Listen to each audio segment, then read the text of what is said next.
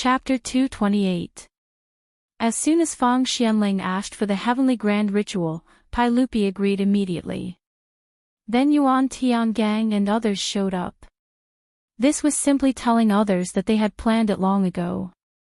They were so careless that their acting was so perfunctory. Li Wangyu despised them. However, this sudden turn of events greatly surprised Jing Yuanshou and the other aristocratic families. No one had expected Li Heir to make such a move during the court session when the officials were trying to force the emperor to abdicate. And they couldn't stop it. After all, Pai Lupi wanted to hold the heavenly grand ritual to eliminate the plague of locusts and pray to heaven for blessings. Who could say no to this? Pai Lupi didn't care about what Jing Yuanshou and others thought. He announced the suspension of the lunar imperial court, walked down from the throne, and led the ministers out of the main hall. Jing Yuanshou and other ministers could only look at each other and follow him out of the main hall of Taiji Palace. In the eyes of Jing Yuanshou and others, Pai Lupi wanted to hold the heavenly grand ritual just to delay the time. They also made up their minds that they must take the opportunity of today's imperial court to force Pai Lupi to yield. When the heavenly grand ritual was completed, the imperial court would continue. At that time, they would see how Pai Lupi would deal with it. Outside the Taiji Palace was the square of Noda. There were drum towers and bell towers on both sides of the square. The heavenly grand ritual to pray for the plague of locusts was held in the square in front of the Taiji Palace. Yuan Tiangang wore a brand new purple Taoist robe embroidered with various auspicious patterns of Taoism with gold and silver threads. He walked in front of the Taoists with a solemn expression. The Taoist robes of the Tang and Song dynasties were not the yellow Taoist robes seen in later TV series. Instead, they were based on the illusion of a purple chi from the east, when the Taoist ancestor came out of seclusion on an ox. Therefore, Taoism advocated purple Taoist robes. Behind Yuan Tiangang were the abbots of the 58 Taoist temples in Chang'an city. They were also wearing purple Taoist robes. Then there were hundreds of Taoists from the 58 Taoist temples. Some were holding God's tablets, some were holding banners, and some were holding various celestial weapons. They were singing ancient tunes. In fact, the formal heavenly grand ritual was very complicated. The whole ceremony would take several days. However, no matter if it was Pai Lupi or Li Wangyu, their ultimate goal was not to worship heaven itself. Therefore, today's heavenly grand ritual in front of the Taiji Palace was actually a simplified version of the ritual. The group of Taoists quickly set up the altar and enshrined 1,200 tablets of the gods. In the middle of the altar, there was a gilded bronze statue of the Tao ancestor. Li Jing stood among the officials and felt that the statue on the altar was exceptionally familiar. No matter how he looked at it, it looked like the statue that Li Wangyu's troops were hugging outside the Xuandu temple that day. However, he didn't think too much about it. He thought that it was possible that Li Wangyu had brought the statue home to worship for a few days. This wasn't strange. As the officiator of today's heavenly grand ritual, Yuan Tiangang was also the deacon of the altar. He performed gang steps, made gestures and chanted spells. Under the chanting of a group of Taoists, he burned incense, opened the altar, invited water, raised the banner, announced the results, and emptied filth. In Li Wangyu's opinion, a series of rituals were done professionally. Well, for Li Wangyu, a good young man who was born in New China and grew up under the red flag, he didn't believe in any religion at all. Yuan Tiangang's dazzling operation, in his opinion, was an old liar with professional attainment. However, in the eyes of Pai Lupi and other officials, Yuan Tiangang was Jing Feichen, Yan Xuanda, Hui Sanjie, and Li Jing Feichen. He was like an immortal. The simplified version of the heavenly grand ritual soon came to the step of inviting the sage. Yuan Tiangang, who was performing gang steps and making gestures and chanting spells, couldn't help but peek in the direction of the officials to see where Li Wangyu was. At this time, Pai Lupi also began to turn his head to look for Li Wangyu's figure, because Li Wangyu had promised him before that the Tao ancestor would show his divinity in the heavenly grand ritual and personally break the saying that the plague of locusts was the punishment of heaven. Now the inviting the sage ceremony began. Pai Lupi and Yuan Tiangang, who presided over the grand ritual, were both nervous. They didn't know how the Tao ancestor would show his divinity. However, Pai Lupi frequently looked back, but he didn't see Li Wangyu's figure among hundreds of officials behind him. Pai Lupi was anxious. He reached out and beckoned the servant beside him. He whispered a few words and asked them to find Li Wangyu, the man from Hu County. If this bastard played a trick on him, Pai Lupi would be furious. Pai Lupi's behavior made Fang Xianling and others, who didn't know the inside story, a little puzzled. His Majesty kept looking back. What was he looking for? Jing Yuanshou and other masters of aristocratic families looked on coldly and sneered in their hearts. They thought that Pai Lupi was too naive. Even if he made such a heavenly grand ritual, what could he do? This group of old foxes more or less guessed the intention of Pai Lupi and Fang Xianling at this time.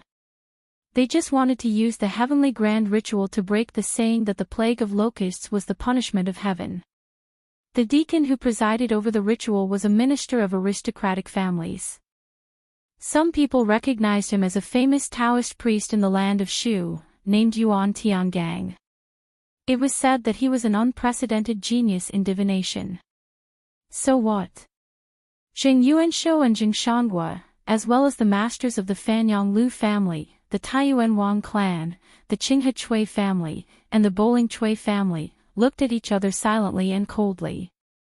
Even if the heavenly grand ritual was over and the deacon, Yuan Tiangang, claimed that the plague of locusts was not the punishment of heaven, they would not take half a step back. Jing Yuanshou and the others did not believe that Li Er would be able to turn the tables because of the heavenly grand ritual, even though there were hundreds of courtiers present. Ma Zhou, who proposed this plan, was also in the hall at this time. He had now joined the censorate as an imperial censor. Naturally, he needed to attend the lunar imperial censor today. Just now, he also saw his junior teacher, but it was not convenient for him to go forward and greet him. Ma Zhou was the one who proposed the heavenly grand ritual. He had been paying attention to the reactions of those aristocratic families. When he noticed Jing Yuanshou and others sneering, Ma Zhou's heart couldn't help but thump. He vaguely felt that something was wrong. He seemed to have underestimated the determination of these aristocratic families to fight Pai Lupi to the death. Originally, he thought that with Pai Lupi's imperial prestige and the addition of the heavenly grand ritual, the famous Taoist Gaozhen claiming that the plague of locusts was not the punishment of heaven should be enough to make these aristocratic families give in. But now it seemed that it was wishful thinking. Ma Zhou couldn't help but feel anxious. He gave the idea to Pai Lupi. Was it really useless for Mo Fei? He also began to look for Li Wangyu in the crowd frequently. He wanted to ask his junior teacher how to deal with the next attack of the aristocratic families. However, Li Wangyu seemed to have disappeared from the crowd. Neither Ma Zhou nor the eunuch sent by Pai Lupi found Li Wangyu in the crowd of officials. The heavenly grand ritual was still in progress. Because he didn't know what Li Wangyu was going to do, Yuan Tiangang worshipped, burned incense, announced the form, and recited the incantation uneasily. He only knew that yesterday, Li Wangyu came to the Xuandu temple and returned the borrowed statue of Tao Zhu. Li Wangyu also told Yuan Tiangang to enshrine the statue in the center of the altar, saying that it was the key to the Tao Zhu's divine manifestation. Yuan Tiangang naturally obeyed and enshrined the statue of Tao Zhu on the altar. Now he kept peeping at the statue, wanting to know what Li Wangyu was up to. Just as Li Er, Yuan Tiangang, Ma Zhou, and the others were feeling uneasy, and Jing Yuanshou and the others were watching coldly from the side, an unusually clear but strange voice came from the gilded bronze statue of the Tao ancestor on the altar. Chapter 229. Beep, the Bluetooth speaker is connected. The sudden strange sound came into the ears of all the people present very clearly. What was that sound? What Bluetooth? What speaker? Who was talking? Why couldn't they understand the meaning of these words? Everyone looked at each other and began to look for where the sound came from. Yuan Tiangang looked as if he had seen a ghost, and even the chanting in his mouth stopped. He looked unbelievably at the statue of Tao Zhu in the center of the altar. He was the closest to the statue, so he was very sure that the strange sound just now came from the statue of Tao Zhu. Before he could react, everyone heard the sound again. A song that no one had ever heard before began to reverberate through the Taiji Palace. It sounded like heavenly music. The music was neither a flute nor a guqin. Even Pai Lupi, who was familiar with all kinds of instruments of the Tang dynasty, could not tell what kind of instrument it was. Everyone turned their eyes to the altar, and the sound like the fairy music came from the altar. Pai Lupi's face changed greatly, and he suddenly stepped toward the altar. A group of civil officials and generals behind him were stunned, and then they all followed him. At this time, there was no censor correcting the etiquette. All the officials were shocked by the inexplicable music. When they walked to the altar, Pai Lupi and the officials behind him were stunned, just like Yuan Tiangang. The music was clearly from the statue of Tao Zhu in the center of the 1,200 god positions on the altar. What is this sound? A minister murmured. Yuan Tiangang suddenly shouted excitedly, "Fairy music, this must be fairy music. Tao Zhu is showing his holiness. Tao Zhu is showing his holiness." His shout confused Li Er and the group of civil and military officials. Could it be that the heavenly grand ritual had really invited the Taoist ancestor? But if that wasn't the case, then why would there be such heavenly music coming out from the altar without any reason and without any cover? Pai Lupi was also beginning to be confused.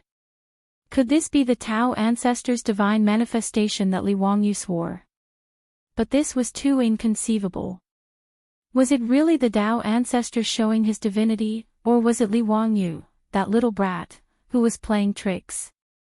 If this was Li Wangyu's doing, how did he do it with such godly means? In the crowd, Xing Yuanshou and the others also looked as if they had seen a ghost. He did not care about being disrespectful in front of the emperor, and directly pushed aside the ministers in front of him and ran up to the spiritual altar to confirm what was going on. However, after reaching the altar, Xing Yuanshou became even more confused. On this unobstructed altar, there was indeed a sound that sounded like immortal music. Moreover, the source of the sound was the Tao ancestor statue that was enshrined in the center of the altar. Just as everyone was inexplicably surprised, the immortal music gradually disappeared. However, they heard a voice coming from the gilded copper statue of the Tao ancestor again. It was an unusually ethereal human voice. "The Tao can be said, but it is not the Tao. The name can be named, but it is not the name." The ethereal human voice was reciting the Tao ancestors, Tao Te Ching. The sudden appearance of the human voice made everyone present shudder. Pai Lupi even felt the hair on his arms stand up. All of this was too strange. "Why are you not kneeling?" Just as everyone was at a loss, they heard the ethereal voice coming from the Tao ancestor statue again. Pai Lupi composed himself, swallowed a mouthful of saliva, and said, Who are you?" "I am Taishang Lao Jun. I was born without beginning and without cause. I am the ancestor of all Taos, the ancestor of vitality, the ancestor of chaos, the parent of heaven and earth, and the master of yin and yang." When Pai Lupi heard this, it was as if he was struck by lightning. His knees went soft, and he knelt down. "Emperor Ancestor, please accept my worship." At this moment, Pai Lupi had no choice but to believe it. Not only him, but also the hundreds of civil and military officials behind him, Yuan Tiangang, and the other Taoists, all knelt down and bowed to the Tao ancestor statue on the altar. There was only one thought in everyone's mind: the Tao ancestor is showing his power. There was no other explanation except for the Tao ancestor showing his power. Even if there were some ministers who did not believe in Taoism but Buddhism, there was no doubt in their hearts at this time. Even Jing Yuanshou and the other aristocratic families all knelt down with trembling bodies. The Tao ancestor is really showing his power. In Pai Lupi's heart, there was a faint suspicion that this might be a trick made by Li Wangyu. However, as the Tao ancestor statue spoke again, all his doubts were dispelled. The ethereal voice came out again, Li Shimin, you are the emperor of the Tang dynasty. You are ordered by heaven. Get up. Pai Lupi was very excited. The Tao ancestor is really talking to me. The Tao ancestor is really showing his power.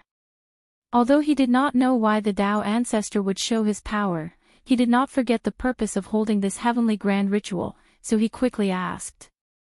Emperor Ancestor, may I ask if the plague of locusts today is because of Shimon's immorality? Is the plague of locusts sent by heaven as punishment? What is morality? Taoism is the nature of all things in heaven and earth. It is omnipotent and omnipotent. It gives birth to heaven and earth, operates the sun and the moon, and grows all things, but it never shows off or relies on itself. Heaven and earth are heartless and treat all things as straw dogs. How can heaven send a plague of locusts to punish people because of what you, the emperor, have done? Hearing this, Pai Lupi could not help straightening his back and looking back at the ministers kneeling behind him. With the Tao ancestor showing his power and endorsing him, he would like to see which bastard would dare to say that the locusts were the wrath of heaven and that it was caused by his immorality. Emperor Ancestor, may I ask if the plague of locusts in the world can be destroyed? Yes. The plague of locusts is the enemy of heaven and earth. Destroying it will bring great merit. Hearing this, Pai Lupi's eyes almost narrowed. Since the Tao ancestor said so, there was no more obstacle to destroying the locusts. He only felt refreshed and proud. Li Shimin, you must remember to take the people of the world as your responsibility. The sage is to govern the country, correct the law, and correct the punishment. He will save the chaos of the world and get rid of the calamity of the world. He will make the strong not bully the weak, and the masses not oppress the few. The elderly will be satisfied, the young will be raised, the borders will not be invaded, the ministers will go on blind dates, the father and son will protect each other, and there will be no danger of death. This is also the greatest merit. Yes, Shimin will remember the emperor ancestor's decree. Haha, that's good. I'm leaving. The Tao ancestor's ethereal voice came out. After the last sentence, another burst of heavenly music came out, and then there was no more sound.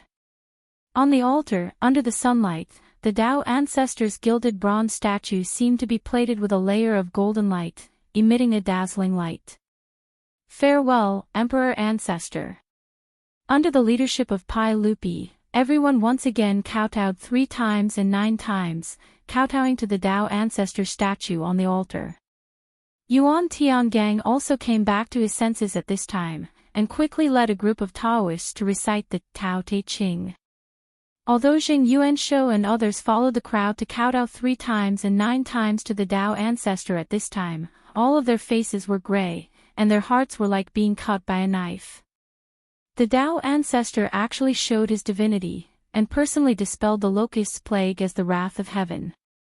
It was heaven's punishment for Pai Lupi for not cultivating personal morality. It could be said that Pai Lupi was almost erected by the Tao ancestor to protect his body. In the future, no one in the world would dare to use the change of the Xuanwu Gate to attack Pai Lupi. At this time, Jing Yuanshou and other aristocratic families had begun to wonder if the world really had nothing to do with them, the 1,000-year-old families. When everyone was kowtowing to the Tao ancestor, no one noticed that Li Wangyu, who had disappeared before, crept out from a secluded place in the main hall. Chapter 230. There was no doubt that the Tao ancestors' show was just a trick made by Li Wangyu. That day when she traveled through the Tang dynasty with her beautiful boss, her mobile phone was in Li Wangyou's carry-on bag that was dropped in the bathtub. And in the small mezzanine bag of her bag, there was a mini Bluetooth speaker that Su Changqing used to listen to music. That day when she and Li Wangyou checked the items in the bag, they almost ignored it. But even if Su Changqing found the Bluetooth speaker in the bag later, she didn't care too much. After all, there was no electricity in the Tang dynasty. Her mobile phone was turned off for a long time and couldn't be used, let alone this Bluetooth speaker. However, when Li Wangyou was thinking about how to make the Taoist ancestor show his divinity in the heavenly grand ritual, he suddenly thought of Su Changqing's mobile phone and Bluetooth speaker. These two electronic products, which were commonly seen in the later generations, were excellent props in the Tang Empire for pretending to be mysterious. So he asked the abbot of Xuandu Temple for a hollow statue of the Tao ancestor. Together with Su Changqing, he fixed the mini Bluetooth speaker in the statue. The sound of the mini Bluetooth speaker was not low. Plus, the speaker was fixed in the hollow copper statue, so it played the role of a sound amplifier. This was the same principle as when Li Wangyou listened to songs with his mobile phone in the future. Sometimes he thought the volume of the mobile phone was too low, so he put the mobile phone in a glass cup to play the effect of a loudspeaker.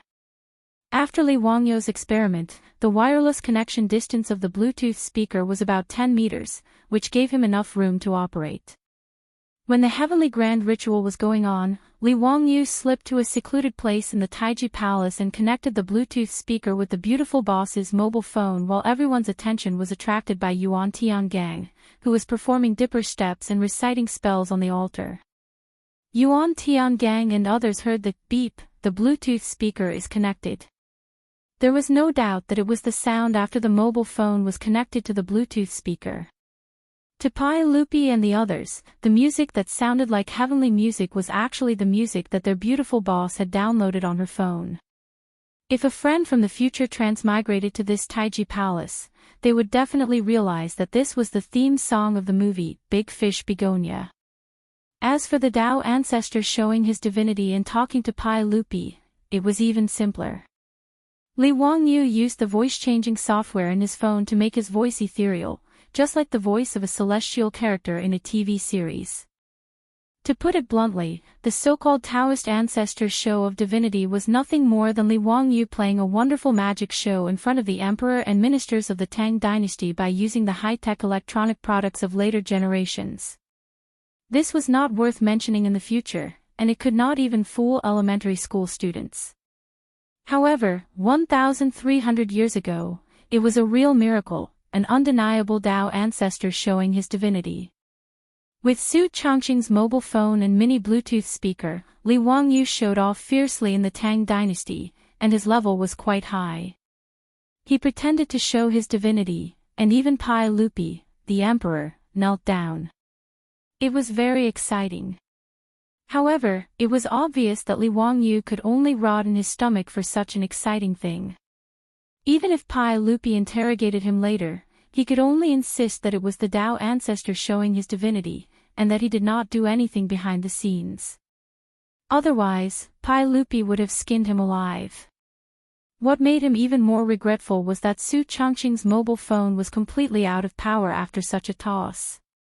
The beautiful boss's mobile phone did not have much battery left.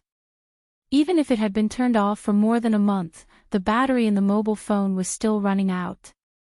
Plus the battery of the mobile phone that he and Su Changqing consumed when they were at home and did experiments, there was only about 20% battery left in the mobile phone. After he fooled the emperor and ministers of the Tang dynasty, the battery of the mobile phone finally ran out and was turned off, which made Li Wangyou very sad. After putting away the phone that had no battery, Li Wangyou slipped back to the group of ministers in the shock brought by the Tao ancestor showing his divinity, and also made a surprised expression. Outside the Taiji Palace, Yuan Tiangang became more and more excited. He worked harder on a series of ceremonies, such as summoning, following the stars, submitting the report, dropping the banner, and sending the sage. Due to the unexpected Tao ancestor showing his divinity, the heavenly grand ritual, which was originally a simplified version, would be extended to 49 days in the Taiji Palace under the decree of Pai Lupi. Pai Lupi did not waste any more time. He turned around and walked into the main hall of the Taiji Palace. He returned to the throne, and the court meeting continued. After the civil officials and military generals took their seats again, the atmosphere in the main hall was completely different. The envoy of Luo Zhou, who had previously proposed to let Pai Lupi write an edict of self-condemnation to save the people, was now kneeling in his position, trembling like a sieve. Before Pai Lupi could speak, Feng Xianling came out again and asked Pai Lupi, "Your Majesty, the envoy of Luo Zhou misled the public and slandered the sage. I ask you to remove the envoy of Luo Zhou from his official position and arrest him to serve as a warning to others." "Yes. Your Majesty, please spare my life. Your Majesty, please spare my life." The envoy of Luo Zhou finally screamed and turned his eyes to Jing Yuanshou for help. In this regard, Jing Yuanshou could only turn his head and pretend that he did not see the envoy's eyes for help. Now, who would attack Pai Lupi with the excuse that the plague of locusts was the punishment of heaven? Wasn't that seeking death? At this time, Jing Yuanshou could not even protect himself, so how could he care about the envoy? As Pai Lupi's voice fell, the imperial guards immediately stepped forward and dragged the envoy of Luo Zhou, who had already collapsed on the ground, out of the main hall. Pai Lupi looked at the envoy of Luo Zhou being dragged away and felt even more delighted. This group of bastards from aristocratic families had previously used the plague of locusts as an excuse to make trouble for him. This had already made Pai Lupi very sullen. If it were not for the great influence of the aristocratic families, Pai Lupi would have already killed them to vent his anger. Today, Dao Zhu actually showed his divinity in front of the civil and military officials. This had completely relieved Pai Lupi of his worries. In the imperial court, there were no more restrictions. Pai Lupi could not help but smile. "Minister Zheng, do you have anything else to say?" The black-bellied Pai Lupi could now be said to be elated, sweeping away the bad luck of being forced to abdicate by hundreds of aristocratic family officials. He looked at Jing Yuanshou and was prepared to ridicule the head of the Jing family of Xingyang. However, Jing Yuanshou no longer had the intention to arm wrestle with Pai Lupi. Today's imperial court had completely exceeded their expectations. It could be said that they had suffered a crushing defeat. In the face of Pai Lupi's aggressive questioning, Jing Yuanshou obediently knelt down and said, "Your Majesty is wise. I have misunderstood Your Majesty's painstaking efforts. I hope Your Majesty can forgive me." "Humph." Li Er let out a cold snort from his nostrils. Jing Yuanshou's lowering of his head and admitting defeat was within his expectations. Pai Lupi then looked at the heads of the other aristocratic families.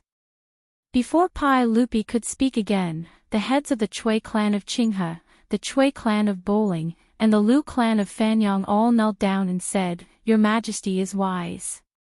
Pai Lupi, who had obtained great satisfaction, raised his head and laughed heartily. Noda's Taiji Palace was filled with Pai Lupi's proud laughter. Pai Lupi's sharp gaze swept across the imperial court. Those aristocratic family officials all lowered their heads and avoided the emperor's gaze. When his gaze fell on Li Wangyu, the smile on Pai Lupi's face froze for a moment. Chapter 231. Looking at Li Wangyu, Pai Lupi couldn't help but feel suspicious. What was going on with the Tao ancestor showing his divinity just now? Was it Li Wangyu's trick? After all, Li Wangyu had promised him that the Tao ancestor would show his divinity in the heavenly grand ritual. Pai Lupi had naturally heard of the little tricks of Taoism. Originally, he thought that Li Wangyu was just colluding with Yuan Tiangang to make some tricks to confuse the officials. But in Pai Lupi's view, the scene just now was the real Tao ancestor showing his divinity. There was no doubt about that. This set off waves in Pai Lupi's heart. Did Li Wangyu have such an immortal method? Could he really ask the Tao ancestor to show his divinity? Facing Pai Lupi's suspicious eyes, Li Wangyu also smiled bitterly in his heart. He had already expected that Pai Lupi would inevitably make various conjectures and want to know the truth of the matter. However, he couldn't tell the truth about this matter. Li Wangyu could only force himself to be calm and show a bright smile to Pai Lupi, who was staring at him. Fortunately, in the main hall, in the presence of civil and military officials, Pai Lupi couldn't catch Li Wangyu and interrogate him even if he was anxious. He could only withdraw his gaze from Li Wangyu.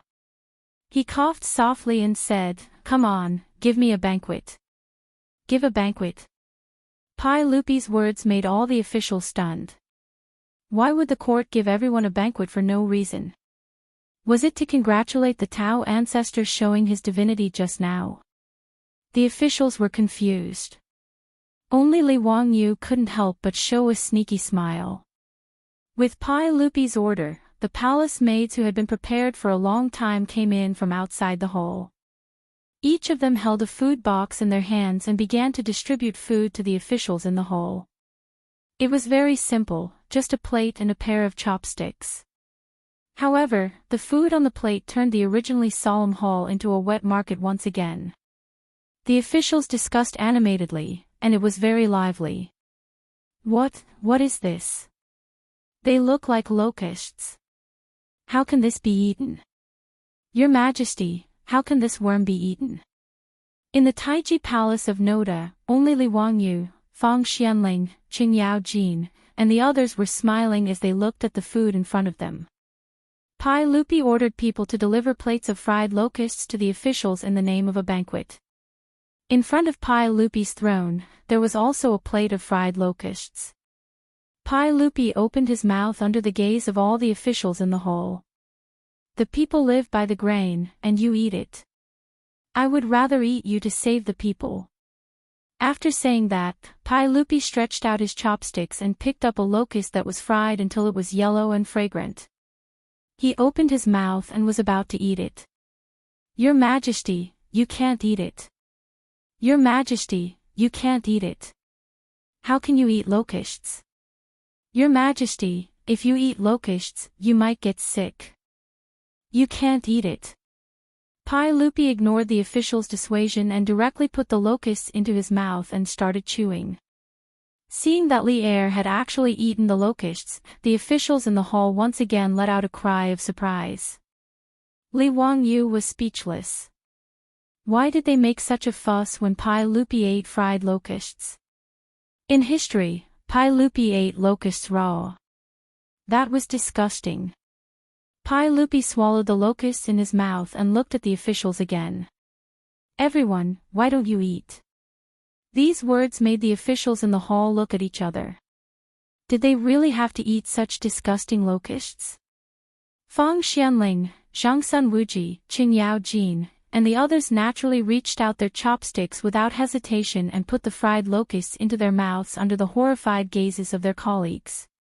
Seeing this, the courageous officials in the hall could only pluck up their courage and reach out to pick up the locusts in front of them. They closed their eyes and put the locusts into their mouths. Suppressing the disgust in their hearts, they chewed hard. However, what surprised everyone was that the fried locusts were extraordinarily delicious. After the courageous officials opened their eyes, they looked at the plate of fried locusts in front of them in disbelief and reached out their chopsticks again. Under the pressure of Li Er and the lead of these bold officials, the main hall of Taiji Palace was soon filled with the sound of people chewing on fried locusts. Everyone. How's the taste? Pai Lupi asked with a smile. At this time, many of the officials had already fallen in love with the fried locusts and were eating happily. Your Majesty, the locusts are delicious after being fried. They taste like prawns and are crispy and delicious.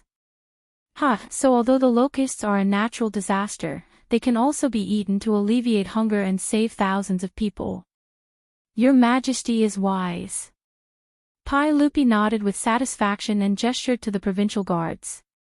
The provincial guards immediately stepped forward and walked to the front left of Pai Lupi and said loudly, "Control is in order."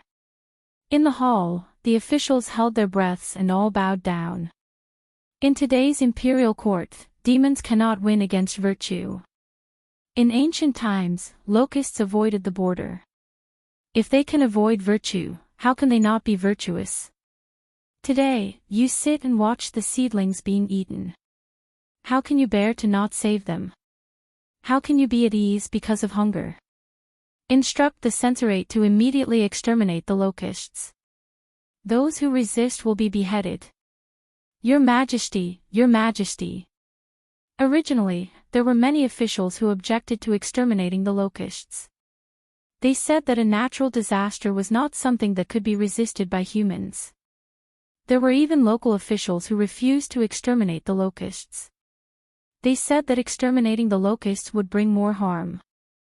In addition, the aristocratic families used this as an opportunity to add fuel to the fire. They wanted to use this opportunity to suppress Pai Lupi's prestige. As a result, exterminating the locusts could not be carried out. Now that the Daoist ancestor had shown his divinity, he announced that exterminating the locusts was a great merit. In this way, exterminating the locusts was logical and there were no more obstacles. In the Tang dynasty, in the 3rd month of Chang'an, the entire country exterminated the locusts. It was a few months earlier than the original time of exterminating the locusts in history.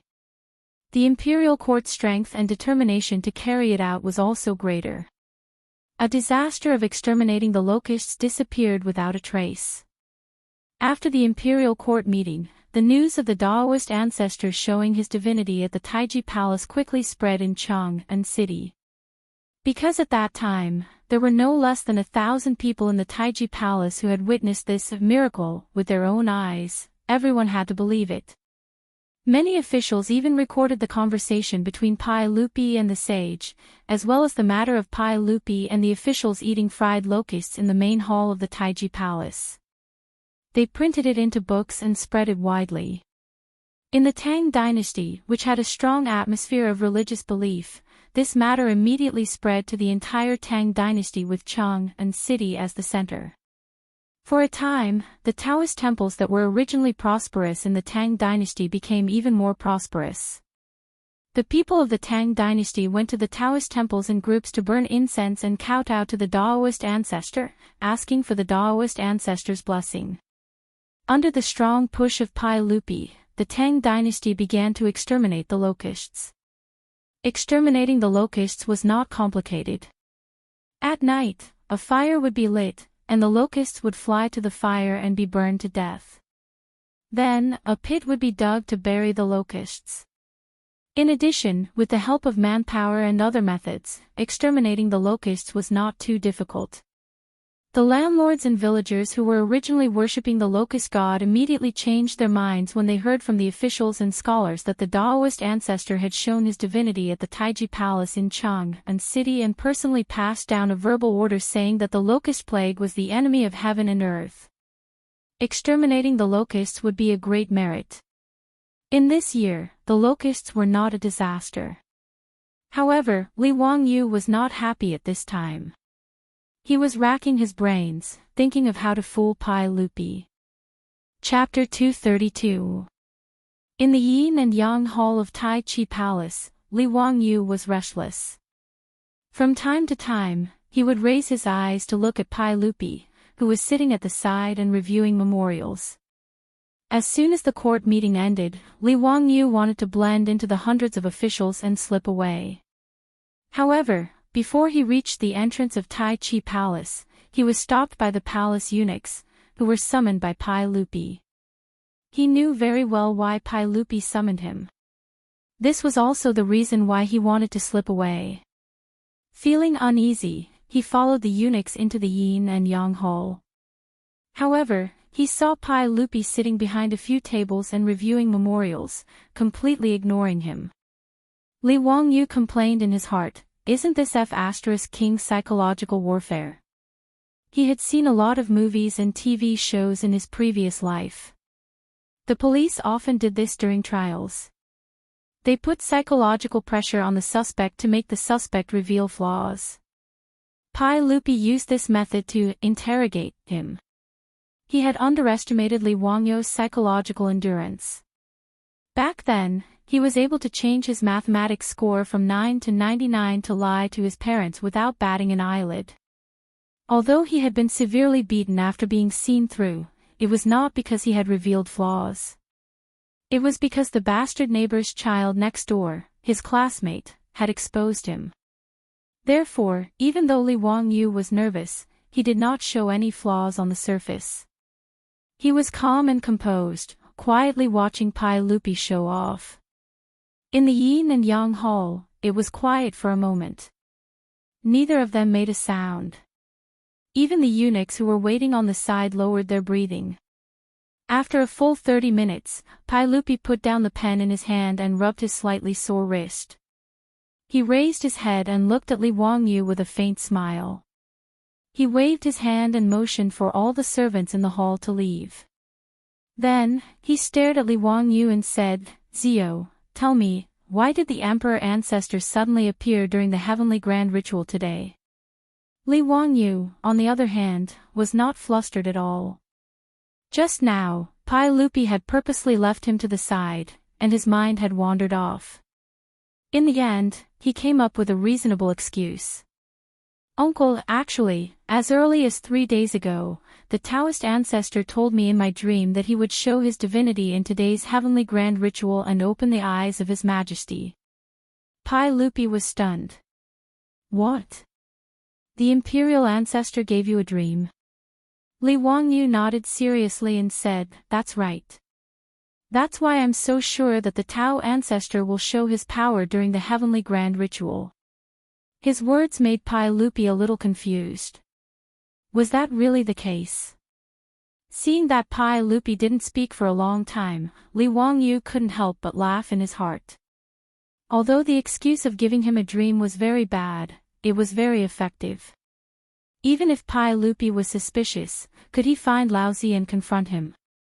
Who could say that Laozi didn't give him a dream? Anyway, Li Wangyu insisted that the Tao ancestor gave him a dream as an excuse. Even if Pai Lupi had doubts in his heart, there was nothing he could do. In the end, Pai Lupi could only accept Li Wangyu's explanation and reluctantly believe that the Tao ancestor gave Li Wangyu a dream. Although there were many doubts, such as why the Tao ancestor gave Li Wangyu a dream and why Li Wangyu believed the words of the Tao ancestor in the dream, these were not important. At least Pai Lupi was sure that Li Wangyu was not malicious, and what he did was in line with the interests of Pai Lupi. Naturally, Pai Lupi was too lazy to continue to delve into this matter. After the lunar pilgrimage in the Taiji Palace ended, the gilded copper statue of the Tao ancestor was directly enshrined in the Taiji Palace by Pai Lupi. He burned incense and prayed day and night. After the heavenly grand ritual, Pai Lupi gave rewards to the 58 Taoist temples in Chang'an, including the abbot of Xuande Temple. Yuan Tiangang was left in Chang and by Pai Lupi 4 years earlier and became the think tank of Emperor Taizong of Tang. As for Li Wangyu, Pai Lupi did not give him any more rewards. The main reason was that he was too young and had just been granted the title of county founding man. It would be too excessive to give him another title. In this regard, Li Wangyu complained in his heart. The stingy Pai Lupi did not give him a title, but he could give him some gold. Li Wangyu did not mind having more money in his family. Now his Li family was just out of poverty. Not to mention those aristocratic families, even ordinary businessmen were much richer than him.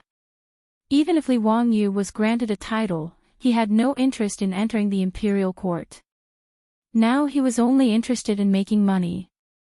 After the threat of the locust plague was eliminated, Li Wangyu began to think about his plan to make money. The winemaking workshop was a must. This would be an important industry for his Li family in the future.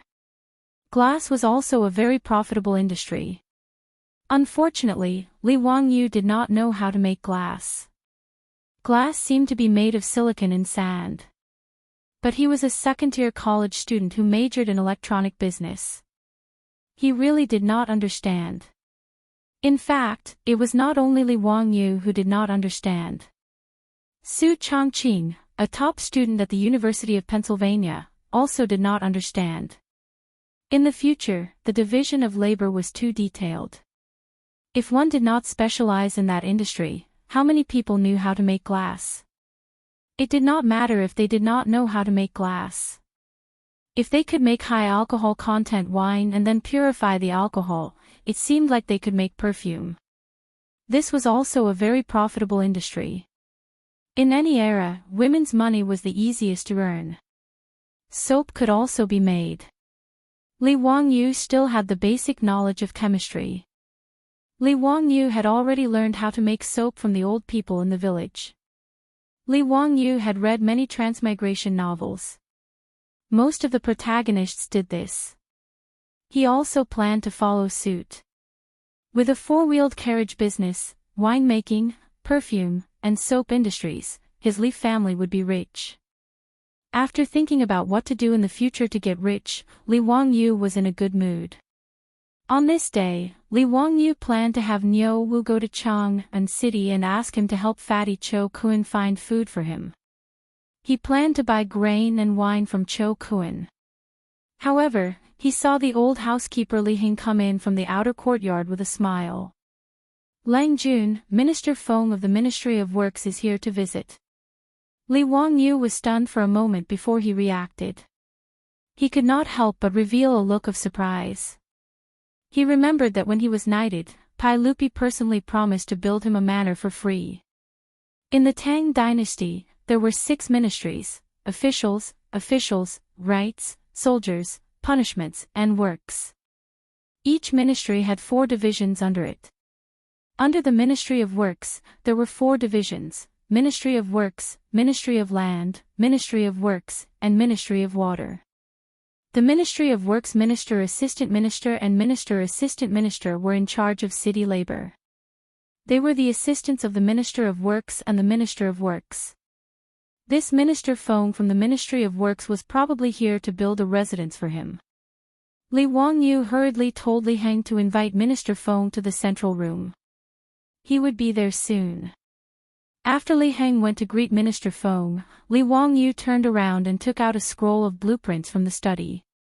These were the blueprints that he and his beautiful boss had come up with after Pai Lupi agreed to let him design the manor. Li Wangyu unfolded the blueprints and looked at them with satisfaction. Then he rolled up the blueprints and walked to the central room in the outer courtyard. Big house. I'm coming. Chapter 233. In the central room of the Li family, Dr. Feng from the Ministry of Works had been in a daze for a long time. His eyes were absent-minded as he stared at the blueprint on the table in front of him. Li Wangyu was only a white-collar worker in the future. He had managed to get a mortgage and buy a house with great difficulty. However, before he could hand over the house, his soul had transmigrated to the Tang dynasty. Li Wangyu was very excited to be able to own a mansion that was almost impossible to own in the future. After Li Wangyu and his beautiful superior discussed how to build their new house, he used his sketching skills and went through several drafts. Finally, he drew a sketch that satisfied both of them. However, when he took out the sketch of the county magistrate's mansion and showed it to Dr. Feng, this rank 6 official from the Ministry of Works was shocked. "County magistrate, are you sure you want to build your mansion like this?" Dr. Feng finally regained his senses and asked with difficulty. Li Wangyu nodded and said, "Yes." "Is there a problem?" "I don't really understand. This shouldn't be against the rules, right?" Dr. Feng from the Ministry of Works was in his 50s. He had worked in the Ministry of Works for more than 10 years. He could be considered a top-notch construction engineer in the Tang dynasty. However, when he saw Li Wangyu's sketch of the building, he was also dumbfounded. This was because he didn't know whether this building was against the rules or not. The Tang dynasty had strict regulations regarding the mansions of officials and nobles. The width of the main hall of a county magistrate's mansion could not exceed 5 rooms. The depth of the main hall could not exceed 9 shelves. The width of the main hall was the space, and the depth of the main hall was the shelf. The space between 2 adjacent purlins was a shelf. The width of 5 rooms referred to the 6 pillars in the main hall. There would be 5 spaces in the middle, and the width of the main hall could not exceed 5 rooms. The depth of the main hall could not exceed 9 shelves. However, these data and requirements were based on the traditional architectural and garden design requirements of China. However, the sketch Li Wangyu showed him was an architectural style that Dr. Feng had never seen before. Of course, in this era, other than Li Wangyu and Su Changqing, no one else could draw such an architectural blueprint. Li Wangyu's sketch of the mansion was actually a large and luxurious manor, not a traditional Chinese building. To the Li Wangyu of the future, the manor was just a dream. He reckoned that even if he worked hard for the rest of his life, got promoted, got a raise, married a rich and beautiful woman, and reached the pinnacle of life, he might not have the chance to own a luxurious manor that could only be seen on TV. But now, his soul had transmigrated to the Tang dynasty, and he had been granted a title of nobility for no apparent reason. Pai Lupi had even generously offered to give him a county mansion, so he immediately thought of his dream of a manor. His beautiful superior naturally wouldn't reject his idea. Even if Su Changqing's family conditions were good, owning a manor was still out of his reach. Therefore, the two of them hit it off and joined hands to design an architectural blueprint that would create a new world in the Tang dynasty. Dr. Feng had never seen an architectural blueprint like this before, so he couldn't help but lose his composure. In Li Wangyu and Su Changqing's design, Noda's manor was based on the designs of many of the world's top manors. In this aspect, his beautiful superior, who was a sea turtle, had the right to speak. When she was studying in America, she often traveled to Europe and America during winter and summer vacations, so she had a deep impression of those top manors. For example, the garden in front of the manor's main building was a miniature version of the Palace of Versailles. All kinds of roads, trees, ponds, pavilions, and flower beds formed a symmetrical geometric pattern that was very magnificent. Li Wangyu even designed a Noda lake in the manor, which made Dr. Feng click his tongue. The manor didn't only have Western garden designs, but Li Wangyu and Su Changqing also incorporated Eastern garden designs. Jiangnanzhu Garden and Humble Administrator's Garden were representative garden designs, and all kinds of pavilions and waterside pavilions were also copied by Li Wangyu. The main building of Noda's manor was a small 3-story castle. In order to design the castle, Li Wangyu didn't forget to find Aphrodite and discuss it with her for a long time. Aphrodite was the most excited person in the family when Li Wangyu wanted to build a small castle. She never thought that she would see a castle in the style of her hometown in the Tang dynasty, thousands of miles away. Aphrodite looked at Li Wangyu with eyes full of love. She misunderstood that Li Wangyu had built the castle especially for her. How could a man who could build a castle for his woman not make Aphrodite's heart beat faster? If not for her beautiful superior staring at her from the side, Aphrodite would probably have jumped into Li Wangyu's arms and offered herself to him. Dr. Feng swallowed with difficulty and asked, Hu Xiannan, how can this manor be built like this? Why not? Li Wangyu asked in confusion.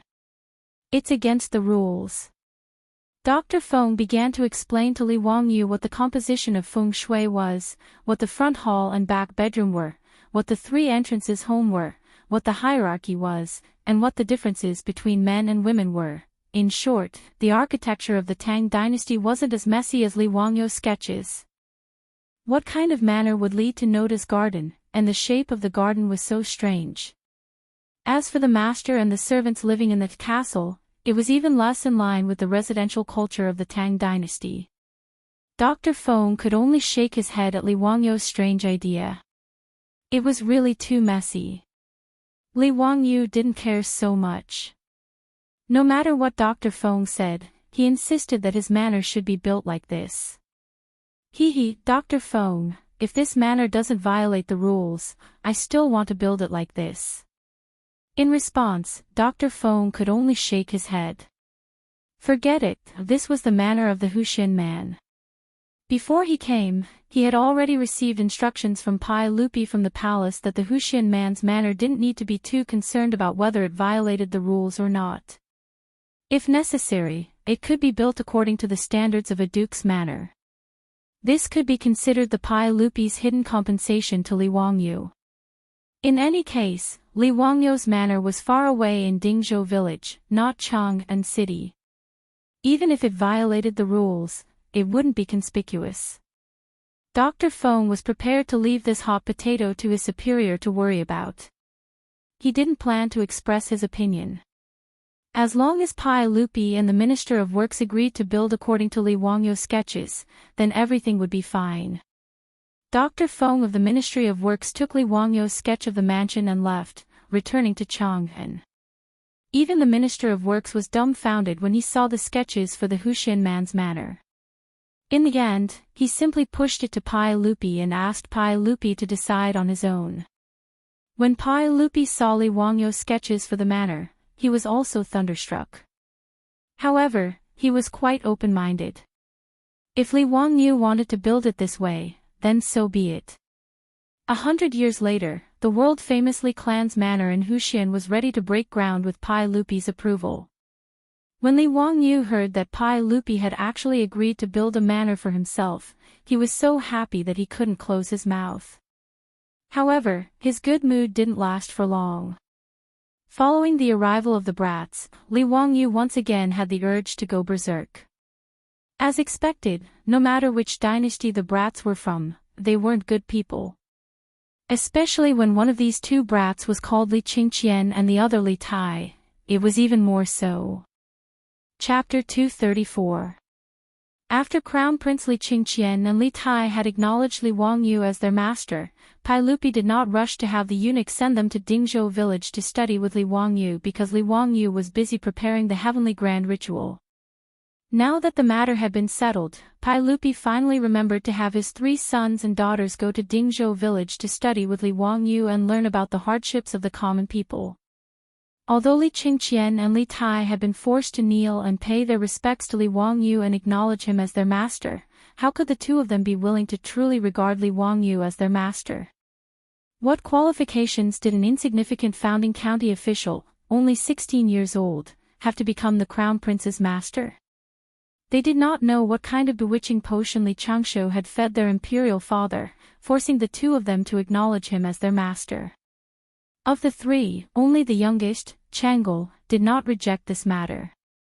However, it was clear that she could not influence her 2 elder brothers. On the road from Taiji Palace to Dingzhou village, Li Qingqian and Li Tai were huddled together, discussing something in hushed tones.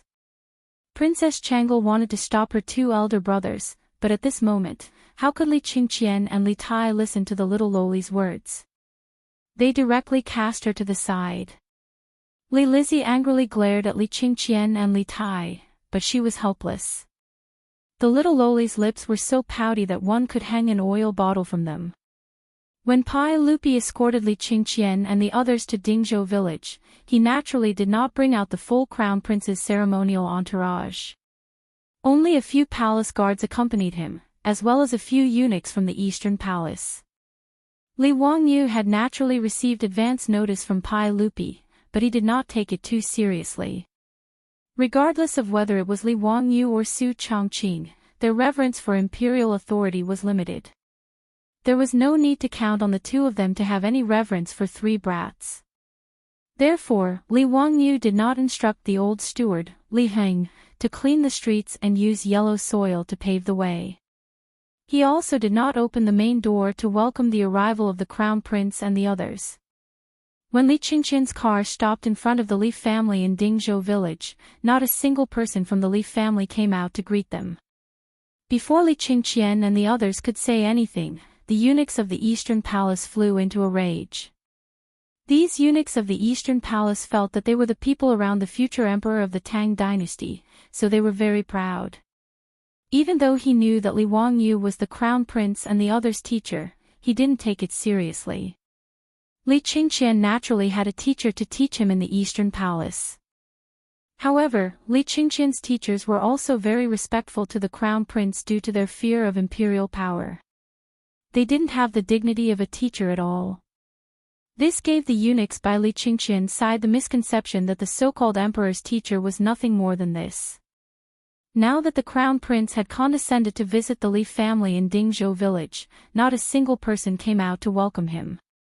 Therefore, without waiting for Li Qingqian's orders, they ran up to the door and smashed it down. "Open the door. Is everyone dead? Tian Shilang, you have no manners at all. Who do you think you are? Hurry up and open the door." The door of the Li family's old residence was not very sturdy to begin with, so it was almost torn down by the eunuchs. The door was on the verge of collapse. Li Heng, who had no idea what was going on, was shocked when he heard the door being smashed. He hurriedly opened the door to check. "Who are you? Why are you smashing the door? This is the residence of the county magistrate of Huxian. Don't be impudent." Li Heng was so angry that his beard was sticking up. He pointed at the plaque on the door and roared at the eunuchs who were smashing the door. The plaque on the door of the Li family had already been replaced with the words, "County Magistrate of Huxian." This was the old man's pride. How could he tolerate others looking down on him? However, Li Heng's words only caused the eunuchs to sneer. *T County Magistrate of Huxian. Does a mere county magistrate who founded the country think he's something? Hurry up and tell the county magistrate of Huxian to come out. We've seen plenty of princes and dukes in Chang'an. How dare a mere county magistrate who founded the country bring it up? It really is Tian Shilang. His Highness the Crown Prince has arrived. That bastardly Wang Yu actually dares to not come out to welcome him. Is he trying to rebel? Do you believe that we'll tear down your T County Magistrate of Huxian for neglecting His Highness the Crown Prince like this? The old steward, Li Heng, was shocked when he heard their words. His Highness the Crown Prince had come to the Li family. He didn't know what was going on, so he hurriedly sent a servant girl to inform his Lang Jun. The eunuchs wanted to push Li Heng aside and rush into the residence. However, Li Heng wasn't willing to let them pass. He didn't care about his old age and reached out to stop them. "Old man, get out of my way. Be careful that we don't beat you to death, Tian Shilang. Why bother with him? Rush in and find Li Wangyu to talk to him." Li Wangyu was in the back courtyard, but he had already heard the commotion from the outer courtyard. He couldn't help but frown. He was afraid that his old steward, Li Heng, would be at a disadvantage, so he hurriedly rushed out of the back courtyard. "Stop!" Li Wangyu had just arrived in the front courtyard when he saw Li Qingqian's eunuchs pushing Li Heng. He couldn't help but shout angrily, "Li Qingqian, Li Tai, come out!" Li Qingqian and Li Tai, who had been hiding behind the Imperial Guard to watch the commotion, could only walk out from behind the Imperial Guard when they saw Li Wangyu come out. They casually cupped their hands towards Li Wangyu as a form of greeting.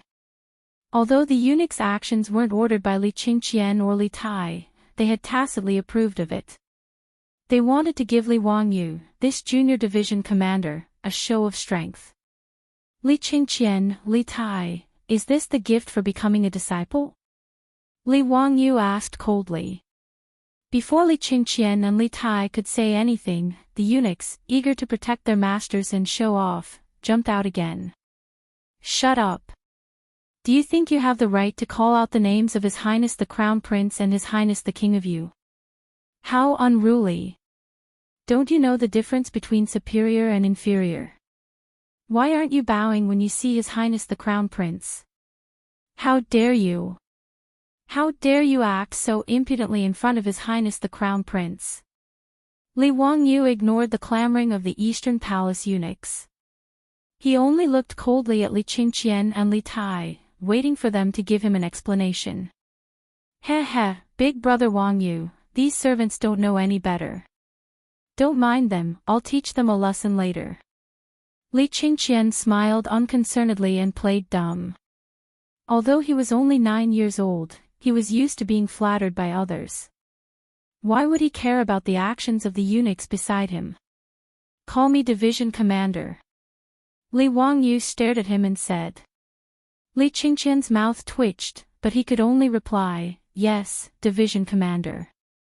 Li Wangyu asked, let me ask you, are these eunuchs from your eastern palace?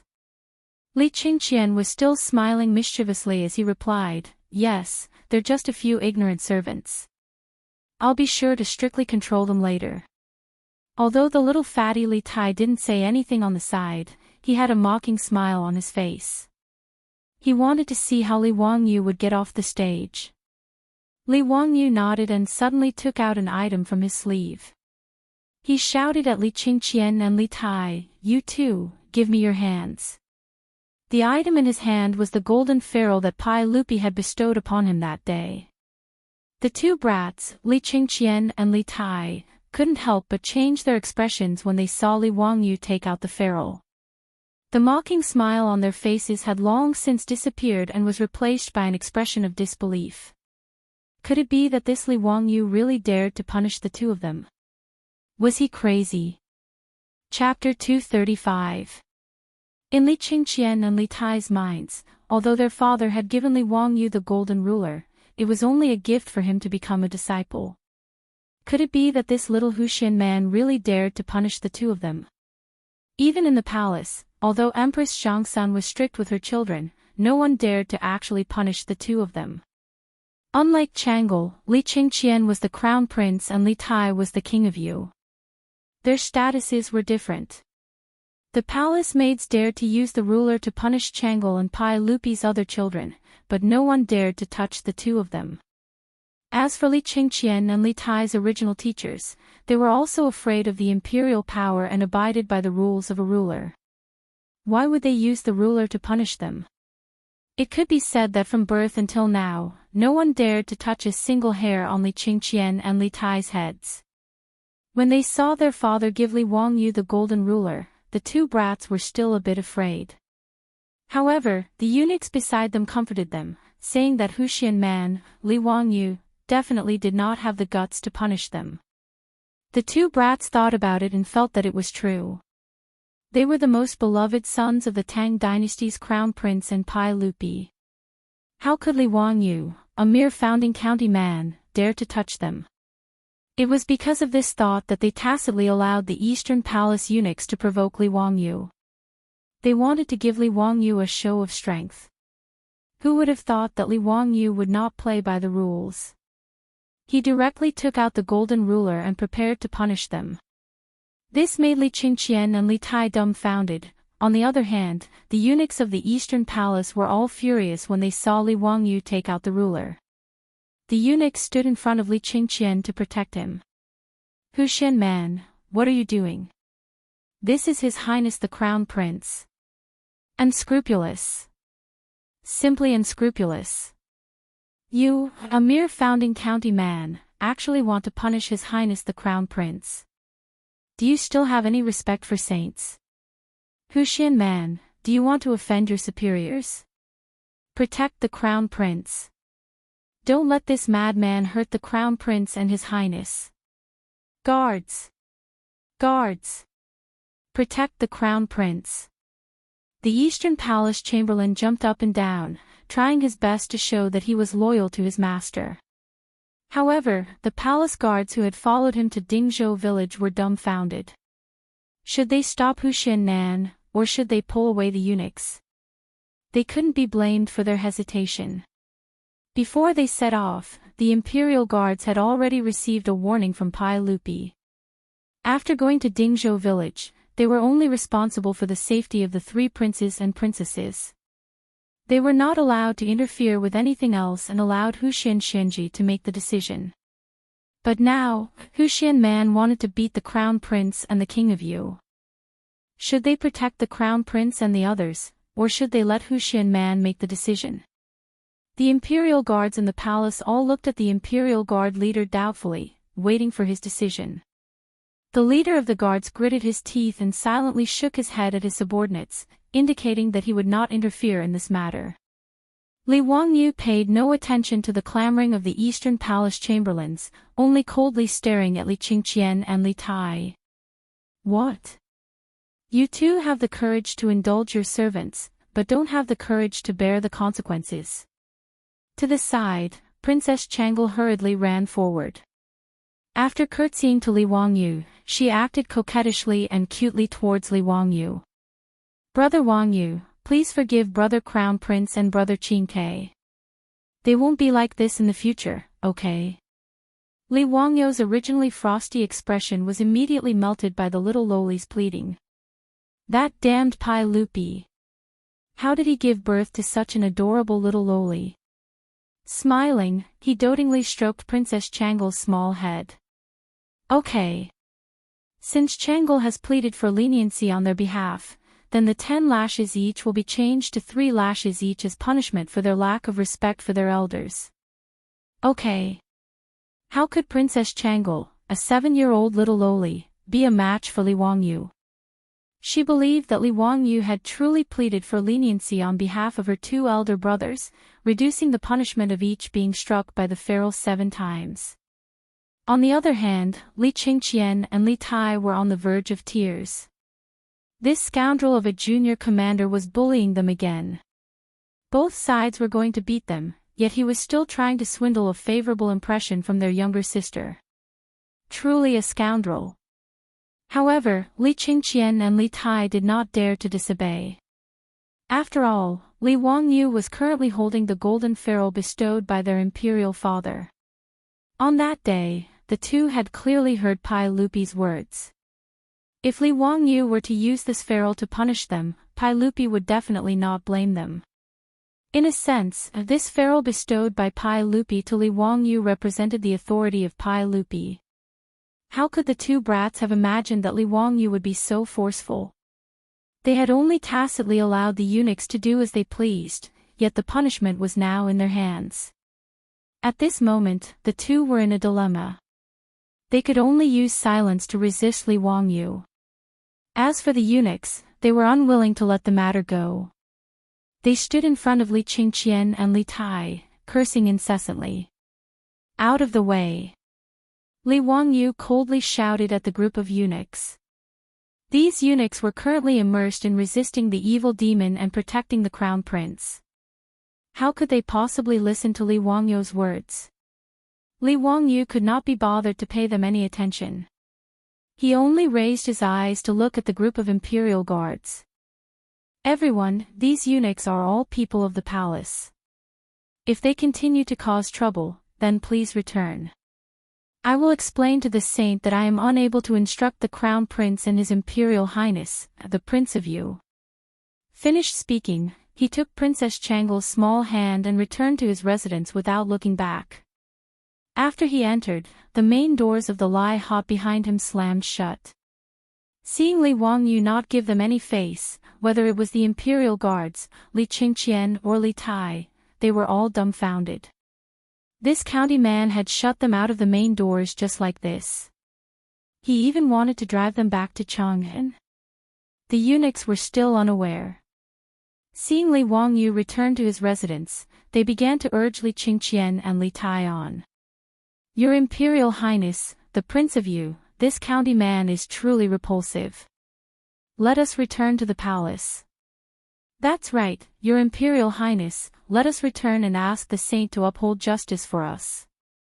We must punish this arrogant and despotic county man with a crime of great disrespect and have him demoted and stripped of his noble title. This kind of vile character is truly arrogant. Your Imperial Highness, let us return to the Eastern Palace. Her Imperial Highness, the Empress, will definitely uphold justice for you. At this moment, Li Qingqian and Li Tai were not listening to the clamor of the eunuchs. They only smiled bitterly and looked at each other. Although the two little fellows were young, they were not as shallow as the eunuchs. If they returned to Chang'an like this, they were certain that they would be severely punished by their imperial father. Their imperial mother would also not protect them. Pai Lupi and Empress Zhangsun valued filial piety the most. Respecting one's teachers was also a part of filial piety in China. If Li Wangyu were to complain to their imperial father, saying that the two brothers did not respect their elders, it was likely that the punishment they would receive would be even more severe. Although Li Qingqian was the crown prince, he was still very respectful towards his teacher. The two of them were just angry that Li Wangyu was so young and not much older than them, yet he wanted to be their teacher. However, even as the crown prince, Li Qingqian did not dare to return to Chang'an with his tail between his legs. With no other choice, Li Qingqian and Li Tai could only push aside the eunuchs in front of them. They stepped forward and lightly knocked on the main doors of Lai Hot. Chapter 236. The old housekeeper Li Hing opened the door once more. Now that he knew that the two children in front of him were the crown prince and King Yu of the Tang dynasty, the old man was quite frightened. However, he still mustered up his courage and asked Li Qingqian and Li Tai according to his Langjuan's instructions, "Your Highness, King Yu, are you willing to accept your punishment?" Li Qingqian and Li Tai looked at each other and nodded helplessly, indicating that they would accept Li Wangyu's punishment. Seeing that the crown prince had agreed, the Eastern Palace eunuchs began to beat their chests and stomp their feet as if their parents had died. They cried bitterly and scolded Li Wangyu for offending the crown prince's actions. When Li Wangyu walked out of the door and saw this scene, he almost laughed out of anger. These eunuchs were all good actors with superb acting skills. Unfortunately, their brains weren't good, and their EQ and IQ were low. He only needed to look at the group of palace guards who did not move at all and were only quietly watching from the side. He knew that they must have received Li Er's order in advance to act like this. Why didn't the Eastern Palace eunuchs, the crown prince's people, receive Pai Lupi's orders? Li Wangyu was willing to bet his head that these eunuchs were thrown to him by Pai Lupi to make an example out of them. Since Pai Lupi could sense that Crown Prince Li Qingqian was behaving oddly, he naturally thought that it was the Eastern Palace eunuch's fault. This was indeed the case. As the Emperor and Empress of the Tang dynasty, Pai Lupi and Empress Chang'an spent far less time with Crown Prince Li Qingqian than the Eastern Palace eunuchs. It wouldn't be an exaggeration to say that a large part of the responsibility for Li Qingqian's future tragedy lay with the Eastern Palace eunuchs who had accompanied Li Qingqian since he was a child. Anyone who had been flattered and fawned on from a young age would inevitably develop an oddball personality. After Li Wangyu figured out what Pai Lupi was thinking, he couldn't help but gnash his teeth in anger. This damned bearded man actually wanted him to be the bad guy and help him teach the Crown Prince's close servant a lesson. However, even though he despised Pai Lupi for using someone else to do his dirty work, he did not object to being the bad guy. Judging from the actions of the Eastern Palace eunuchs, it was already a good thing that Li Qingqian had not gone astray. Since he had agreed to become the teacher of Li Qingqian and the others, he naturally wanted to change everything. In order to correct Li Qingqian's and Li Tai's personalities, other than his guidance as a teacher, Li Qingqian's personal attendants were also very important. A good cultural environment was very important to a child's growth in life. Li Wangyu looked at the silent palace guards and said loudly, "Take these servants away and flog them 30 times each. Then, chase them back to the Taiji Palace and hand them over to the saint."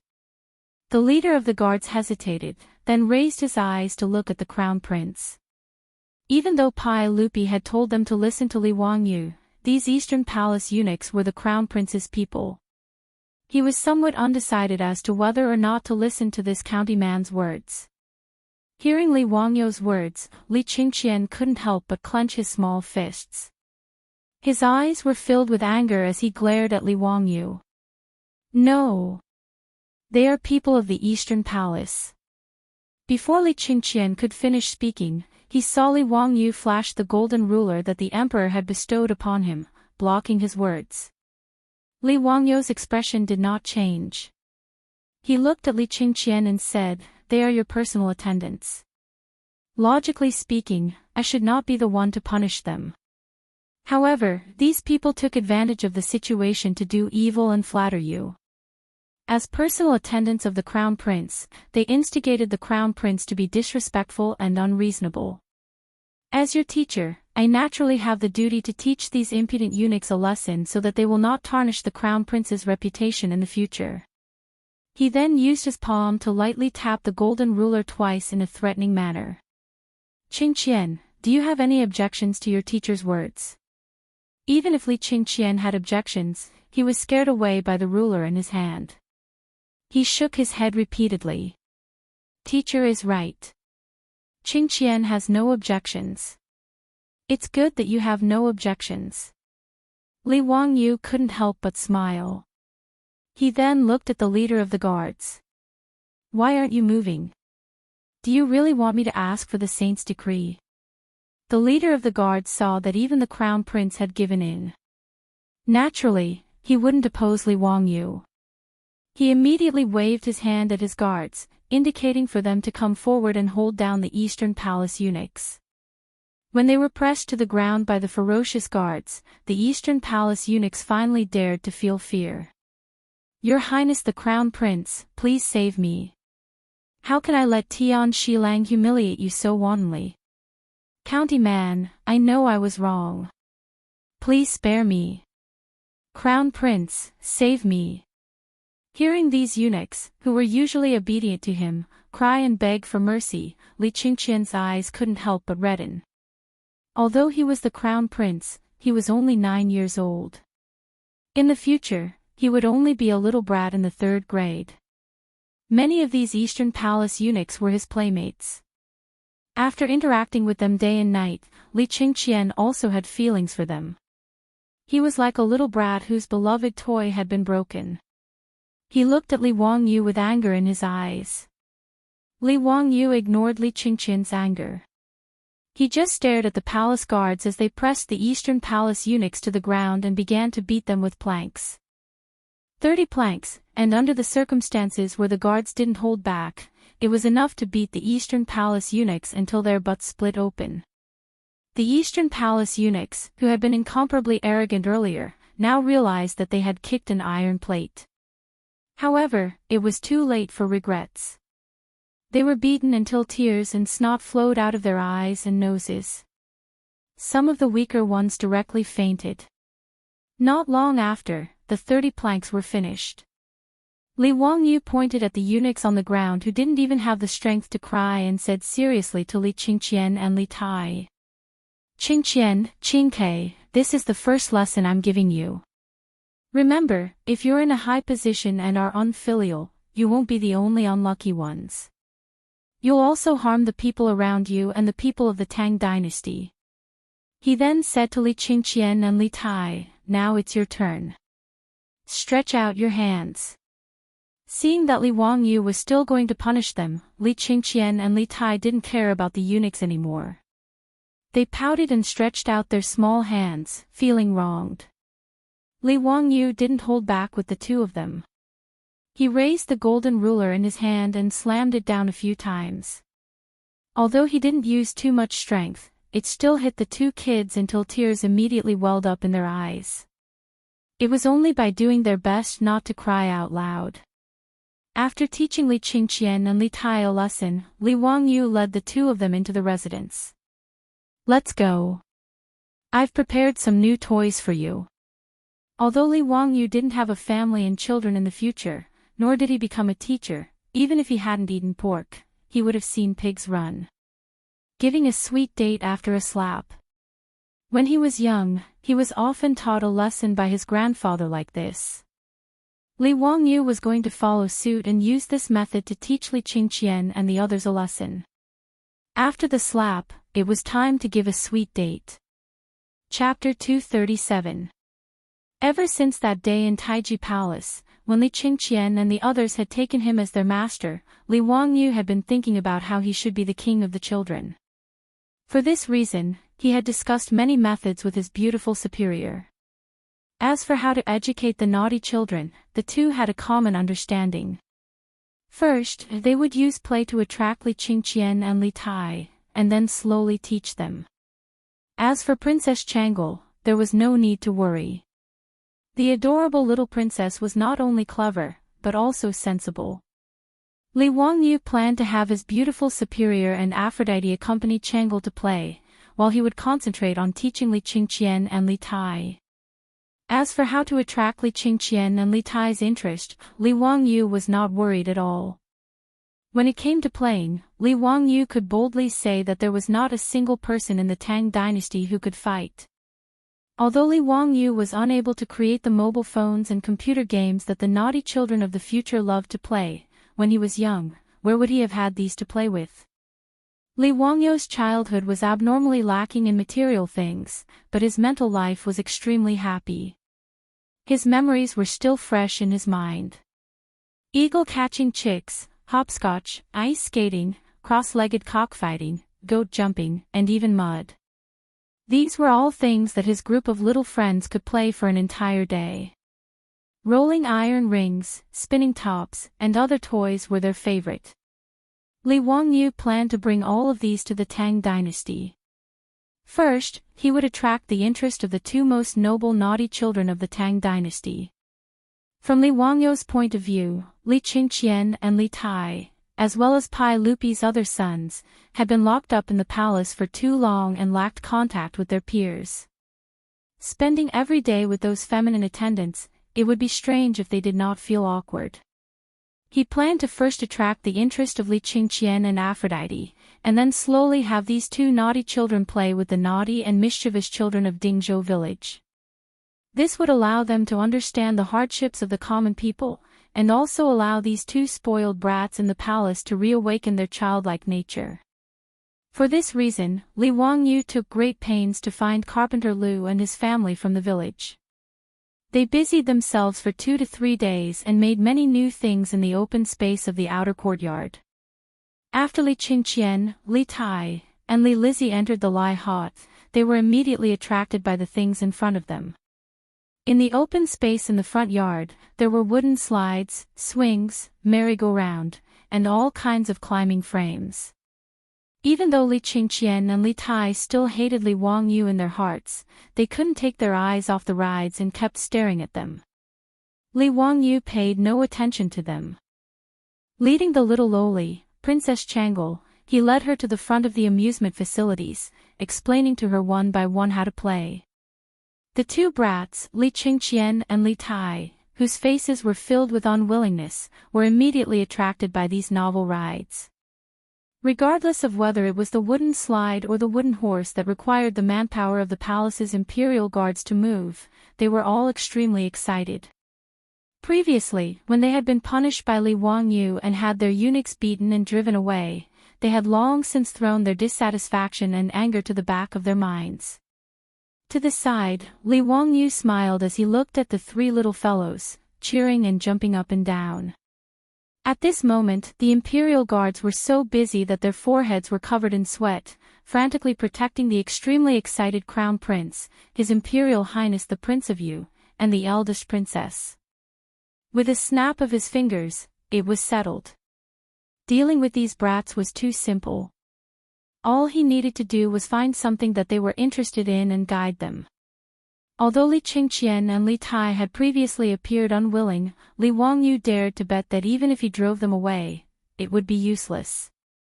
When the three little fellows were covered in sweat from playing, their beautiful superior led the servant girls out, delivering ice drinks to each of the little fellows. Of course, this was made by using saltpeter to make ice. Originally, Li Wangyu had thought about whether he should go to Chang'an City to open a cold drink shop. He believed that the business would definitely be very good. In just over a month, he had changed from a second generation of the rich to the founding father of the Tang dynasty. His family also had a four-wheeled carriage business, which was a profitable business. Naturally, he would not open a small cold drink shop in Chang'an City. However, the ice drinks made Li Qingqian and Li Tai cry out in joy. Even their attitude towards their beautiful superior was excessive. They even called her master's wife.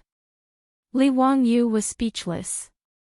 However, the beautiful superior rolled her beautiful eyes at Li Wangyu and actually acquiesced to this address. Su Chongqing liked the little lowly Chang'an even more.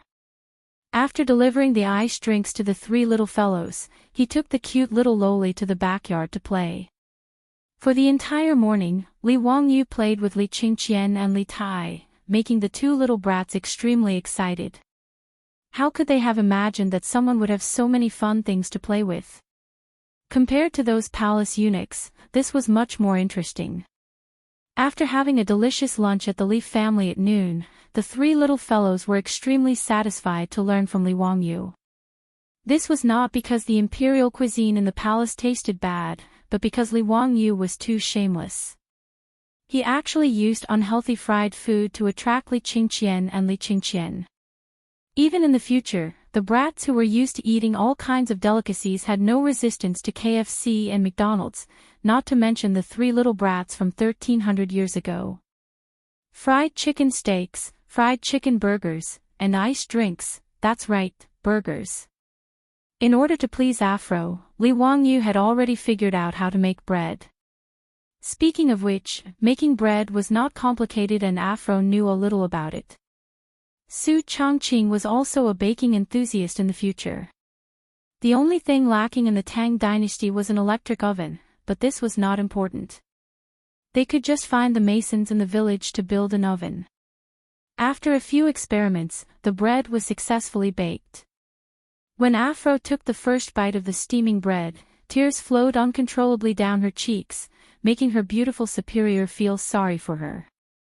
But when Afro took the initiative to give Li Wangyu a kiss, her beautiful superior was so angry that she wanted to draw her knife and chase after this adulterous couple. Li Wangyu only felt that it was a pity that potatoes and tomatoes had not yet been spread to the Tang dynasty. Otherwise, they could be used to make French fries and ketchup. Even so, the eyes of Li Qingqian, Li Tai, and Li Lizzie lit up when they ate a delicious meal that they had never eaten before. In particular, the little fatty Li Tai actually finished off 3 burgers in one go, which almost scared Li Wangyu out of his wits. He was afraid that this fellow would choke to death and he would not be able to explain it to Pai Lupi. Relying on fun and good food, Li Wangyu finally made Li Qingqian and Li Tai not reject him anymore. After lunch, Li Wangyu coaxed the 3 energetic children, who still wanted to play on the rides, to take an afternoon nap. They were still primary school students. They could only study properly if they played well, ate well, and rested well. After the 3 children got up energetically, Li Wangyu led them to his study, which he had already converted into a small classroom. Since Pai Lupi had taught his own children to him, Li Wangyu could not just bring them along to play. Li Wangyu planned to teach Li Qingqian and the others some different knowledge. Chapter 238. Li Wangyu had a headache over what he had to teach Li Qingqian and the others for a long time. Thinking back to the primary school of the modern era, it seemed that they learned Chinese, mathematics, English, art, music, and physical education. There was no need to consider Chinese. If Li Wangyu didn't plagiarize the works of the great masters of the modern era, his actual level might not even be as good as these 3. Although Li Qingqian and Li Tai were 8 and 9 years old respectively, in terms of essays, poems, policy, laws, decrees, scriptures, and moi, they were far superior to Li Wangyu as they had been taught by famous teachers since childhood. There was also no need to consider English. It was useless to learn it. He seemed to be able to teach the 3 little ones how to sketch, but this was only a minor skill. It seemed that he could only teach them mathematics, plus some simple physics and chemistry knowledge. Thinking of this, Li Wangyu felt very tired. However, what he taught Li Qingqian and the others was not important. Li Wangyu felt that the most important thing was to establish a correct outlook on life for the 3 little ones. They had to learn the 8 honors and 8 disgraces. They had to study every day and strive to be a useful person to society. Li Wangyu stroked his chin, wondering if he should write down a code of daily conduct for primary school students for the 3 little ones to recite. He was extremely familiar with this code of daily conduct for primary school students. When he was young, every time he made a mistake, he would be punished by his homeroom teacher to copy it. Because he had copied it so many times, it was deeply engraved in his memory. Even now, Li Wangyu could recite it backwards. In the small study, Li Wangyu had already placed many teaching tools. The indispensable blackboard was actually quite simple. He had Carpenter Lu nail a wooden board and brush it with a thick layer of black paint. However, to make chalk, Li Wangyu had to spend a bit of effort and experiment many times before he succeeded in making usable chalk from gypsum. Li Qingqian, Li Tai, and little Princess Chang'an had never seen a blackboard before. They didn't understand why their junior teacher had placed such a large piece of black wood in the study. When Li Wangyu picked up the chalk and began to write on the blackboard, the three little ones' eyes widened. Li Wangyu wrote down 10 Arabic numbers from 0 to 9 on the blackboard. The Arabic numerals were first invented by the ancient Indians, then spread to Europe by the Arabs, and then modernized by the Europeans. People thought it was an Arab invention, so people called it Arabic numerals. Arabic numerals were first introduced to China in the 13th to 14th century. Actually, ancient Chinese mathematics was not bad. It was even ahead of the rest of the world. From the Wei Jin dynasty to the beginning of the Tang dynasty, it was the time when the Chinese mathematical system was established. There were many mathematical works such as Wucao Suanjing, Wujing Suanshu, Wujing Suanshu, Nine-chapter Suanshu, and so on. It was just that Chinese numbers were too cumbersome, and to a large extent, it limited the development of mathematics. The three little ones were very curious. They looked at the strange symbols that Li Wangyu had drawn on the blackboard, not understanding what they were. Li Wangyu then wrote down the corresponding Chinese numbers below each Arabic number before he began to explain in detail to the three little ones. The three little ones did not find the symbols and numbers that their little teacher had taught them useful. Instead, they felt very awkward because they were used to it. Li Wangyu did not explain much. After the three of them memorized the Arabic numerals, he directly wrote a few simple arithmetic problems on the blackboard and let them calculate by themselves. However, he asked the youngest princess royal to calculate with the Arabic numerals that he had taught. Li Qingqian and Li Tai calculated with the Chinese numerals that they were used to. Okay, Qingqian, Qingke, you two won't lose to your sister, right? That would be too embarrassing. If you win the competition, your teacher will reward you with a bowl of ice cream. It's delicious. Although they did not know what ice cream Li Wangyu was talking about, Li Qingqian and Li Tai were angry at Li Wangyu's underestimation. Arithmetic was something that they had to learn since they were young, especially Qingke, who was good at it. How could she lose to a little girl like Chang'an? The two snorted, "Humph, how could we lose to Chang'an? Hee, that's good. If you lose, you two can only watch Chang'an eat ice cream." Okay, let's begin, Li Wangyu said with a sneaky smile. What a joke. Comparing the speed of writing Chinese numerals and using Arabic numerals was like comparing the speed of a tractor and a sports car. Why don't you think about the Chinese numbers? How much time would it take just to write those Chinese characters? The final result was not out of Li Wangyu's expectations. He set a total of 10 questions. When the little girl finished, Li Tai, who was the fastest, had only finished 7 questions. Li Qingqian had only finished 5 questions. How is this possible? How can Chang'an calculate faster than me? The little fatty, Li Tai, was in disbelief. Li Wangyu did not explain. He ran to the kitchen and made a bowl of ice cream for Chang'an. Speaking of which, ice cream actually originated from Huaxia. It was not an imported product. As early as the Yuan dynasty, someone added honey, milk, and pearl powder to ice.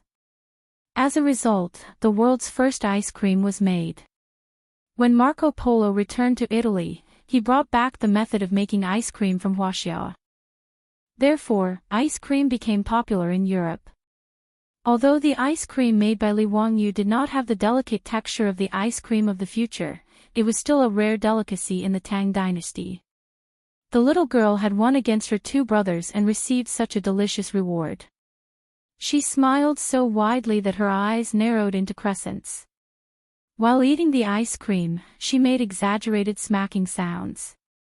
Li Qingqian and Li Tai swallowed their saliva and were extremely jealous. Fortunately, the little girl was not a person who liked to eat alone. After eating a few mouthfuls, she reluctantly shared the delicious ice cream in her hand with Li Qingqian and Li Tai. Li Qingqian and Li Tai originally wanted to maintain the dignity of the losers and not eat this unexpected food. But in the end, they could not resist the temptation of the ice cream and tried to taste it. This time, they could not stop. In order to fight over the little ice cream, Li Qingqian and Li Tai, the two little brats, almost fought. Li Wangyu was speechless for a while.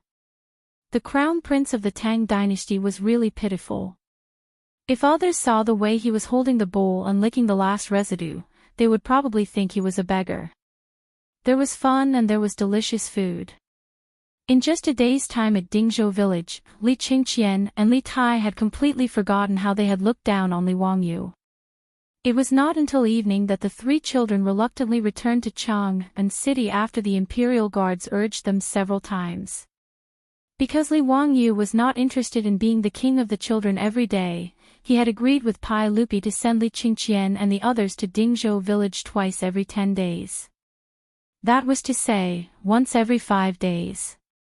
This made Li Qingqian and the others feel very resentful. When they left, they looked at Li Wangyu with eyes full of resentment. They hated that they could not come to Dingzhou village every day. Li Wangyu did not care about the resentment of the three little brats. He did not want to tire himself out. After sending Li Qingqian and the others off, Li Wangyu did not have time to rest. He was busy negotiating with the Ministry of Works to repair his county magistrate's mansion. Chapter 239. Although Pai Lupi nodded and agreed to build the manor according to Li Wangyu's sketch, the troublesome matters were not over yet. First, there was the location of the manor. After discussing with Li Wangyu and the officials from the Ministry of Works, Li Wangyu's manor was prepared to be built on the hillside facing the sun. Previously, in order to compete with the Li clan of Hu County, the hillside facing the sun was about 1,000 mu in size.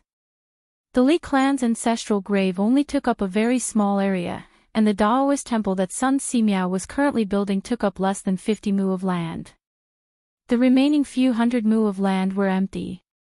After the officials from the Ministry of Works inspected the area, they did not have any objections to the location of the manor.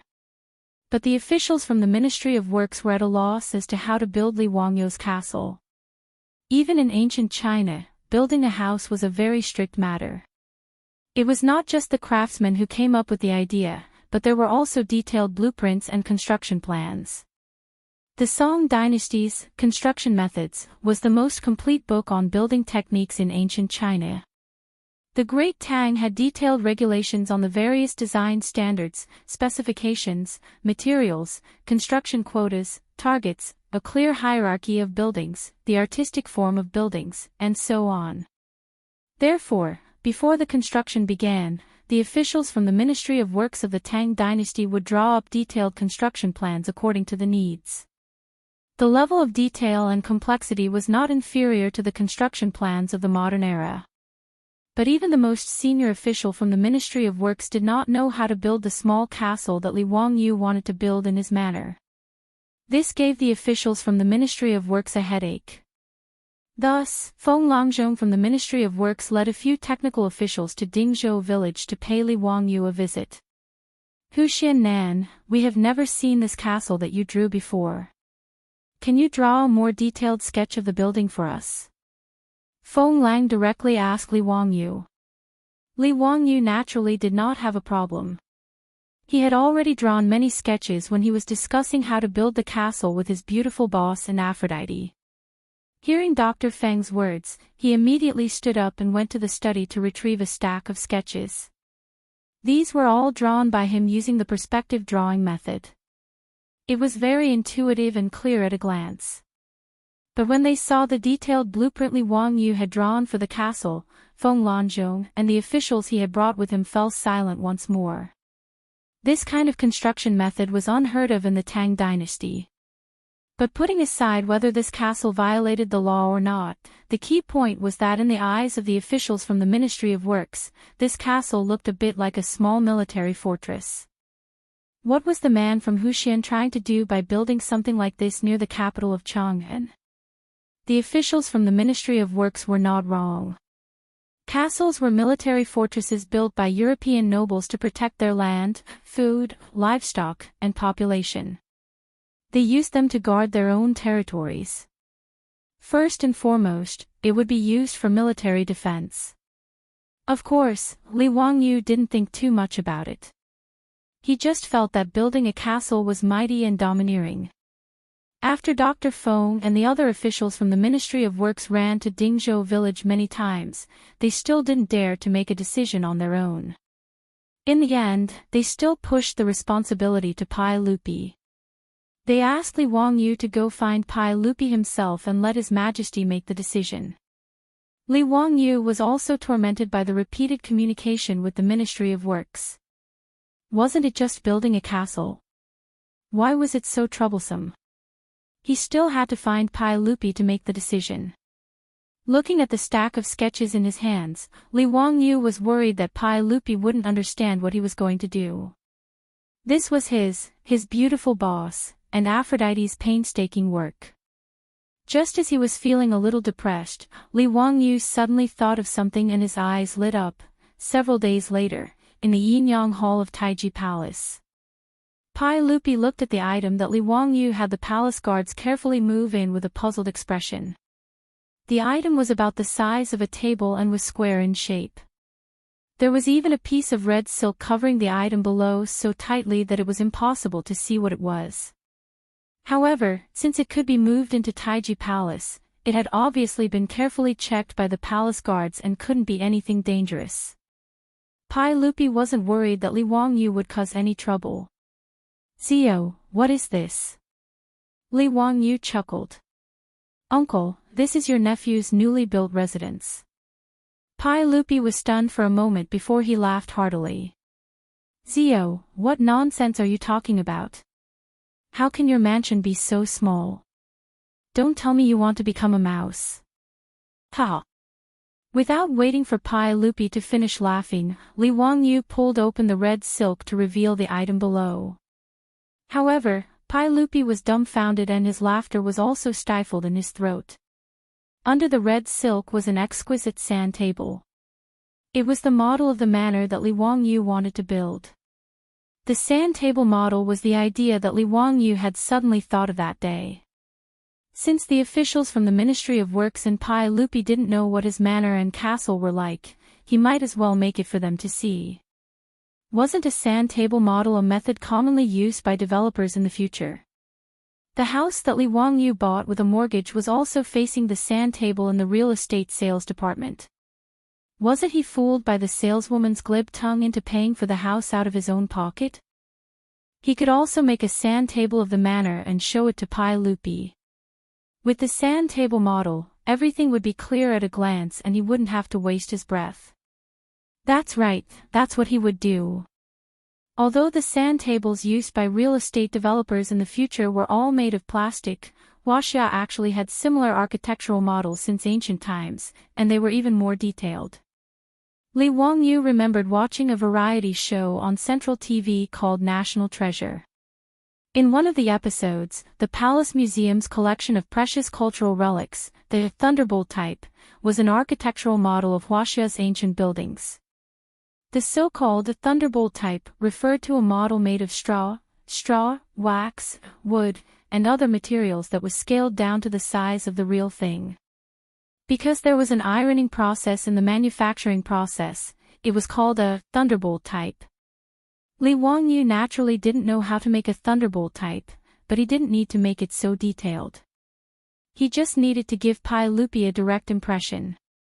Moreover, once his house layout sand table was finished, he could also let his beautiful boss and Aphrodite see what their future home would be like in advance. When the Ministry of Works was building in the future, they could also use the sand table to build it, killing 3 birds with 1 stone. At the thought of this, Li Wangyu became excited and immediately asked Niu Wu to help him invite Carpenter Lu over. Without the help of a skilled craftsman like Carpenter Lu, Li Wangyu wouldn't be able to complete the sand table by himself. When Carpenter Lu arrived, Li Wangyu told him about his idea, which piqued Carpenter Lu's interest. Although he had never made such an exquisite object before, he was willing to give it a try. Thus, Carpenter Lu found his 3 sons and worked together with Li Wangyu, and everyone got busy. After several days, they finally made the sand table of the manor.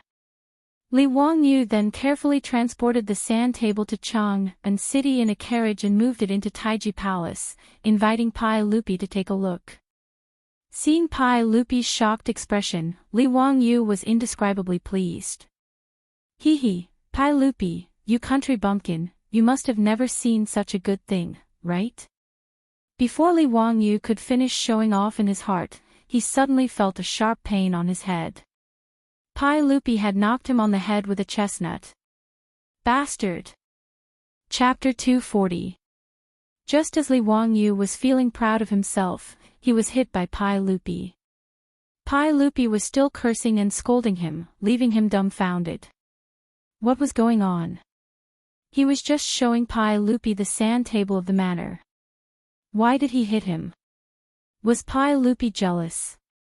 Before Li Wangyu could figure out what was going on, Pai Lupi turned around and shouted to the eunuchs in the Yin and Yang Palace, immediately summoned Duke Wei, Duke Lu, Duke Yi. Duke Yi for an audience. Pai Lupi summoned a dozen or so founding dukes in one breath. The eunuchs received the order and turned to summon Li Jing, Qing Yao Jin, and the others to the Yin and Yang Palace. Li Wangyu was still confused. What was Pai Lupi doing? Why did he summon a group of military bigwigs for no reason? Could it be that he was not satisfied with the sand table of the manor and wanted to summon a group of bigwigs to beat him up? After Pai Lupi finished instructing the eunuchs, he ignored Li Wangyu and continued to look at the real estate project sand table in front of him. This made Li Wangyu very embarrassed. Li Wangyu coughed softly. Uncle, is there a problem with the sand table I made? Humph, what a waste. You scoundrel, why didn't you offer up such a good thing earlier? You deserve a beating. Pai Lupi glared at Li Wangyu angrily. Good thing. What did he mean? Li Wangyu was still very confused. Did Pai Lupi take a fancy to his manor and want to build one? But what did he mean by calling a group of military bigwigs? Seeing Li Wangyu's bewildered expression, Pai Lupi did not want to pay attention to him. He looked at the sand table in front of him and kept gesturing with his hands as he muttered something. The mansions of the Grand Dukes were not far from the Taiji Palace. It did not take long for them to gather in the Yin and Yang Palace after being informed by the palace servants. Your Majesty, why did you call us here? But who is so blind as to provoke the Tang dynasty? Wahahaha, my spear has been thirsty for a long time. Qing Yao Jin roared. Ever since the book Romance of the Sui and Tang Dynasties became popular, everyone thought that Qing Yao Jin used an axe as his weapon. Qing Yao Jin's 3 axes were very famous. But in reality, Qing Yao Jin's weapon was a long spear. It was similar to the red-tasseled spear and axe. These military bigwigs were suddenly summoned into the palace by Pai Lupi. They all thought that there was going to be another war, and all of them were very excited. When Li Wangyu heard Qing Yao Jin's hoarse voice, he couldn't help but shrink back. This old hooligan was really afraid of him. However, although the Yin and Yang Palace was large, where could Li Wangyu hide? Naturally, Qing Yao Jin, who had just entered the palace, saw him. Hey, nephew of the Li family, why are you here? Don't tell me that you also know how to go into battle and kill the enemy. Li Wangyu was speechless. He hurriedly greeted the Guogong and replied, Uncle Qing, please don't joke around. After meeting Pai Lupi, the military bigwigs were very curious about why Pai Lupi had summoned them. Pai Lupi pointed at the sand table that Li Wangyu had brought. Everyone, look at what this guy made. Well, this guy calls it a sand table. It was the sand table of the manor in Hu County. Country bumpkin. Li Wangyu silently complained in his heart. Li Jing and the others' gazes followed Pai Lupi's finger and fell on the sand table. Li Wangyu and carpenter Lu had made the sand table for this construction project. In order to be more intuitive, he and carpenter Lu had not only made a model of the castle, but they had also made a terrain model based on the topography of the hillside facing the sun. Li Wangyu had used yellow mud to build the undulating hillside. In order to make it more realistic, he had even covered it with green peacock stone powder. It looked lush and verdant, just like a hillside full of trees. When Li Wangyu's manor was chosen, he had only used part of the hillside facing the sun to build the castle. The European-style garden and pond were built on the flat ground at the bottom of the hillside. When making the sand table model, Li Wangyu and carpenter Lu had used gelatin and blue dye to create the shape of the lake. In addition to carpenter Lu's exquisite skills, he had made the castle model out of wood. The entire sand table looked very realistic at a glance. It had completely displayed Li Wangyu's imagination of the manor and the surrounding terrain. Such a realistic sand table had never appeared in the Tang dynasty since the creation of the world. When the group of military leaders looked at it, their eyes immediately lit up. "Your Majesty, this thing called a sand table was made by Li Xiao." "Good stuff, good stuff." Li Jing took a few glances and immediately said to Pai Lupi. However, Qing Yaojin shook his head. "Son of a bitch, this battlefield is too small. At most, it can only be used to command a battle of 1,000 people. What a waste." Li Wangyu couldn't help but be stunned when he heard that. F***ck, what is this old bastard talking about? My manor's sand table, he actually said that the battlefield is too small. Qin Qiong, Yuchi Jingda, and the others also commented on Li Wangyu's sand table. Finally, the confused Li Wangyu understood what was going on. This group of military leaders, including Pai Lupi, had used his construction sand table as a military sand table to command battles. He turned his head to look at his proud work, the sand table of his manor. It seemed like it could really be used as a military sand table. He hadn't thought about this before. The key point was that he wasn't a military fanatic. He didn't realize the military significance of the sand table at all. In fact, sand tables had a wide range of military uses. They could vividly show the terrain of the battle area, the composition of the enemy's position, the deployment of troops, the configuration of weapons, and so on. Later generations of the army often used sand tables to study the terrain, the enemy's situation, battle plans, organize coordinated actions, carry out tactical drills, study battle examples, and summarize battle experience. In the Tang dynasty 1,300 years ago, even the maps used for battle command were quite rough and simple. Most of these maps were of a schematic nature and were far from accurate. This was actually quite disadvantageous for battle command, but the level of technological development at that time was like this. It was too difficult to draw an accurate map. At this time, the sand table presented in front of Pai Lupi and the military leaders seemed to have opened up a new world for everyone. For a horse emperor like Pai Lupi, he saw the military use of the sand table at first glance, so he immediately asked the chamberlain to inform Li Jing and the others.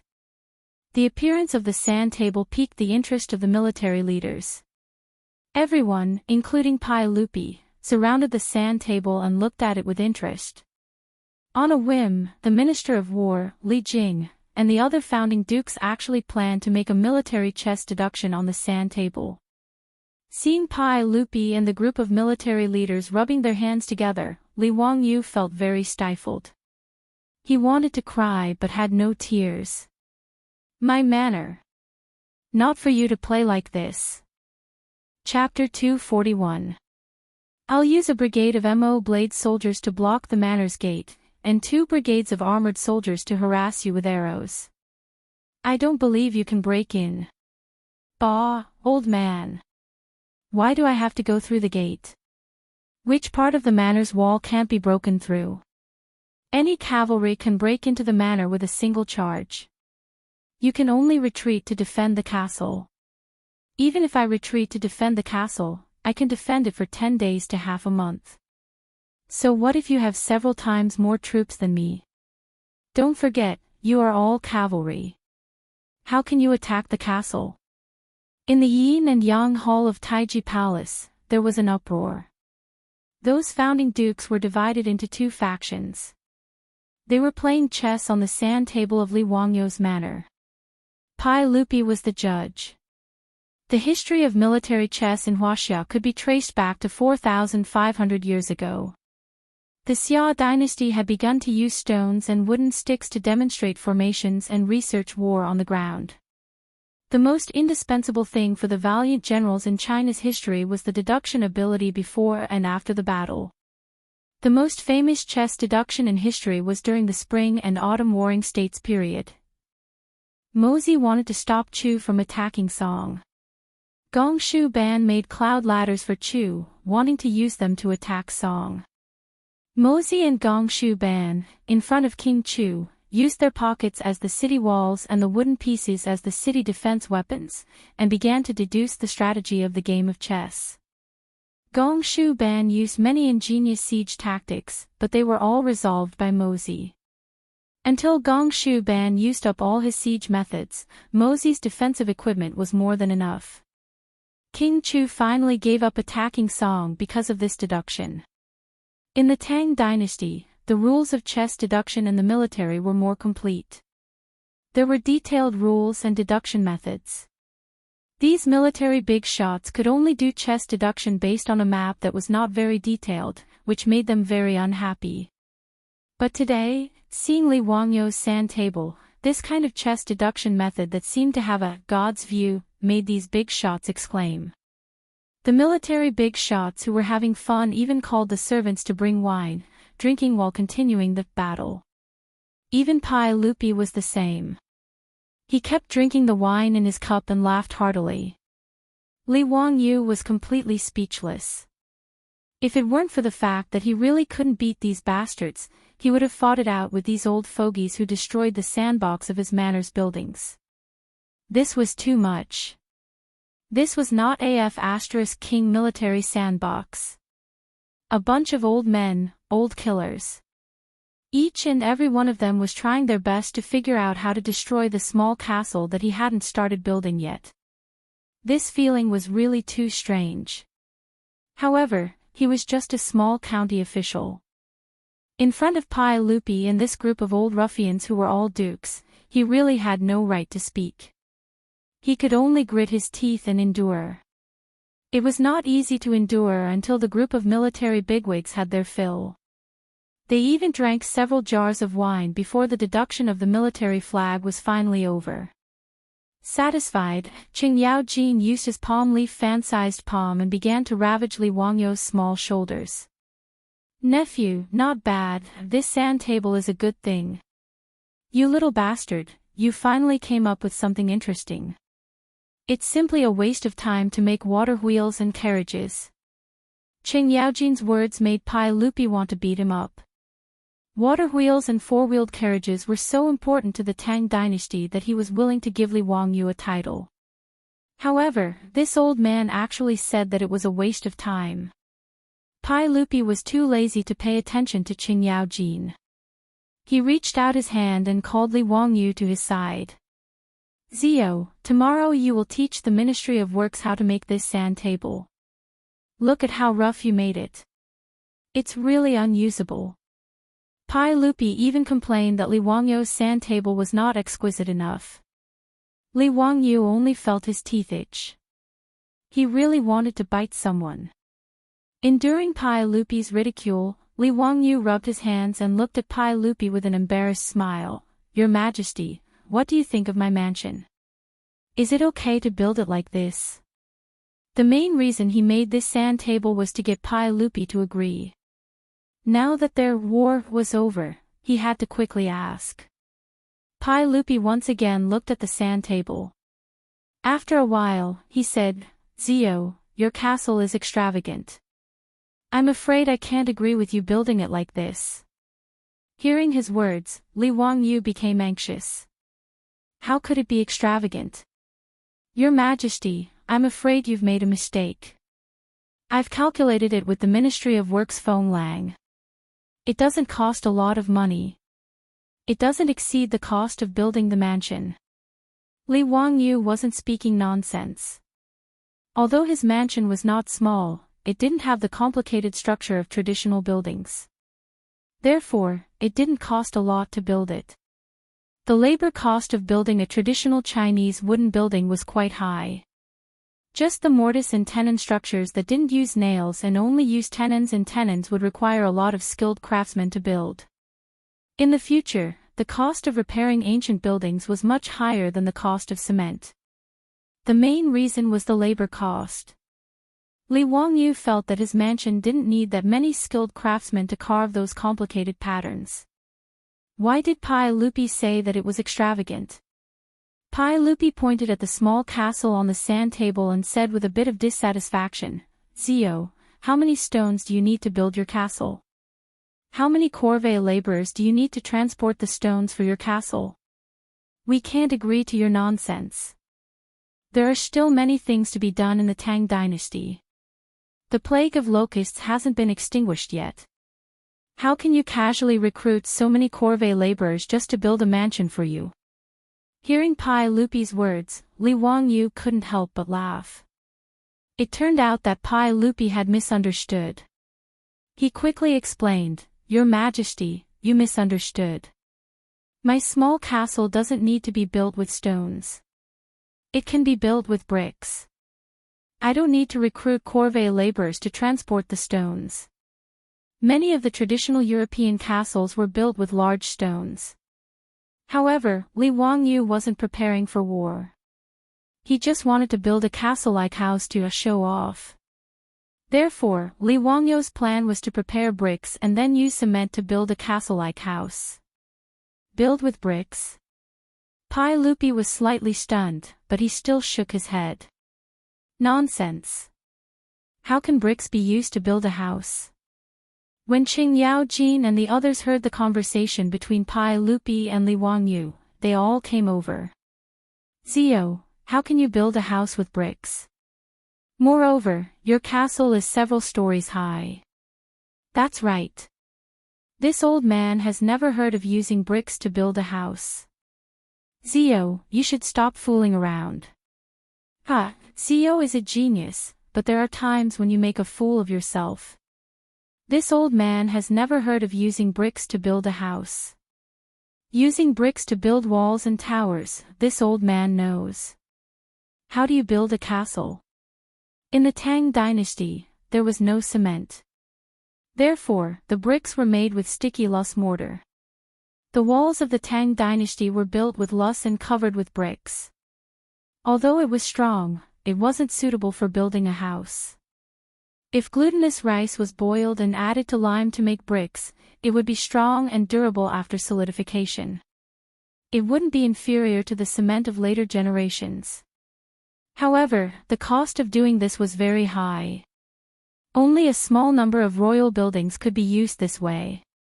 In the history of China, it wasn't until the Ming dynasty's Emperor Zhu Di built the Forbidden City that they started to use bricks on a large scale. Therefore, when Pai Lupi, Jin, and Li Jing heard Li Wangyu's words, they only thought that he was talking nonsense. However, Li Wangyu couldn't help but laugh. "Your Majesty, everyone, do you want to make a bet with me?" Chapter 242. Pai Lupi, Jin, Li Jing, and the rest were all stunned. "A bet? What bet?" Li Wangyu laughed mischievously. "Let's bet that I have a way to glue the bricks together and make it very firm. If I can do it, your Majesty will allow me to build a mansion. How about that? Uncle Cheng and the rest of you will pay for the wood in my mansion. How about that?" Would refer to the decorations and furniture of the later generations. Because most of the buildings were made of wood, the mansion was mainly decorated with wood. Pai Lupi said that he would build a mansion for him, but he did not include decorations and furniture. He was as stingy as the developers of the later generations. Since Jin and the rest did not believe that he could build a house with bricks, Li Wangyu naturally did not mind making a bet with them and extorting a sum of money. After all, he was poor. Li Jing suddenly asked, Ziyu, can you glue the bricks together? How firm can it be? It won't fall with a hammer. Li Wangyu replied confidently. Pai Lupi's eyes also lit up. He and Li Jing looked at each other and revealed a smile in their eyes. Okay, I will bet with you. Ziyu, if you can stack the bricks together and not fall with a hammer, I will agree to build this castle for you. Li Jing also twirled his beard and laughed. Ha, Ziyu, if you can really do it, I will pay for the wood in your mansion. So what? Ziyu, how much time do you need to build it? Li Wangyu, who thought that he had taken advantage of Pai Lupi, Li Jing, and the rest, smiled until his eyes narrowed. He pondered for a moment. When the old mansion was remodeled last time, he still had a lot of hand-ground cement left. When he returned to Dingzhou village, he could ask the masons in the village to help him build a brick wall. After 2 more days, the cement would solidify. Li Wangyu raised 3 fingers to everyone. 3 days will do. After 3 days, Your Majesty and the rest of you can come to Dingzhou village. I will show you a brick wall that won't fall with a hammer. Okay. Pai Lupi directly reached out his hand and high-fived Li Wangyu, setting the bet.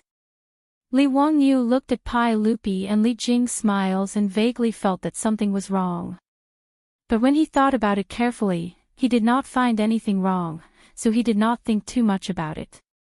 After saying his goodbyes and leaving the palace, Li Wangyu hurried back to Dingzhou village to find a mason to build the wall. 3 days later, at Dingzhou village in Hu County, several dozen riders entered the village. Pai Lupi led a group of dukes to the old residence of the Li family. Speaking of which, ever since Li Wangyu moved from the county seat of Hu County to Dingzhou village, this secluded village at the foot of Qinling Mountain became more and more lively. The farmers in the village were already used to seeing all kinds of nobles that they normally wouldn't see, so they all went to the Li family's old residence. Originally, there were some farmers who were watching from afar and talking to each other. But now, other than the little kids in the village, no one was interested in the Li family's guests. After Li Wangyu was conferred the title of nobility, the Li family's old residence had a plaque with the words, Hu County Male Residence, hanging on the door. This really scared the farmers, including the village head. Li Jia Shaolang was conferred the title of nobility. Even if it was the lowest rank of county baron, in the eyes of the villagers of Dingzhou village, he was still an extraordinary noble and was respectfully addressed as Lord Zhu. In the eyes of the farmers, Yang Mingfu of the Hu County Yamen was already a righteous official. Not to mention the founding county baron, who was a noble of the Tang dynasty. Currently, the 127 families in Dingzhou village were all sealed off by the Li family. From now on, the rent of their houses would be transferred to Lord Li. For a time, no one dared to pass by the road in front of the Li family's old residence. They would rather take a long detour than disturb the county baron. The naughty children in the village were pulled by the ears and scolded for a long time by the adults at home. They were told that they didn't dare to be mischievous. If they offended the county baron, they would lose their heads.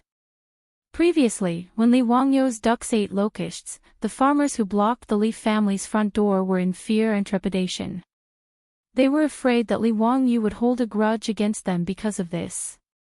However, the commotion caused by Li Wangyu's conferment of nobility dissipated not long after. This was because the farmers all discovered that Li Jia Shaolang seemed to be the same as before after he was conferred the title of nobility. Which family's Lord Zhu would squat on the ground and chat with others every day without a care for his image. Which family's Lord Zhu would act like the farmers and curse people with vulgar words when provoked. Even after Li Wangyu was conferred the title of nobility, in the eyes of the farmers of Dingzhou village, he was still the same old Li Jia Shaolang. In addition, the business of the four-wheeled carriage business was getting better and better, and the farmers had more and more copper coins in their pockets. They felt that the Li family was still the same old Li family and was still so pure and kind. Gradually, the farmers' fear of Li Wangyu's conferment of nobility dissipated.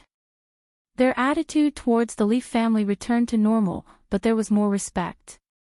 In addition, the way they addressed him had changed. The old villager originally called him Li Jia Shaolang, but now he called him Lord Ju. That was all. Pai Lupi led a group of dukes and bigwigs to Dingzhou village. The farmers passing by only glanced at this group of people and didn't have any strange expressions. They continued with what they were doing. The Li family's old residence, on the other hand, was wide open. Li Wangyu led his beautiful superior, Aphrodite, and the others to respectfully welcome Pai Lupi. Pai Lupi jumped off his horse and tossed the horsewhip in his hand to the imperial guard as he impatiently asked, "Zio, have you finished building the brick wall you mentioned?" Li Wangyu hurriedly bowed to Pai Lupi and the bigwigs before replying, "It has already been built. Your Majesty, please inspect it." Pai Lupi nodded in satisfaction and took the lead to lead the group of bigwigs into the Li family. In the front courtyard of Lai Hot, a brick wall had appeared out of nowhere. This was the wall that Li Wangyu had the village masons build for him. In order to make it sturdy, Li Wangyu even had people dig a foundation for this brick wall. Pai Lupi walked forward and patted the wall with his palm. He found that it was abnormally sturdy. "Zio, is this really a brick wall that you had people build? You didn't get someone to transport a stone slab to deceive us, right?" Pai Lupi asked in astonishment. In order to make this brick wall sturdy, Li Wangyu had even had people smear cement on it. Now that the cement had dried and solidified, it indeed looked like a stone slab. Cheng Yaojin also used his fist to pound the brick wall twice and smiled at Li Wangyu. "Nephew, you're cheating. How is this a brick wall? It's clearly a stone slab." Li Wangyu chuckled and pointed to the hammer that he had already prepared. "Uncle Cheng, you'll know once you hit it.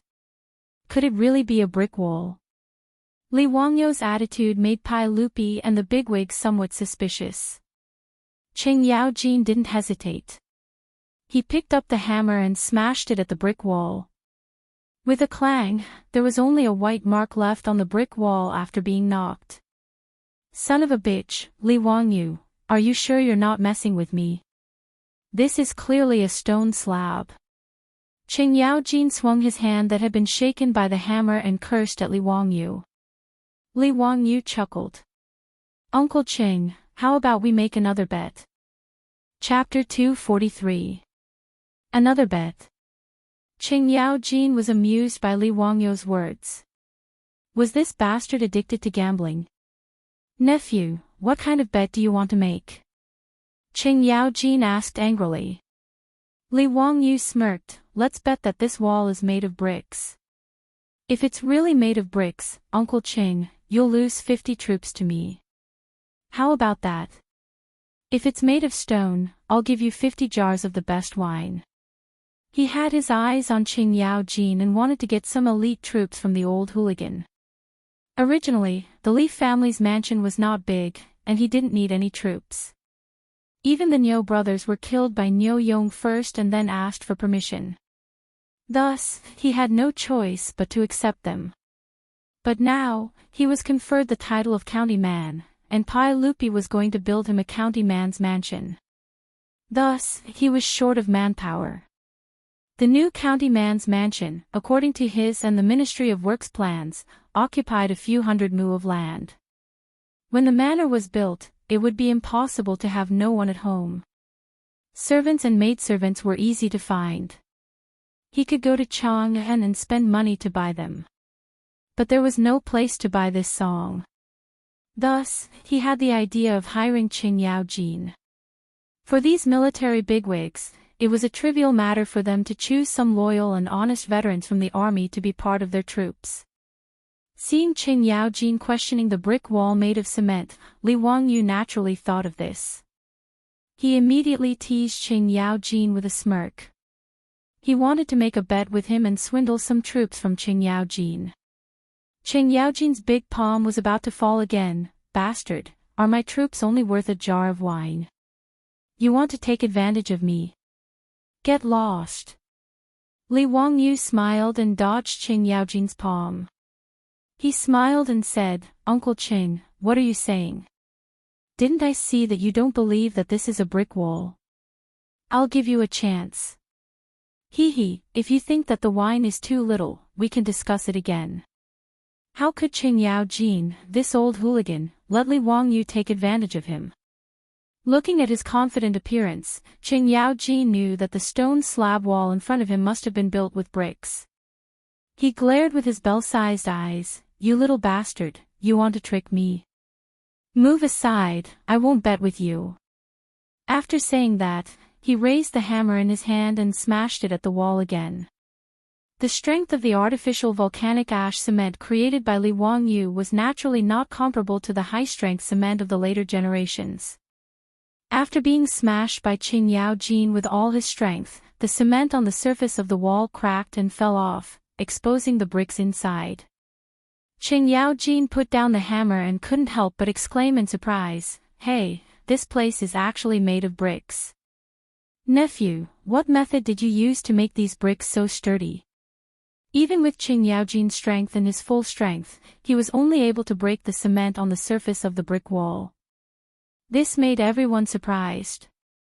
Pai Lupi, Li Jing, and the other military leaders immediately gathered around and carefully examined the brick wall in front of them.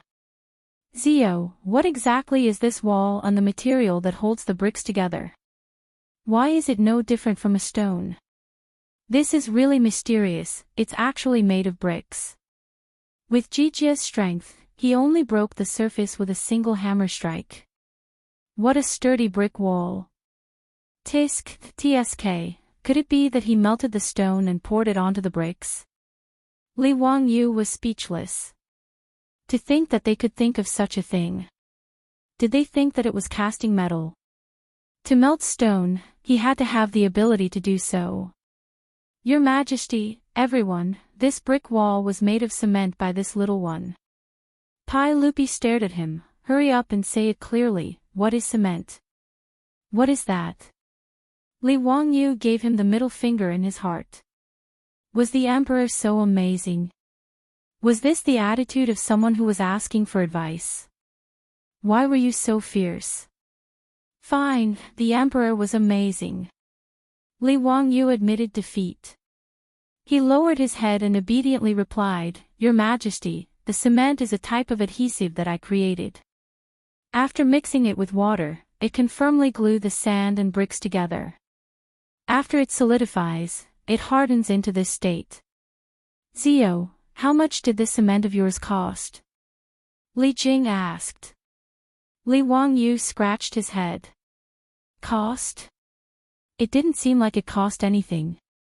The cement he was using now was made by grinding broken pottery pieces, so there was almost no cost. If he wanted to make it on a large scale, it would be simple. He just needed to put lime and clay in a kiln. The process of making this kind of cement was very simple. The calcining temperature was low, and the requirements were not high.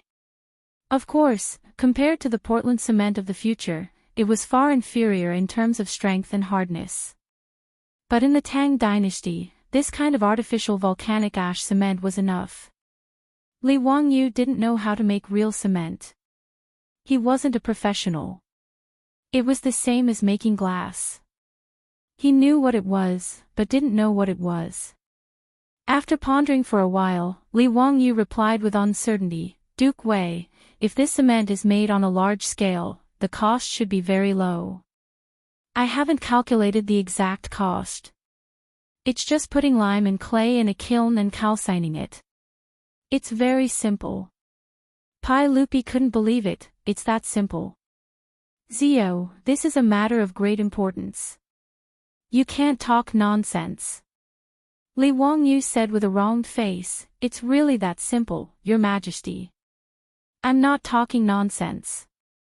Pai Lupi, Li Jing, and the others surrounded Li Wangyu and asked him again and again. Finally, they confirmed that this thing called cement was really that simple to make. Li Jing twirled his beard and smiled, "Your Majesty, if what Zio said is true, and this cement can be made on a large scale, then it's really a blessing for the Tang dynasty. Yes, Your Majesty. This cement is really good stuff. Congratulations, Your Majesty. Congratulations, Your Majesty. The Tang dynasty has obtained such a divine item. Damn it. If we use this cement to build a city outside the Great Wall, let's see if the Turks can still be so rampant. Li Wangyu was a little confused. The cement I used to build my own house, how did it become Pai Lupi's? Congratulate you, my ass. You want to steal my things again. Bah, none of you are good people. Every day, you think about how to steal my treasures. In the future, I have to ask my beautiful boss to take care of the things at home. The emperor and ministers of the Tang dynasty are all bandits. In fact, Li Wangyu was not stupid. He naturally knew the importance of cement to a country. In the Great Tang, even this artificial volcanic ash replacement cement was a priceless divine artifact. Whether it was used to build cities, roads, or dams, it was indispensable. Since he took out the cement, he had already expected that it would attract Pai Lupi's attention. Pai Lupi was a Pai Xiu. He wanted to take all the good things into his mouth. However, Li Wangyu did not intend to hide it. He also wanted to make the cement public to benefit the Tang dynasty. Although Li Wangyu was mentally prepared, when he saw Li Er and the group of high dukes acting as if the cement was already in their pockets, it still made him feel very unhappy. He simply coughed lightly, "Cough, Your Majesty, everyone, how much can I sell this cement formula for?" Pai Lupi, Qing Yao Jin, and the others heard this and could not help but be stunned. Sell it for money. Chapter 244. Without waiting for Pai Lupi to speak, Qing Yao Jin went berserk. Bastard brat, how can you sell this kind of military weapon for money? I'll beat you to death. After Qing Yao Jin finished speaking, he reached out to grab Li Wangyu and wanted to beat him up. When Li Wangyu saw the old hooligan flip out, he hurriedly ran away. Too shameless. This kind of threat of force, it's really infuriating. I can't afford to offend you. Do you believe that I won't find your 3 sons for revenge? However, when Li Wangyu thought about the size of Qing Chumo's 3 beast brothers, he felt that he should forget about it. It seems that he can't deal with the old hooligan's 3 sons, it's really a tragedy. In the face of the old hooligan's deterrence, Li Wangyu could only raise his hands and surrender. Uncle Qing, please wait. Little nephew has thought about it and feels that things like cement should be offered to His Majesty. Li Wangyu's tactful made Pai Lupi very satisfied. He raised his head and laughed, pretending that he didn't hear Li Wangyu's request for money, and began to discuss the use of cement in the military with the military bosses. Pai Lupi actually complained that Li Wangyu's name was unpleasant to hear. Such a divine object was given a rotten name like cement. With a wave of his hand, he directly changed the name of cement. The earliest lime that appeared in the history of China was made from the shell of a big clam. It was called mirage ash.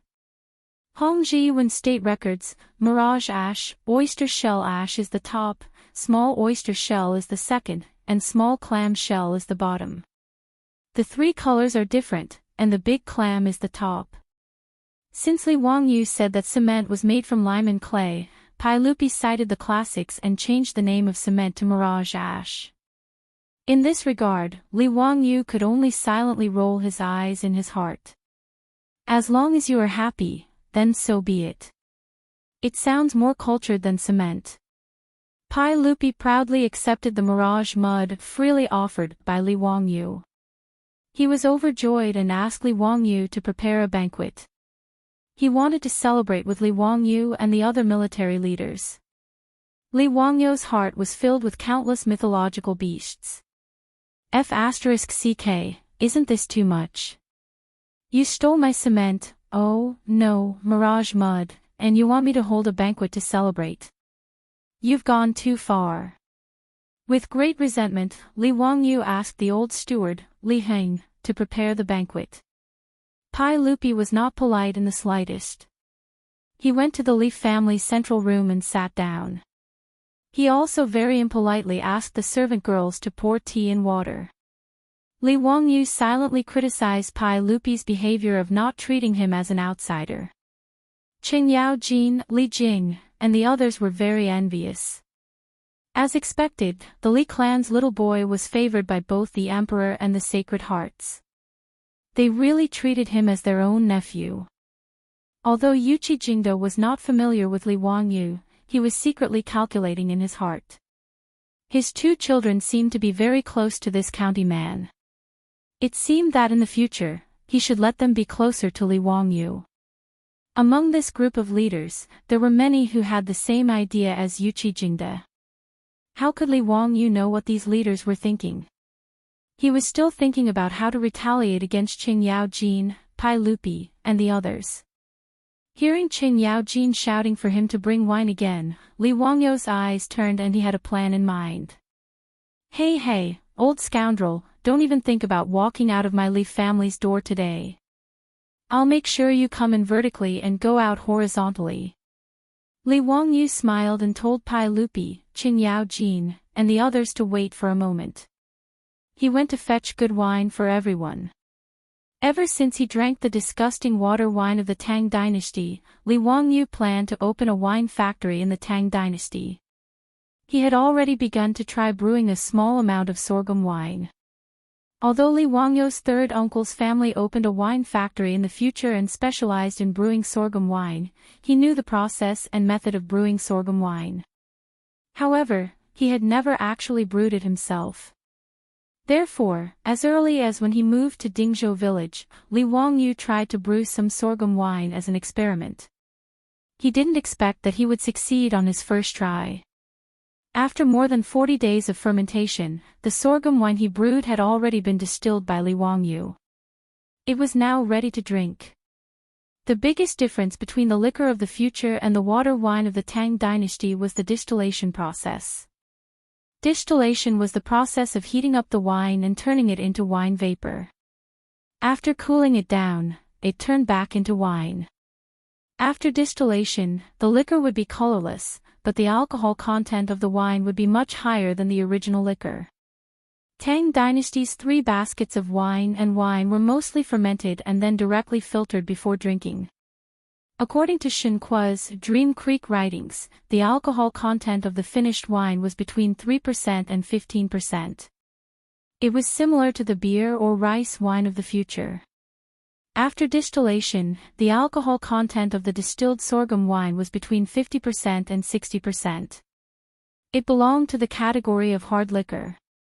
Li Wangyu didn't believe that Pai Lupi and the others, who were used to drinking low-alcohol liquor, would be able to drink his high-alcohol sorghum wine. Today, he had to get them drunk and take revenge. He asked Niu Wu to bring out a jar of wine from the warehouse. The Arabic number 65 was impressively written on it.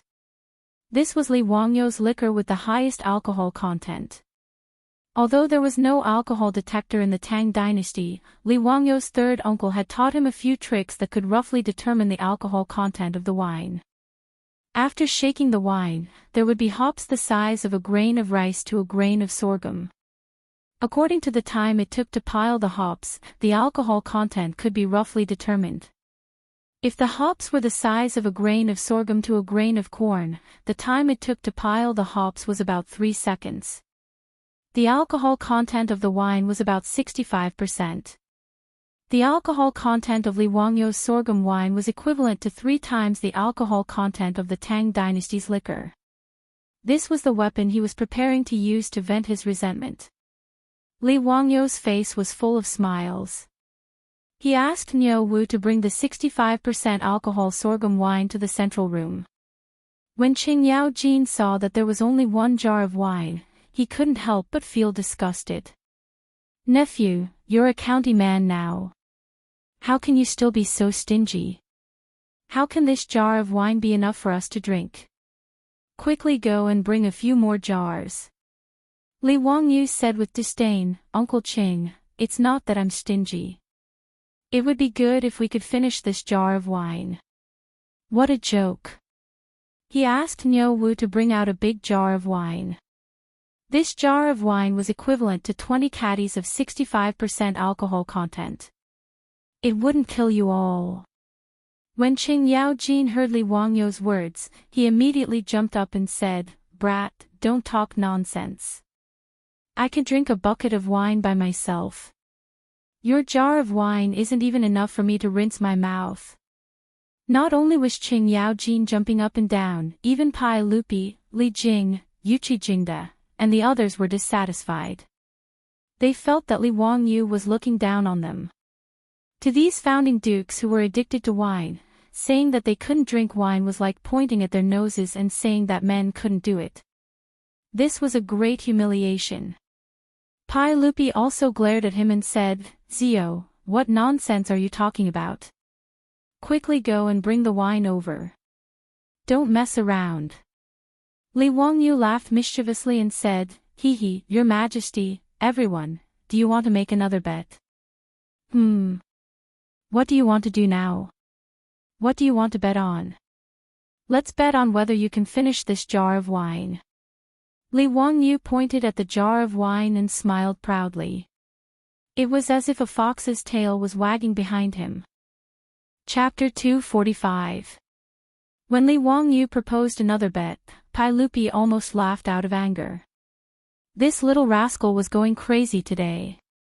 Qing Yaojin opened his mouth and wanted to agree, but he swallowed the words back down. He suddenly realized that for such a shrewd person like Li Wangyu to propose a bet, there must be something fishy going on. Today, he almost fell for Li Wangyu's trick. Now that this little rascal proposed another bet, he might be up to no good. Qing Yaojin's tone changed. "What bet? Go play on the side. Hurry up and pour the wine. If you make any more noise, I'll deal with you." Li Wangyu wanted to trick Qing Yaojin with a belly full of evil tricks, but who would have thought that the old scoundrel would learn to be smart? It was a pity. He was still thinking about how to trick Qing Yaojin into giving him troops. The servant girls in the central room who were serving everyone quickly came forward to open the seal on the wine jar. As soon as the wine jar was opened, a strong fragrance overflowed. The fragrance of the wine filled the entire central room. This strong fragrance that had never been seen before immediately attracted everyone's attention. Pai Lupi's eyes lit up. "Ziyu, what kind of wine is this? Why is it so fragrant and alluring?"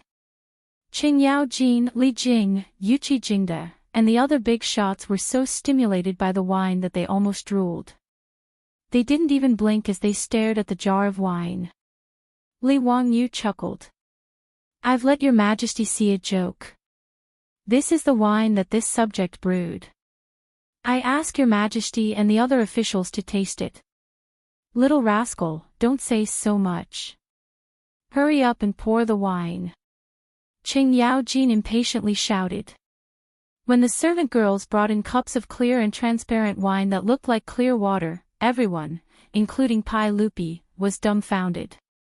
If it wasn't for the alluring wine fragrance that kept going into their nostrils, everyone would have thought that Li Wangyu had brought a jar of clear water to trick them.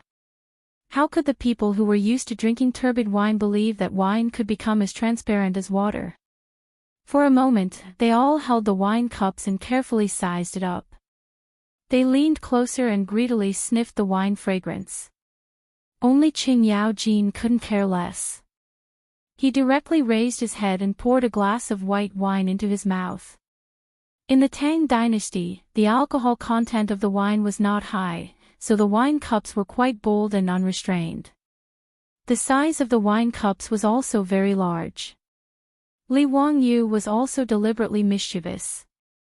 The wine cups that he poured wine for everyone were extremely large. Each cup could hold at least 3 liters of white wine. Qing Yaojin drank the 65% liquor in one gulp out of habit. His eyes bulged and his face turned red. He shut his mouth tightly, afraid that he would spit out the liquor. After swallowing the wine, he felt a burning sensation in his throat, as if it was on fire. Following that, a scorching heat rose from his chest and abdomen. That comfortable feeling made Qing Yaojin unable to help but spit out a mouthful of alcohol. Damn it, what a good wine. What a strong wine. I thought my throat was burning. Kid, what kind of wine is this? Why is it so strong? Li Wangyu thought to himself. How could the sorghum wine he brewed have a name? But if he were to directly call it sorghum wine, it would be too low class. He rolled his eyes and replied, Uncle Qing, this is your nephew's Shadozi wine. Shadozi wine was actually a high alcohol content wine from the northeast.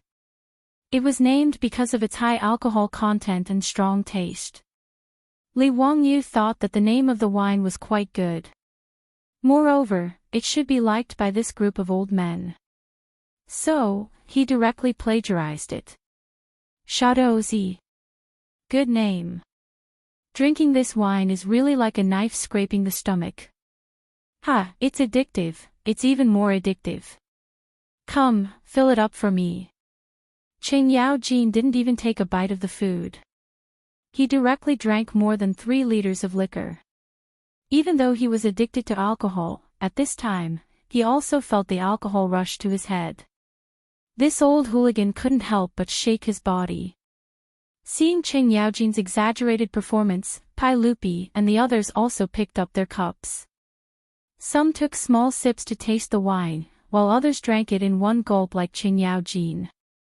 After the wine entered their stomachs, everyone exhaled a long breath of burning alcohol. Some people, because it was their first time drinking such a high alcohol content wine, their throats were stimulated by the alcohol. They couldn't stop coughing, causing the people around them to laugh. Good, as expected of Shadozi wine. I've lived my whole life, but I've never drunk such a strong wine. Damn it, this is what wine is. The wine I drank in the past has turned into horse piss. Ziyu, this wine was really brewed by you. Ah, well done, this is what wine is. This wine deserves a toast. Everyone, let's drink to victory.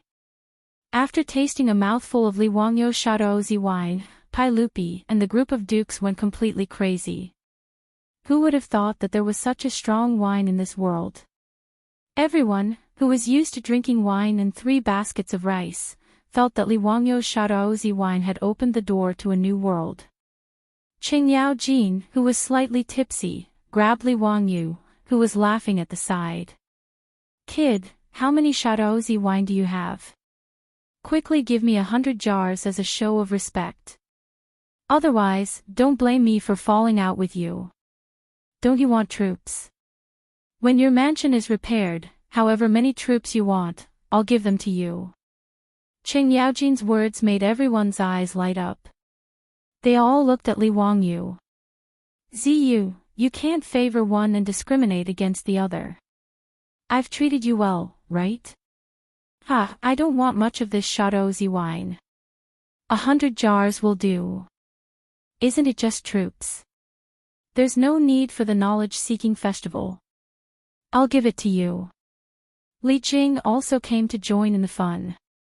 He pushed Qing Yaojin away and said to Li Wangyu. Qing Yaojin dared to be angry at anyone except Li Jing, the god of war of the Tang dynasty. He didn't dare to be reckless.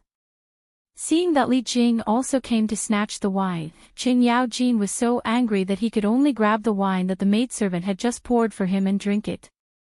As for Qin Qiong, Yuqi Jingde, Duan Jishuan, Lu Hongji, and the others, they all stared at Li Wangyu with burning eyes. Even Pai Lupi, although not as shameless as Qing Yaojin and directly asked for the wine, also held the wine cup and coughed lightly, reminding Li Wangyu not to forget about him. Li Wangyu could only look up at the roof of the central room speechlessly. Did he do something wrong? The emperor and ministers of the Tang dynasty were simply a group of drunkards. They seemed to be going crazy when he took out such a high amount of Shadozi wine. They asked him for 100 jars of Shadozi wine. Were they planning to take a bath in the alcohol? You old hooligans will drink to death. Li Wangyu helplessly spread out his hands and shrugged. Your Majesty, gentlemen, it's not that I'm stingy, but I really don't have any. I'm just trying to brew this Shadozi wine to see the effect. But you don't have to worry. I'm going to set up a winery in Dingzhou village that specializes in brewing Shadozi wine. When the winery is built and the wine is brewed, I'll definitely send it to you. His words made Li Jing, Qing Yao Jin, and the others feel very regretful. However, Pai Lupi suddenly said, Zio, your aunt is also interested in brewing wine. Why don't you cooperate with her? What? Empress Chang'an is interested in brewing wine.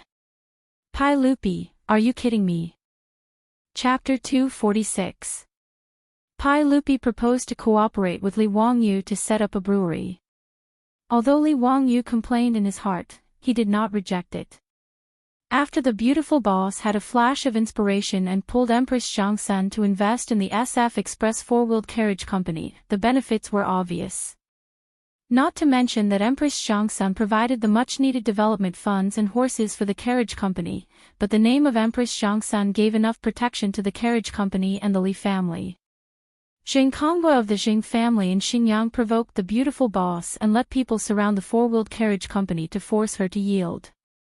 After Li Wangyu let people set a fire, the relationship between Empress Chang'an and the four-wheeled carriage company was made public. The Jing family in Xinjiang not only immediately compromised and apologized, but also sent Zheng Konghua, a playboy, back to his hometown in Xinjiang.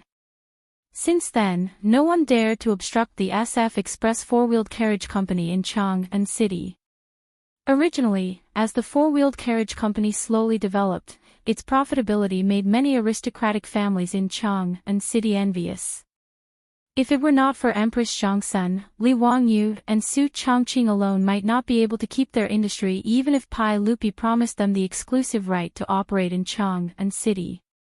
Maybe they would have been eaten up by those aristocratic families, and even their bones would not be left. With the successful precedent of the carriage company and the royal family, Li Wangyu did not reject Pai Lupi to invest in his brewery business at all. He even felt secretly happy. Just by looking at the reaction of the group of tycoons in the central room to the sorghum wine, it could be imagined that after the brewery was built, this would be another hen that could lay golden eggs. With Pai Lupi and Empress Chang'an as his backers, Li Wangyu did not have to worry that his industry would be coveted by those aristocratic families.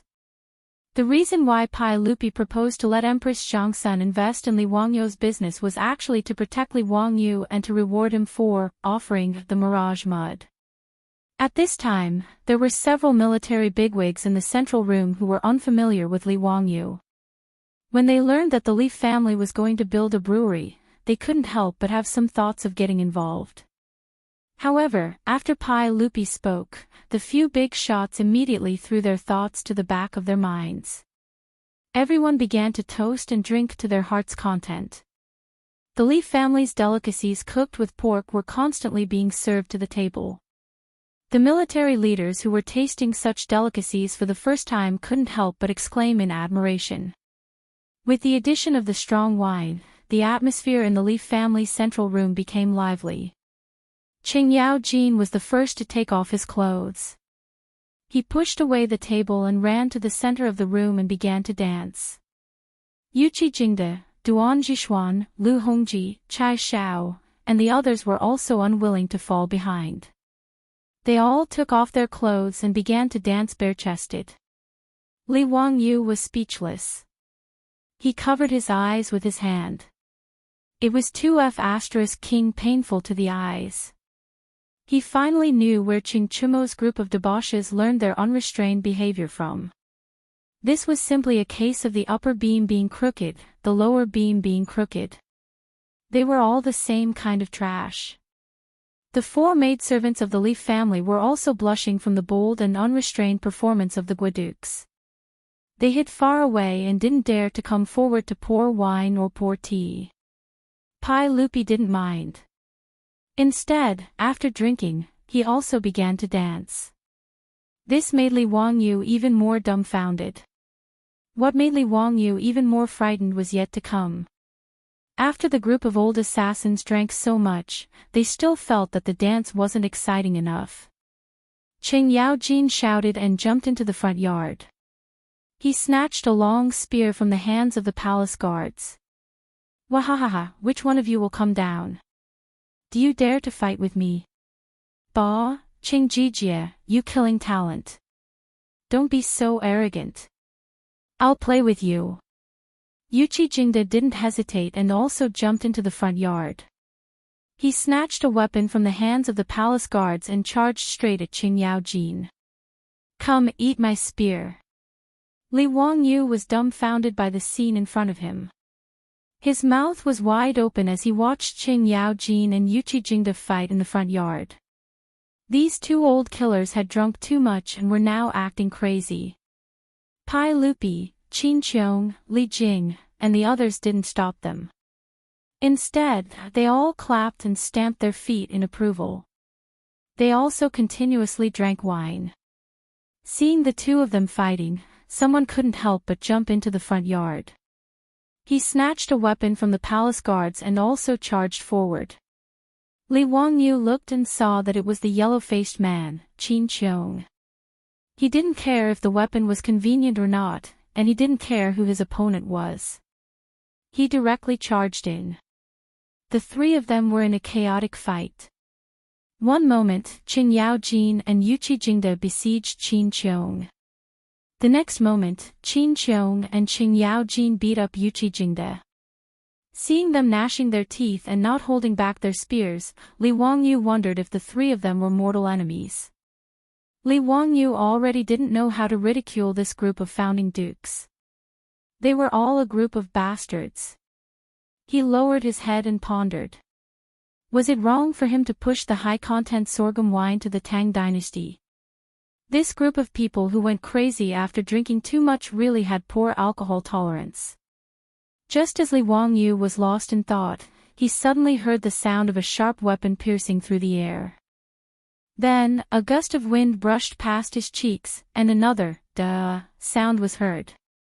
He seemed to realize something and slowly turned his head with a sluggish expression. He saw a spear inserted into a pillar not far behind him. The end of the spear was still violently shaking up and down. F***ck. Was he almost stabbed to death by this spear that was thrown out just now? A drop of cold sweat flowed down Li Wangyu's forehead. Reaching out to touch his slightly painful cheek, Li Wangyu woodenly raised his eyes to look at the front yard. He saw that the weapons in the hands of the three old bastards had already been knocked out of each other's hands. At this moment, they were actually fighting with their bare hands. Li Wangyu had just walked out from the mentality of surviving a great disaster. Before he could even jump and curse, he saw a huge figure fall directly from the front yard into the central room, knocking over several banquet tables and smashing the bowls and plates on them into pieces. It was Chang'an. In a moment of carelessness, he was attacked by Qin Qiong and Yuchi Jingde and directly sent flying into the central room. Chai Xiao, Duan Jishuan, and the others, who had their wine spilled, all angrily cursed Chang'an for being a bastard. Bastard, what are you arguing about? Chang'an was not to be outdone and cursed back. In the next moment, Chai Xiao, Duan Jishuan, and the others pounced on Chang'an and waved their fists. Very quickly, the central room in the front yard of the Li family also turned into a battlefield.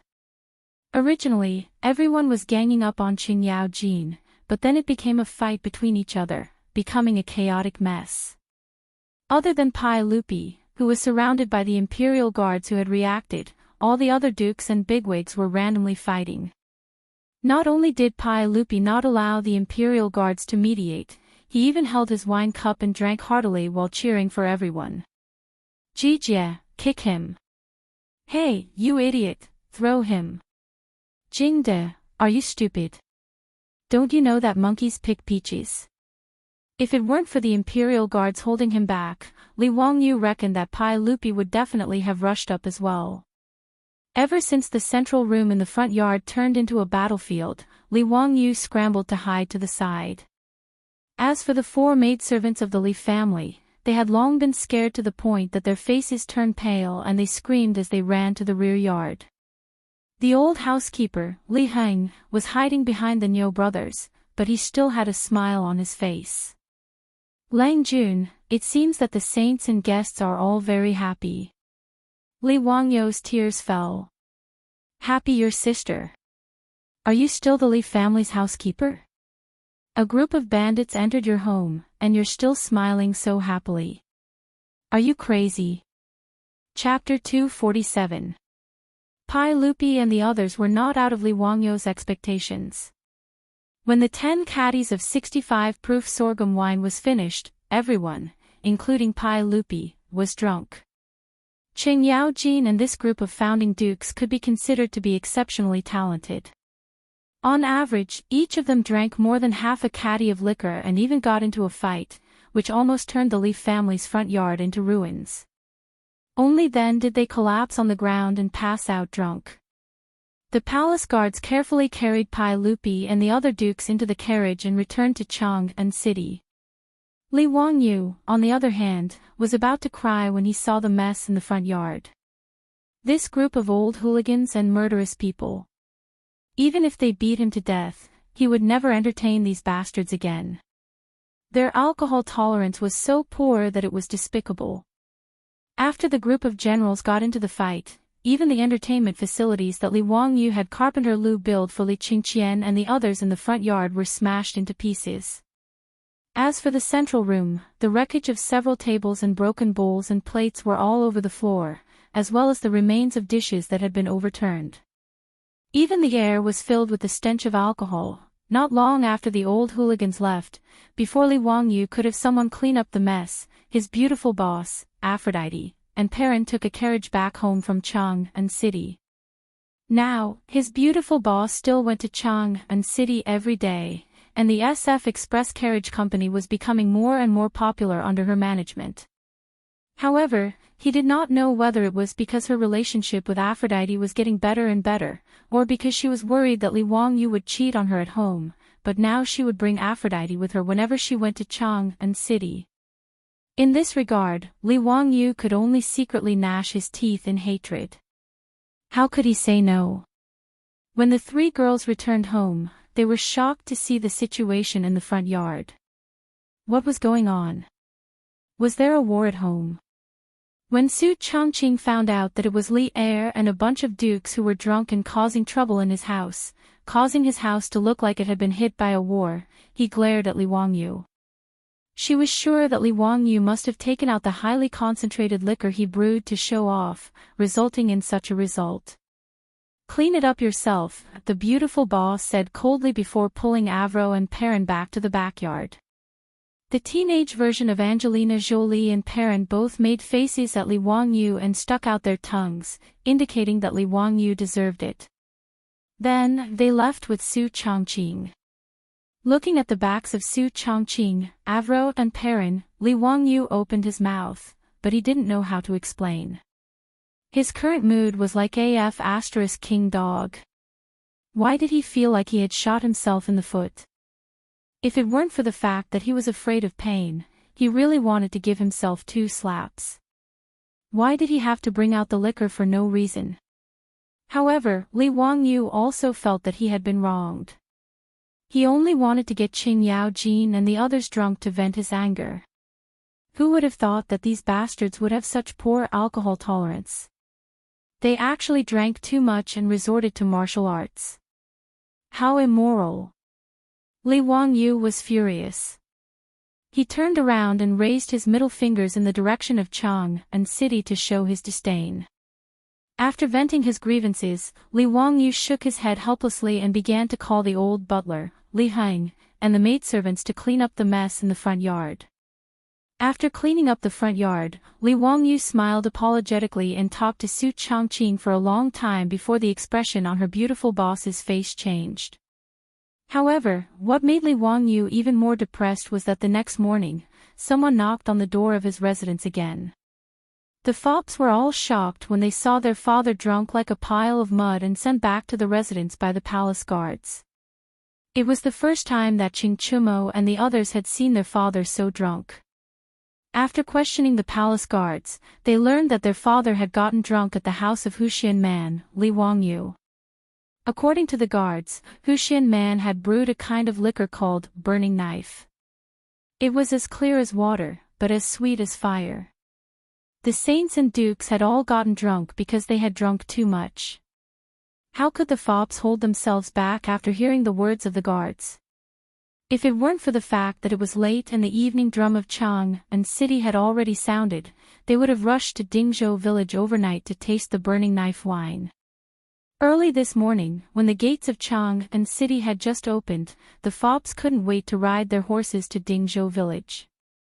When Li Wangyu heard the report from the old housekeeper, Li Heng, his head was about to explode. He didn't need to think to know why these fops were here. Was everyone in the Tang dynasty a drunkard? Helpless, Li Wangyu changed his clothes and came out to meet the guests. He bowed to the fops and said, "Brothers, what brings you to my residence so early in the morning? Zio, tell me honestly, how do we treat you?" Chingchumo asked in a low, muffled voice. Li Wangyu said, "Of course they treat me very well." "That's good. If that's the case, why do you treat us like this? Since you've brewed the burning knife wine, why don't you share it with us?" Li Wangyu rolled his eyes. He knew that these bastards were here for the same reason. Faced with the aggressive gazes of the group of profligate sons, Li Wangyu could only explain, "Brothers, you've wronged me. This burning knife has just been brewed. Yesterday, the saint and Uncle Ching happened to meet. I was just about to send an invitation to my brothers to invite you to my residence in 3 days to taste this wine." Chingchumo waved his hand and said, "It's better to hit the nail on the head. Today is fine. Zio, quickly take out the burning knife wine." Fong Yai, Chai Lingwu, and the others also urged, "Yes, yes, quickly take out the burning knife wine." Li Wangyu was speechless. He looked up at the sky. Damn, what kind of wine are they drinking so early in the morning? The fops had left the city as soon as the city gates opened. They rode their horses to Dingzhou village. It was only 8:00 in the morning, but they were already clamoring to drink strong wine. Li Wangyu really couldn't understand these drunkards. In the future, Li Wangyu often met with his friends. He drank red wine, beer, and white wine, but he was definitely not addicted to alcohol. He really couldn't understand the fops' thoughts. However, since the fops had blocked the door, Li Wangyu naturally couldn't say anything. He simply went to get the wine for them. Calling Li Heng, he asked the maidservants to prepare some food for the fops in the kitchen. He also asked Niu Wu and him to go to the storeroom to get the wine. It was still 65% Kaoyang wine, and it was still 20 caddies of wine. Li Wangyu also threw caution to the wind. Since things had already come to this, he might as well let the fops drink and let them drink until they died. Thus, yesterday reappeared. It was incomparably melancholy. Apart from the fops' fighting strength not being as frightening as the old ruffians, the events of yesterday's Lai Hot were almost replayed. Li Wangyu expressed that he was very calm. It'll be fine once you get used to it. However, he still wanted to chop these bastards to death. Chapter 248. Li Wangyu didn't even bother to look at the drunken debauches in the central room and the mess on the ground. After instructing Li Heng to clean up the mess, he went back to the backyard to sleep. When he woke up, he found that the group of debauches was already gone. The debauches woke up with a splitting headache and no longer had the mood to ask Li Wangyu for wine. Instead, they climbed onto their horses and went back to Chang'an city. After the debauches left, Li Wangyu let out a long breath. Looking at the smashed tables in his house, he turned around and instructed Li Heng to find Carpenter Lu. He asked Carpenter Lu to use a piece of wood as thick as a bowl to make a sturdy table. It didn't have to be pretty, just sturdy enough to withstand smashing. Li Wangyu didn't expect that guests would come to his house on the third day. This time, it was Yang Quan who led the way. He brought Yu Shernan, Kong Yingda, and a few other Confucian scholars to his house. Their purpose was still the same. They heard that Huxian Nan had brewed the best wine and came to taste it. Yusher Nan, Kongingda, and the other Confucian scholars' alcohol tolerance was much better. At least, they didn't smash the central room. Only recently, they started to sing loudly, "Hey, hey, hey," disturbing the people. On the fourth day, Fang Xianling, Du Ruhui, and Zhang Sun Wuji came. On the fifth day, Ma Zhou and Yan Liban came. On the sixth day, on the seventh day, for the entire 10 days, Li Wangyou's house was filled with guests. They all came for the same purpose, the burning knife wine. Li Wangyou was already completely numb. When he saw guests, he didn't waste any time. He just ordered the wine and drank until they were drunk. It wasn't until Li Qingqian and Li Tai came to Li Wangyou's house to learn and asked for wine that Li Wangyou was finally enraged. He took a golden ruler and chased after the two of them for a long time. It was fine if he couldn't afford to offend the others, but these two also came to join in the fun. It was a good opportunity for Li Wangyou to vent his anger. Two little brats also wanted to drink. This was simply going against the heavens. After the county magistrate's mansion was bustling with noise and excitement, Li Wangyou's sorghum wine was completely consumed. Only then did the guests finally stop in their tracks. It was beyond Li Wangyou's expectation that liquor was so popular among the nobles of the Tang dynasty. Although he knew that the Tang dynasty had good wine, he didn't expect that they would go so crazy just for a sip of good wine. After discussing with his beautiful boss, they decided that they had to speed up the progress of the brewery. Otherwise, Pai Lupi, Qing Yao Jin, and the others would have too much resentment for not being able to drink good wine. Pai Lupi was just short of sending the imperial army to snatch the wine. How terrifying! After drinking a high concentration of white wine, it was really terrible to let them drink that turbid and sour wine again. The beautiful superior went to the Taiji Palace and requested an audience with Empress Zhangsun. The two women quickly discussed the opening of the winery.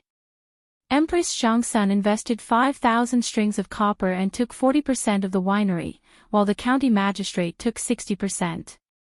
Empress Zhangsun only sent people to manage the accounts, and the Li family was responsible for everything else. In this regard, Li Wangyou and Su Chongqing naturally had no objections and immediately nodded in agreement. The location of the winery was chosen near Dingzhou village. In addition to the convenience, the most important reason was that the water here was good. The mountain spring water that flowed endlessly from the Qinling Mountains was sweet and refreshing. This was a pure natural and pollution-free spring that couldn't be drunk in the future. It couldn't be better to use it to make wine. Good water must be used to make wine. According to the Book of Rites, if you are a great chieftain, the rice must be gathered, the rice must be plowed, the rice must be plowed, the rice must be plowed, the rice must be plowed, the water must be clean, the spring must be fragrant, the pottery must be good, and the fire must be plowed. The spring must be fragrant. This was the requirement for the water used to make wine. When Li Wangyou traveled in the future, he also tasted the spring water of several famous springs. But in his opinion, the spring water of those famous springs in the future couldn't compare to the sweetness of the spring water in the Qinling Mountains. Because the smell of distillers' grains in the winery was particularly pungent, Li Wangyou chose a location far away from the village. He chose a flat valley below Shouyang Mountain as the location of the winery. And the anxious Pai Lupi actually used his official position for personal gain and directly sent craftsmen from the Ministry of Works to Dingzhou village to build a winery for Li Wangyou for free. This saved Li Wangyou a lot of money. It would be a waste not to take advantage of the imperial family. Li Wangyou accepted this benefit with a clear conscience. The winery was different from his manner. The construction speed was very fast. Brewing, fermentation, distillation, blending, canning, storage. Li Wangyou directly enlarged the winery of his third uncle's family. He drew out the blueprints and had the craftsmen from the Ministry of Works build according to the blueprints. After a month, the Burning Knife winery was built with the efforts of the craftsmen from the Ministry of Works. After Li Wangyu bought a large amount of sorghum and other grains from his enemies, he officially started to brew wine. In order to keep it a secret, the craftsmen in the winery were all slaves that Li Wangyu bought from the west city of Chang'an. The longer Li Wangyu stayed in the Tang dynasty, the more he lost his sense of justice and morality. Li Wangyu couldn't bear to see the slaves in his family being sold by Yang Quan, so he took responsibility for the debt and released the slaves in his family. But now, in order to keep the winery a secret, he actually spent money to buy slaves. For this reason, his beautiful boss laughed at him, but also acquiesced to his practice. In the Tang dynasty, where there was no intellectual property protection, this was the only way to keep the winery a secret. When the first batch of burning knife wine was brewed and shipped to Chang'an for sale, it immediately attracted the attention of all the influential people in Chang'an. For a time, the wine in Chang'an was expensive, but this was a story for later, so let's not talk about it for now. On that day, Li Wangyu took the ferule and chased after Li Qingqian and Li Tai, who wanted to drink the wine for a long time. After a few days of venting his anger, he finally let them go. This time, when the three little ones came to Dingzhou village, Li Wangyu planned to let them have more contact with children of the same age, so that they wouldn't be raised in the palace all year round and develop problems. Li Wangyu remembered that he had read a document in the future, which said that if children couldn't play freely in their childhood, they might be unhappy when they grew up. So, Li Wangyu wanted to correct the tragedy of Li Qingqian and Li Tai in the future and create a happy childhood for them. In his opinion, it was necessary to create a happy childhood for them. Children of 8 or 9 years old, learning everything from the old masters in the palace every day, and being surrounded by the servants and eunuchs, who were physically disabled, it would be strange if they didn't have psychological depression. Li Wangyu felt that most of the tragedies in the imperial family were due to childhood depression, which caused the children to become mentally deformed. Teacher, what are we learning today? Ever since Li Tai mastered Arabic numerals, he became more interested in mathematics. He also had a direct understanding of Li Wangyu's ability. In addition, the temptation of the Li family's fun and delicious food made it very natural for Li Tai to call him teacher. Li Wangyu shook his head. We're not learning anything today, we're going out to play. Li Qingqian and Li Tai looked at each other suspiciously, their eyes full of astonishment. But when the little Chang'an girl heard that they were going out to play, she cheered and jumped for joy. Li Wangyu didn't care about the three little ones' reactions. He ordered the palace guards to stay away from them and not follow them so closely. Then, he leisurely led the three little ones out of the door. Chapter 249. In Dingzhou village, the spring plowing had long been completed. As for the villagers, those who could work, most of them had already gone to work as drivers for the Shunfeng Express Carriage Company. During the day, most of the villagers only had women and children at home. Those half-grown children would play all over the village. Li Wangyu didn't spend much effort to find a group of naughty children in the village. He brought them to the grain-sunning field and said that he wanted to teach them how to play games. Naturally, none of the naughty children dared to disobey Lord Ju's words. They all obediently followed behind Li Wangyu. Li Qingqian and Li Tai looked at the group of dirty children with tattered clothes behind them, and their expressions of disdain were clearly expressed. Actually, the families in Dingzhou village didn't lack copper coins to buy clothes made from a few feet of coarse cloth. However, the naughty children in the village jumped up and down every day, rolling all over the ground. If they weren't climbing trees, they were fishing in the river. No matter how good their clothes were, they were no different from beggars at the end of the day. Therefore, the villagers couldn't be bothered to make new clothes for the naughty children and let them do as they pleased. Li Wangyu glanced indifferently at the two little ones whose faces were filled with disdain, but didn't say anything. He gathered the naughty children in the village together and began to explain the rules of the new game to them. Li Wangyu had prepared quite a few games, such as eagle catches chicks, cockfighting, jumping goat, wooden man. When Li Wangyu explained the rules of the game to the children in the village, the three little ones listened very seriously.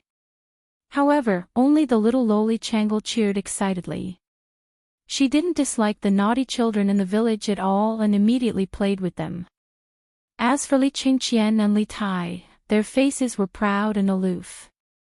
They were like little adults, coldly watching from the sidelines with their hands behind their backs. Li Wangyu didn't pay attention to the two naughty children and led the group of children to play by themselves.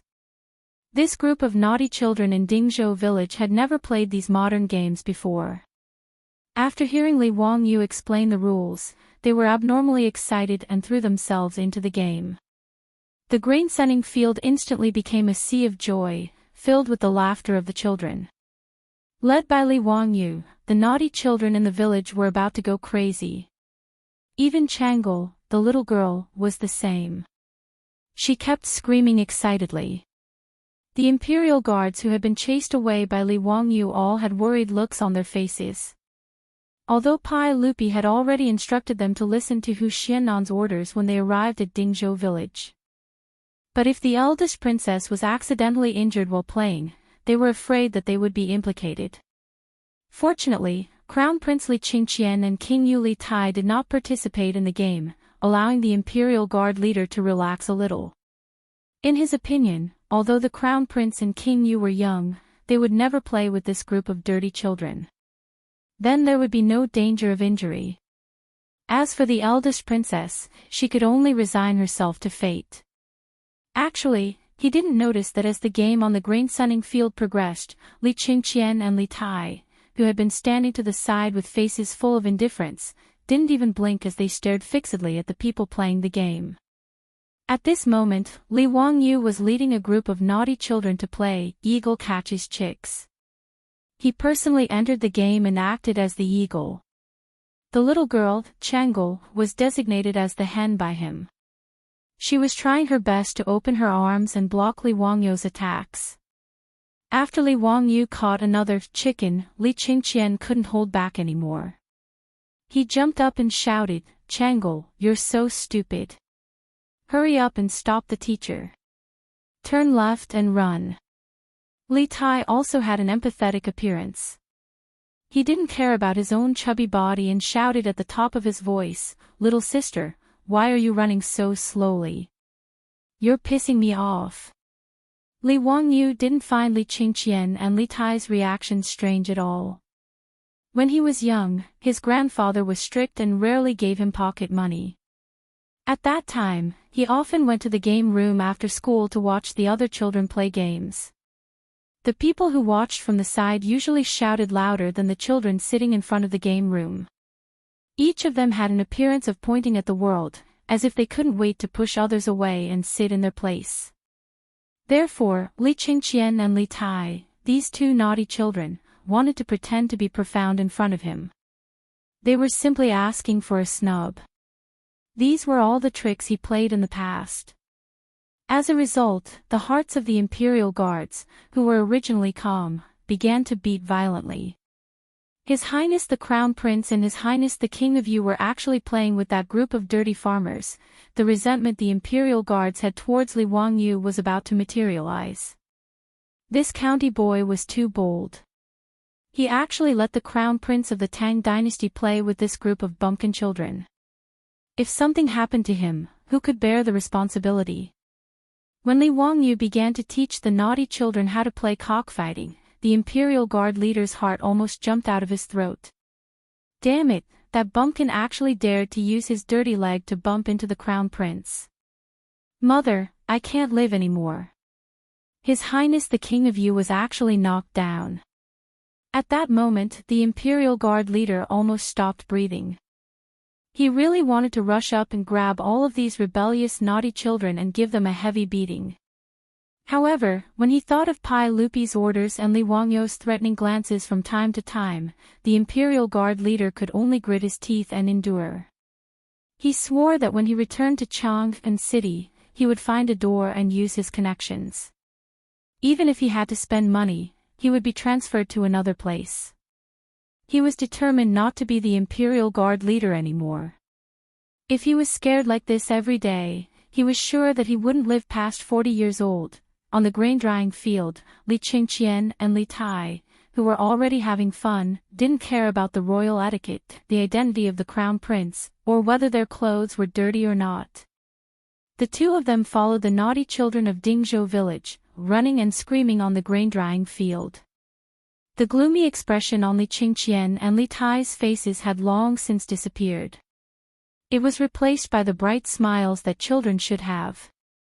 Li Wangyu played with the naughty children for a while and was also covered in sweat. He walked to the side to rest. At the same time, he waved at the Imperial Guard who had been nervously watching from afar. The Imperial Guard leader immediately rushed over. Huxian, what orders do you have? Are you going to stop the Crown Prince and His Highness the King of Yu? Li Wangyu looked at him strangely and shook his head. Send someone back to my residence and send some cold drinks and food. Remember to send more, all of the children must have some. The Imperial Guard leader became even more depressed. Not only did he not stop the Crown Prince from playing such a dangerous game, but he also made him run errands and send food and drinks to the naughty children of the field. Uncle can endure, but aunt can't. The Imperial Guard leader who couldn't bear it anymore punched his left chest and stood up. Yes, Huxian, wait a moment. I'll go immediately. He ran back like a wisp of smoke, called for his subordinates, and ran in the direction of the Li family. He was just the Imperial Guard leader. In the face of Pai Lupi's orders, Baron Huxian couldn't ignore them. He couldn't bear it anymore. He still had to bear it. The Imperial Guard leader felt wronged, but he didn't say anything. Chapter 250. Under Li Wangyu's painstaking enticement, the proud and pampered crown prince of the Tang dynasty and His Imperial Highness, the Prince of Yu, did not last long before succumbing. Together with Princess Chang'an, the two little brats played happily with the naughty children of Dingzhou village. It didn't take long for the originally gorgeous clothing of the three little ones to become no different from the naughty children of Dingzhou village. Seeing that they were covered in mud and had been scratched in many places, the Imperial Guard leader's eyes continuously twitched. Li Qingqian, Li Tai, and the eldest princess did not care about these things. Today, the three little ones had completely let themselves go. In the world of children, making friends was always a simple matter. Even the proud and pampered Li Qingqian and Li Tai, after a day of playing, each of them had made friends with a few pleasing little friends. Even when the Imperial Guards repeatedly urged them to return to the palace, they became reluctant to part with each other. Seeing this, Li Wangyu inwardly laughed. With such a good beginning, Li Wangyu was very confident that he could correct Li Qingqian, who had been pampered since childhood, indulged in sensual pleasures, and led an increasingly absurd and dispirited life. As for Li Tai, he had been completely spoiled by Pai Lupi. As a result, after becoming an adult, he had become arrogant because of Li Qingqian's favor, developing an even greater desire for power. For the sake of the position of Crown Prince, he and Li Qingqian had fought over the position of Crown Prince. Correcting Li Tai was a bit easier. As long as Pai Lupi did not spoil him so much, it would be fine. Li Wangyu wanted these two brothers to not repeat the tragedies of history. Right now, he wanted them to have a beautiful childhood. After sending away the three little ones who had turned into mud monkeys, Li Wangyu could finally lie down comfortably on the sofa and do a standard gyulai. Naturally, this sofa had been made by Carpenter Lu in the village under Li Wangyu's orders. Unfortunately, in the current Tang dynasty, springs were not available, nor were there any sponges to fill cushions. In fact, in this era, Europe had already begun to collect and use natural sponges. However, natural sponges did not exist in the waters of China. They were mainly found in the Mediterranean Sea, the Gulf of Mexico, and the Bahamas. Therefore, the sofa could only be filled with a thick layer of cotton to comfort itself. Cotton was also a rare item in the Tang dynasty. Their beautiful boss had led Aphrodite and Perrin on a stroll on the east side of the city when they accidentally found it in a Hu shop. Moreover, cotton was expensive. Just the cotton used to make the sofa cost 20 strings of copper coins. That was enough to buy an ox. Li Wangyou's heart ached at the thought of it. However, it was worth it to have such a comfortable sofa to enjoy in the Tang dynasty. Li Wangyou felt drained after playing with a group of naughty kids for a whole day. Slumping on the sofa, he wondered if he had done something wrong in his previous life that caused his soul to be tortured by Pai Lupi and his family after transmigrating to the Tang dynasty. Not only did he have to help Pai Lupi scare the rich and powerful families, but he also had to help him discipline two troublesome brats. It was really enough. However, when he thought about his manor that had already started construction and was expected to be completed in half a year, Li Wangyou felt that it made sense. Pai Lupi, this big boss, had given him a sufficient salary. As a wage earner, Li Wangyou's mentality was still very good. Now that he had a noble title, a house and land at home, some savings, and the company of beautiful girls, Li Wangyou felt quite satisfied. He was not an ambitious person. Being content with a small fortune was his philosophy of life. Li Wangyou was very satisfied with his comfortable life in Dingzhou village. However, his good mood was disrupted the next day. Someone actually wanted to cause trouble again. At noon the next day, after lunch, Li Wangyou asked the maidservant to make a pot of tea for him. He leisurely lay down on the recliner in the backyard. He hummed a song and enjoyed the quiet and beautiful leisure time. Then he heard the old butler Li Heng's hurried footsteps. Lang Jun, Ma Zhou and Yan Liben are here. They have urgent matters to discuss with you.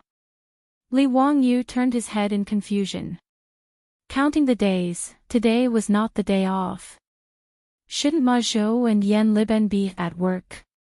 Why did they come to Dingzhou village? Invite them in. Anyway, they were not outsiders and his beautiful superiors were not here. Li Wangyou was too lazy to be polite and did not want to get up from the recliner. He simply asked Li Heng to invite Ma Zhou and Yan Liben to the backyard. Ma Zhou and Yan Liben followed Li Heng to the backyard. Their faces were full of indignation, which made Li Wangyou feel strange. What was going on? Teacher, you still have the mood to drink tea leisurely.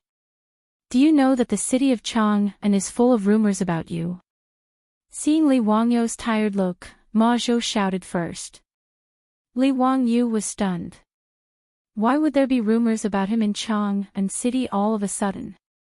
He had not been to Chang'an for a long time since he was appointed to the imperial court. Who had he offended while staying in Dingzhou village? However, Li Wangyou did not take it seriously. It was just rumors. It was not a big deal. He asked his two disciples to sit down and poured tea for them. Then he asked, King Bin, tell me slowly. What rumors about me are there in Chang'an? Ma Zhou picked up the teacup and drank a mouthful of tea.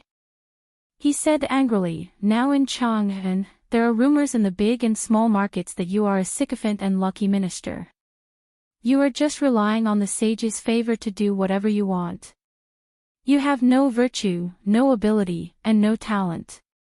It is ridiculous for you to be the crown prince's teacher when you are not even 20 years old. Li Wangyou heard this and was slightly stunned. He was not willing to agree to Pai Lupi's request because he was worried about being scolded. Didn't you Chang'an say that the great scholars in the imperial court liked him? They did not object to him being the crown prince's teacher. A few days ago, Yu Chang'an, Kongingda, and the other great scholars came to the mansion to taste the fine wine. He did not hear them mention that the scholars were dissatisfied with him. What kind of trouble was this? Yan Liben said, if it was just rumors in the marketplace, it would be fine. But today, the scholars in the Imperial College of the Imperial College also made a scene. Many of them even ran to the Taiji Palace, saying that they wanted to complain about you. Li Wangyou was speechless. How hateful was he? What do they want to complain about? Those disgraceful students, I don't know who bewitched them. They said that you have no talent, no virtue, and are not fit to be the crown prince's teacher.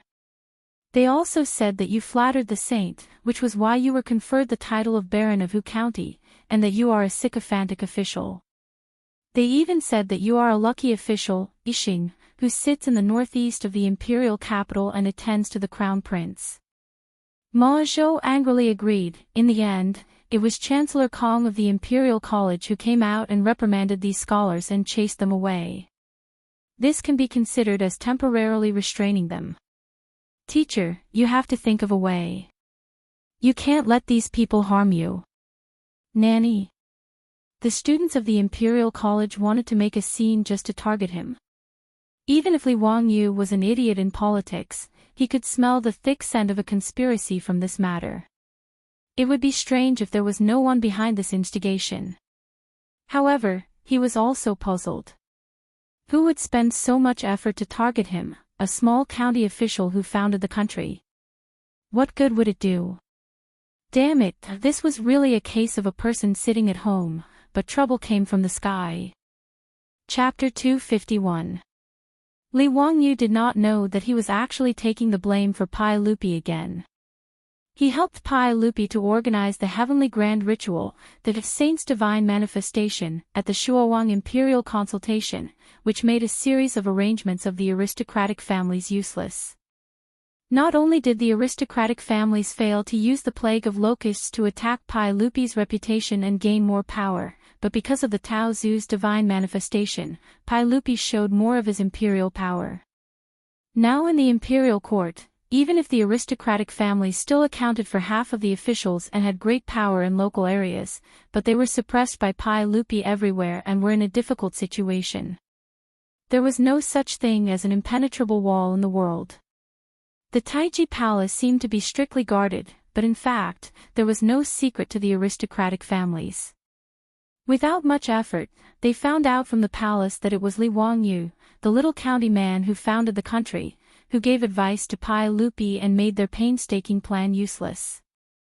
Although they also believed that it was the Tao Zu who showed his divine power, they were more jealous of Li Wangyu, who came up with the bad idea of organizing the heavenly grand ritual. In fact, this matter was originally proposed by Ma Zhou, and Li Wangyu took the blame for his disciple. He took the blame for Ma Zhou and Pai Lupi. Li Wangyu was simply the scapegoat hero.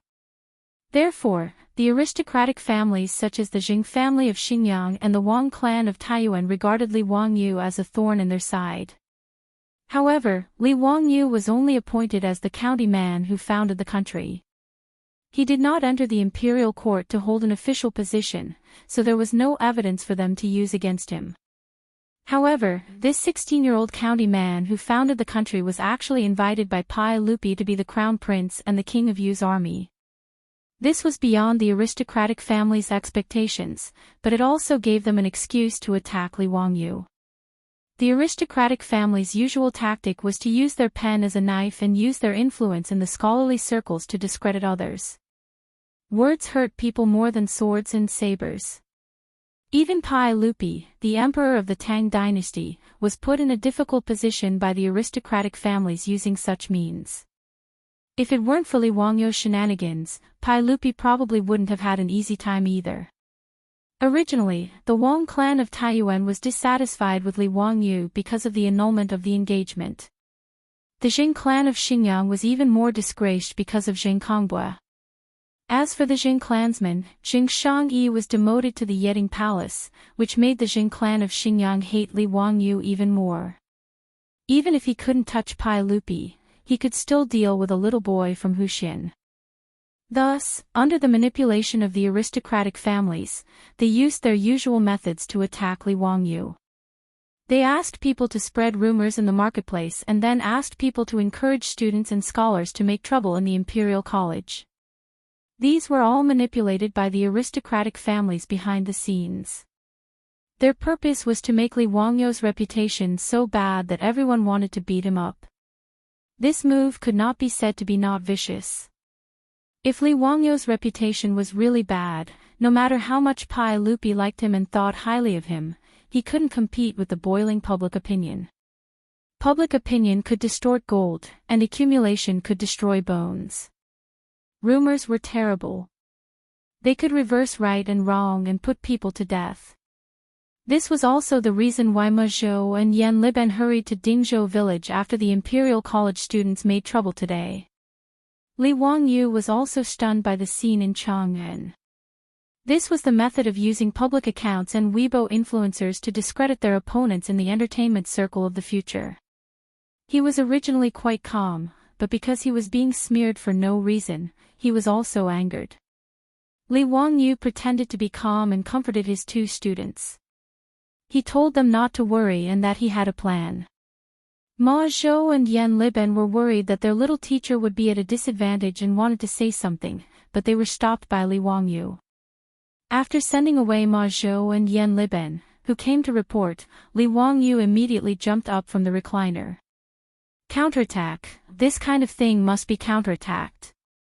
Did they really think that he, Li Wangyu, was made of clay? If the tiger doesn't show its power, you think I'm Hello Kitty? He also vaguely guessed who was targeting him. It seemed that in the Tang dynasty, other than the Li clan of Hu County, he only had grudges with the Jin clan of Xinjiang and the Wang clan of Taiyuan. The Li clan of Hu County probably didn't have the ability to set up such a trap. Other than the 5 clans and 7 nobles, there was no one else who could incite the students of the Imperial College to make trouble. Thinking of this, Li Wangyu became more and more angry. The Wang clan of Taiyuan and the Jin clan of Xinjiang were really haunting him. He just stayed in Dingzhou village and lived in a remote place, but they still remembered him.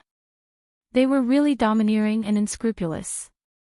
Wang Ziqiao of the Wang clan of Taiyuan found the head of the county government who had been working for 10,000 years and wanted to frame him.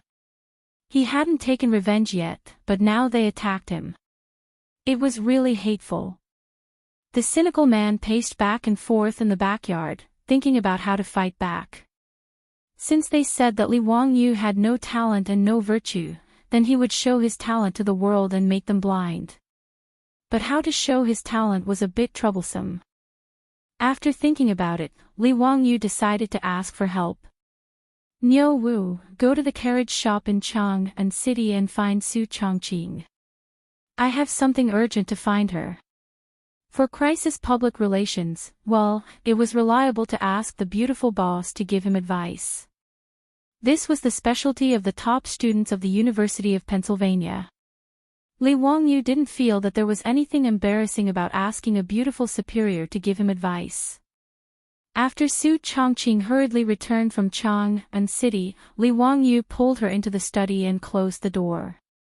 The two of them discussed in whispers for a long time.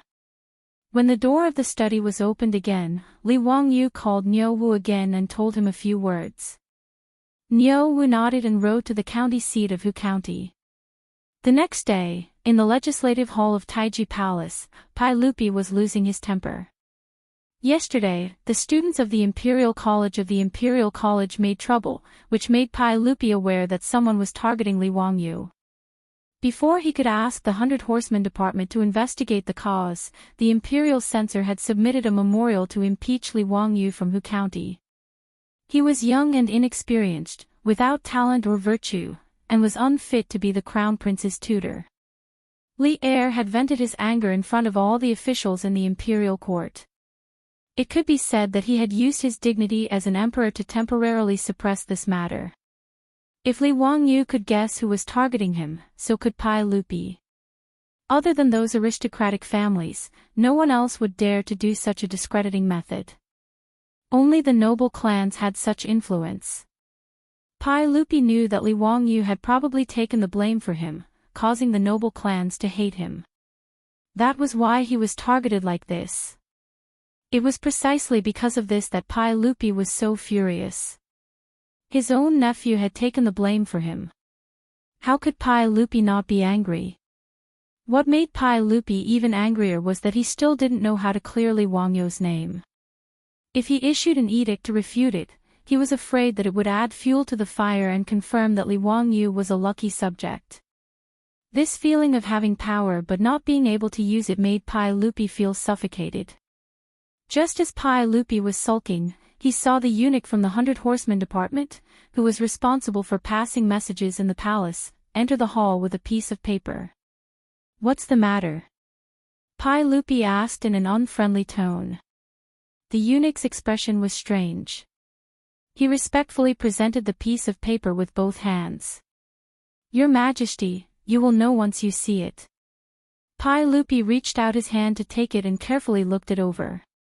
A moment later, the sound of Pai Lupi's loud laughter could be heard from the legislative hall. Chapter 252. The schools of the Tang dynasty were known as the Six Schools and Two Halls. The two halls referred to the Hongwen Hall and the Chongwen Hall. They were located in the East Palace and recruited the children of the royal family. They were the top-notch schools and had the fewest students. The six schools referred to the Imperial College, the four schools, law, calligraphy, and mathematics, all under the Imperial College. Although the Imperial College, and the four schools all studied the Confucian classics, they recruited students based on the grades of officials. The Imperial College recruited the children of officials of grade 3 and above and had 300 students. The Imperial College recruited the children of officials of grade 5 and above and had 500 students. The four schools recruited the children of officials of grade 7 and above and had the most students. They were mainly selected from the counties and provinces and were mostly outstanding children of officials. There were a total of 1,300 students. The law, calligraphy, and mathematics were for children of grade 8 and below and commoners. Those who studied law, those who studied calligraphy, and those who studied mathematics added up to less than 100 people. It was a pitiful sight. The Imperial College of the Tang Dynasty was located in the Zhongwu workshop of Chang'an City. The Imperial College took up half of the workshop in the west. The Zhongwu workshop and the Pingkong workshop were only separated by a 100-meter-wide Qi-Xia-Men Street. It was really convenient for these students to search for artistic inspiration. The students who caused trouble were mainly from the Imperial College. The main reason was that close to half of the students in the Imperial College were born in aristocratic families. Yesterday, these students were scolded by the Imperial College's Chancellor Kong Ingda and were forced to disperse.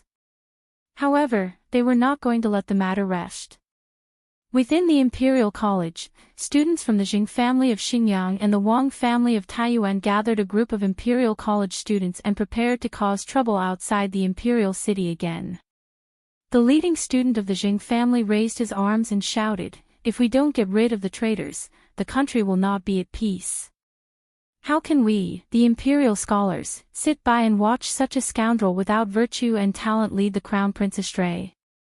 Everyone, that Li Wangyu from Hu County is bewitching the saint.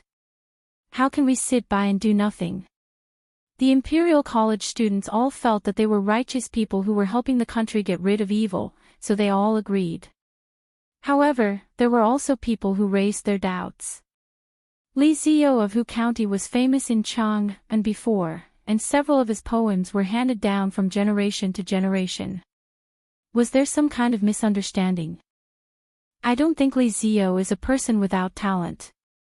The disciple who raised the objection had just finished speaking when he was immediately rebutted. Bah, what fame? I think he's just a person who takes advantage of his fame to steal from the world. Who would believe that a 16-year-old youth could write such a poem? That's right, that's exactly how it is. It must be Li Wangyu who got someone to write it for him in order to fish for fame. We scholars want to expose the true face of these treacherous officials. Flattering the saint, such a talentless and immoral young man becoming the crown prince's teacher is a crime of deceiving the emperor. In the Imperial College, there were few who dared to speak out and argue for Li Wangyu. After being refuted by a group of people, they didn't know what to say. Just as the disciples of the Imperial College, encouraged by the scholars of the aristocratic families, were preparing to go to the Imperial City to petition again, a servant of the Imperial College ran in from outside the gate of the Imperial College. He was holding a large stack of papers in his hands, sweating profusely from running. As he ran, he shouted, "Young masters, someone just sent these things over and asked me to bring them to you. What is this?" A student curiously took a piece of paper from his arms. After looking at it for a moment, his expression changed greatly. How is this possible? Brother, what's wrong? What happened? The student of the Imperial College couldn't help but look at the leaders of the Wang clan of Taiyuan and the Jing family of Xinjiang. With a complicated expression, he replied, "Take a look for yourselves." Everyone curiously took the paper from the servant's hands and began to read it. After reading it, they couldn't help but gasp.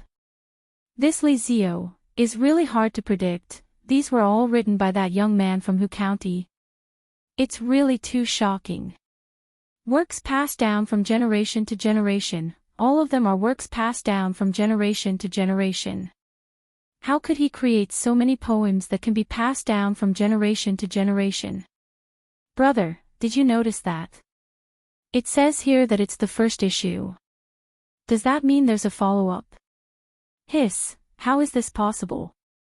Could it be that this Li Wangyu is really a genius? Just by looking at these poems, it seems like we've wronged him. Everyone, did you notice this handwriting? It's so unique. The handwriting is thin and strong, yet it doesn't lose its meat. I've never seen this kind of handwriting before. All of the papers have the same handwriting. Could it be that Li Zio copied them himself? There's a description below. This handwriting was created by Li Zio from Hu County. It's called Thin Muscle Body. Li Zio was inspired to create this handwriting when he saw that the bamboo branches were thin but had strength of character. The words on it were all personally written by Li Zio and then printed. Printed? How could it be printed like this? Incredible, incredible. Not to mention Li Zio's poems, just based on this handwriting, Li Zio's name will definitely go down in history. After the students of the Imperial College saw what the servant brought, they were all discussing it. Some were exaggerating the poem, some were discussing the calligraphy, and some were curious about how the paper was printed. Taiyuan Wang clan and Xinjiang Jing clan's leaders saw the huge reaction of the crowd and suddenly felt that something was wrong. They quickly separated the crowd and ran to the servant and grabbed the paper. On the paper, there were a few big words, Zio's compilation. Below it, there were the words, first issue. Below it, there were 10 poems written by Thin Muscle Body. These 10 poems made Taiyuan Wang clan and Xinjiang Jing clan students palpitate more and more. Their faces slowly turned pale. These 10 poems, all of them were works that could be passed down from generation to generation. Any one of them, in their opinion, was enough to win the favor of the examiners in the spring imperial examinations. However, Li Wangyu directly printed these 10 poems as if they were free. He even asked someone to send them to the Imperial College to distribute. The students who did not manage to grab the paper were urging people to read it out loud. Immediately, there were people who did not care about the ugly faces of the aristocratic family's disciples and loudly recited. The first poem, Lime Song. Hammered thousands of times deep into the mountains, burned by fire as if it were nothing. Not afraid of being crushed to death, to keep my innocence in the world. The meaning of this poem was that I was brave enough to sacrifice myself to maintain my loyalty and innocence. However, in the eyes of these aristocratic families, Li Wangyu was using this to mock them for their despicable actions. He, Li Wangyu, would rather keep his innocence in the world than wallow in the mire with them. Bastard, he actually wrote such a poem to scold them. If Li Wangyu was innocent, wouldn't that mean that the aristocratic families were all filthy? However, no matter what they thought, once the poem was recited, the Imperial College was full of cheers. Many students even looked at the aristocratic family's disciples with mischievous eyes. That student raised his voice and continued to recite the next poem, Dark Plum. My family washes the inkstone on the head of the tree, blooming flowers with a light ink mark. Don't want people to praise the good color, only leaving a clear air that fills the universe. It was another poem that used plum flowers to describe oneself. It expressed one's attitude towards life and did not flatter the secular world. The aristocratic family's disciples were about to vomit blood. If Li Wangyou's clear air fills the universe, then what are we? However, no matter how ugly their faces were, the Imperial College's students praised even louder. Good. What a good, only leaving a clear air that fills the universe. Li Xiao is talented. Chapter 253. The student who recited Li Wangyou's poem was so excited that his face was flushed red. He was full of pride, as if he was the one who wrote the poem. Ignoring the murderous gazes of the aristocratic students, he continued to recite. Bamboo and stone. Clinging to the green hills and not relaxing, rooted in the broken rocks. Even after thousands of blows, still strong, no matter where the wind blows. The 5 surnames, 7 gazes, and the other students who had taken the lead to cause trouble all felt a burning pain on their faces. This was Li Wangyou, who said that he had to be like bamboo, tenacious and persistent. Only after listening to 3 poems, the students of the Wang family of Taiyuan and the Jing family of Xinjiang had cold sweat on their foreheads. Is this who County Li Wangyou so terrifying? The students of the Imperial College had already started to applaud and cheer. Good, clinging to the green hills and not relaxing, truly a masterpiece. Continuing to listen, the next poem was a crab song. Yutzanghai is well known, bones grow from flesh. Don't fear thunder and lightning, the sea dragon king also runs amok. It was another poem that used other objects to express one's emotions. Although it was talking about crabs, it was actually talking about one's unyielding bones, fearless heart, and daring to offend one's superiors. Continuing to recite, it was, The Road is Difficult. Li Wangyou plagiarized another poem from Li Bai. The great Tao is like the blue sky, I alone cannot find it. Shamefully exiled from the Chang'an society, red chicken and white pheasants gamble on pear chestnuts. The road is difficult, but returning is easy. This was Li Bai saying that he was unwilling to follow those aristocratic students in Chang'an and fight like a dog. Bowing to the aristocratic families was not what Li Bai wanted. The road is difficult, I can only return. However, the students of the Imperial College thought that Li Wangyou was talking about his own experiences.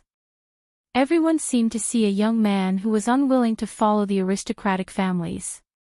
They could not help but feel that he was wronged. When they thought about how they almost helped the tyrant and beat this young man into a traitor, they felt ashamed. How could a young man who could write such a poem be a treacherous traitor? How could he be without talent and virtue? Originally, they thought that Li Wangyou was only 16 years old, but he was invited by the sage to be the crown prince's teacher because Li Wangyou flattered the sage. Now, it seemed that they had wronged him. With Li Wangyou's talent, not to mention being the crown prince's teacher, even coming to the Imperial College to teach the Imperial College's students was more than enough.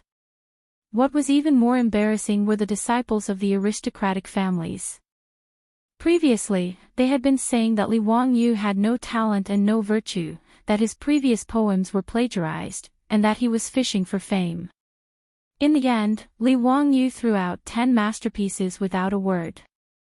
This made the words and actions of these aristocratic descendants to encourage the crowd just now become as laughable as clowns in a comedy show.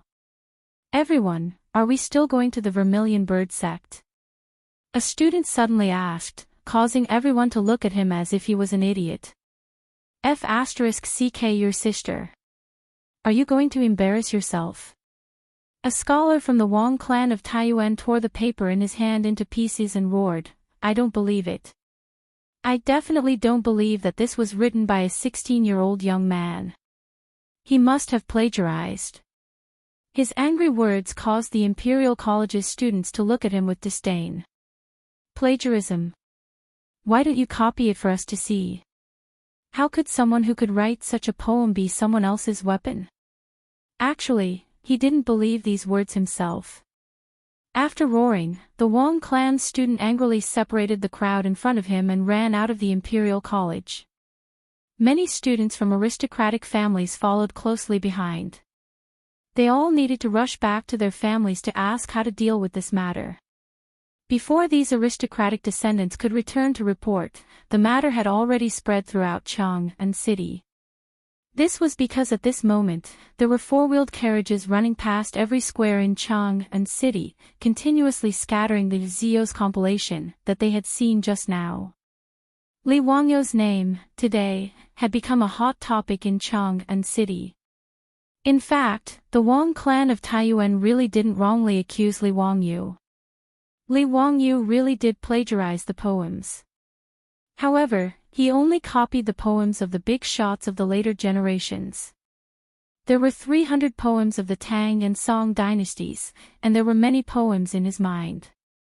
Originally, Li Wangyu would have taken the initiative to plagiarize the poems of the big shots in a high-profile manner. He was forced to throw out one or two poems to deal with the task. However, yesterday, when he learned that the aristocratic families had actually mobilized the scholarly community to attack and discredit him, Li Wangyu couldn't care less. He could only walk his own path and leave the big shots of the later generations with nowhere to go. He and his beautiful boss discussed for a long time and felt that if he wanted to resist the pressure of the aristocratic family's public opinion, he could only display his talent in a high-profile manner.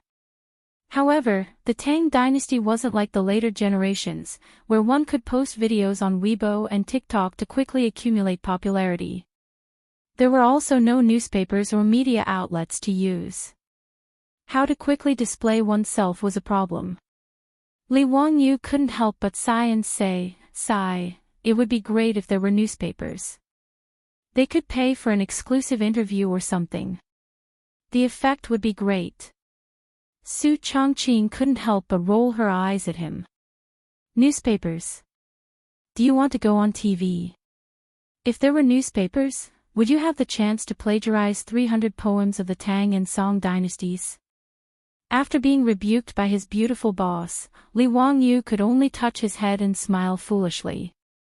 He thought of the flyers and small advertisements he often distributed when he was in college and couldn't help but have an idea. He couldn't do newspapers. After all, there was no movable type printing in the Tang dynasty. Although Li Wangyu and Su Chongqing both knew a little about the principles of movable type printing, they couldn't do it without spending time experimenting. However, there was no problem with using engraving printing to print flyers or something. He could completely print and distribute the poems he plagiarized on a large scale to prove his innocence. Li Wangyu, who originally didn't want to be famous, now realized that in the Tang dynasty, fame was also very important. Wasn't the reason why the aristocratic families could compete with Pai Lupi in such a high-profile manner because of the fame they had accumulated over thousands of years? If Li Wangyu was a famous scholar like Yu Shinan or Kong Yingda, would the aristocratic families dare to smear his name? Li Wangyu's idea was supported by Su Chongqing. In the absence of effective dissemination channels, distributing flyers like the later generation seemed to be a good choice. After the two discussed the details, they decided on the plan to spread their fame by distributing flyers. Li Wangyu immediately copied the poems and gave them to Niu Wu. He asked him to go to the county seat of Hu County and find a printing house to print them. However, to Li Wangyu and Su Chongqing's surprise, Niu Wu went to the county seat of Hu County and quickly returned with a piece of bad news. The printing house in Hu County didn't have the ability to print Li Wangyu's flyers because no one had ever heard of engraving printing. Li Wangyu was stunned for a while when he heard this. Then, he slapped his head. Damn, I forgot. Not only did movable type printing not appear in the beginning of the Tang dynasty, but engraving printing wasn't even invented yet. Chapter 254. Li Wangyu had also forgotten that books in the early Tang dynasty were still handwritten. Engraving printing did appear in the Tang dynasty, but it was only the second year of Chang'an, so there was no engraving printing. Li Wangyu remembered that the earliest record of engraving printing was after Empress Zhongsun passed away. In grief, Pai Lupi ordered people to use engraving printing to print out Empress Zhongsun's female principles. However, that was 10 years after Chang'an. In the Tang dynasty, there were many poor scholars who relied on helping people copy books to earn a meager income to support their families. Because of this, it was very difficult for books to spread. The reason why the aristocratic families were able to obtain so much political power and influence was also greatly related to the value of books. Books represented knowledge, and the aristocratic families that monopolized knowledge were naturally able to obtain many benefits from it. The reason why the aristocratic families disappeared in the river of history at the end of the Tang dynasty was not only related to the prosperity of the imperial examinations and the large-scale massacres of aristocratic families in the Huangqiao uprising, but more importantly, with the development of printing, books became cheaper and cheaper. The large-scale dissemination of knowledge caused the aristocratic families to lose their monopoly. The bookstores in the Tang dynasty should be called copying bookstores. The owners of the bookstores hired poor scholars to copy books and sell them. These books that were manually copied were very expensive. Of course, there was also printing, but printing mainly referred to rubbing, which was to use stones to carve tablets and then make rubbing.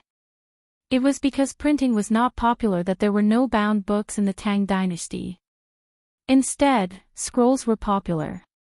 Reading a book was like looking at a painting, which needed to be slowly unfolded.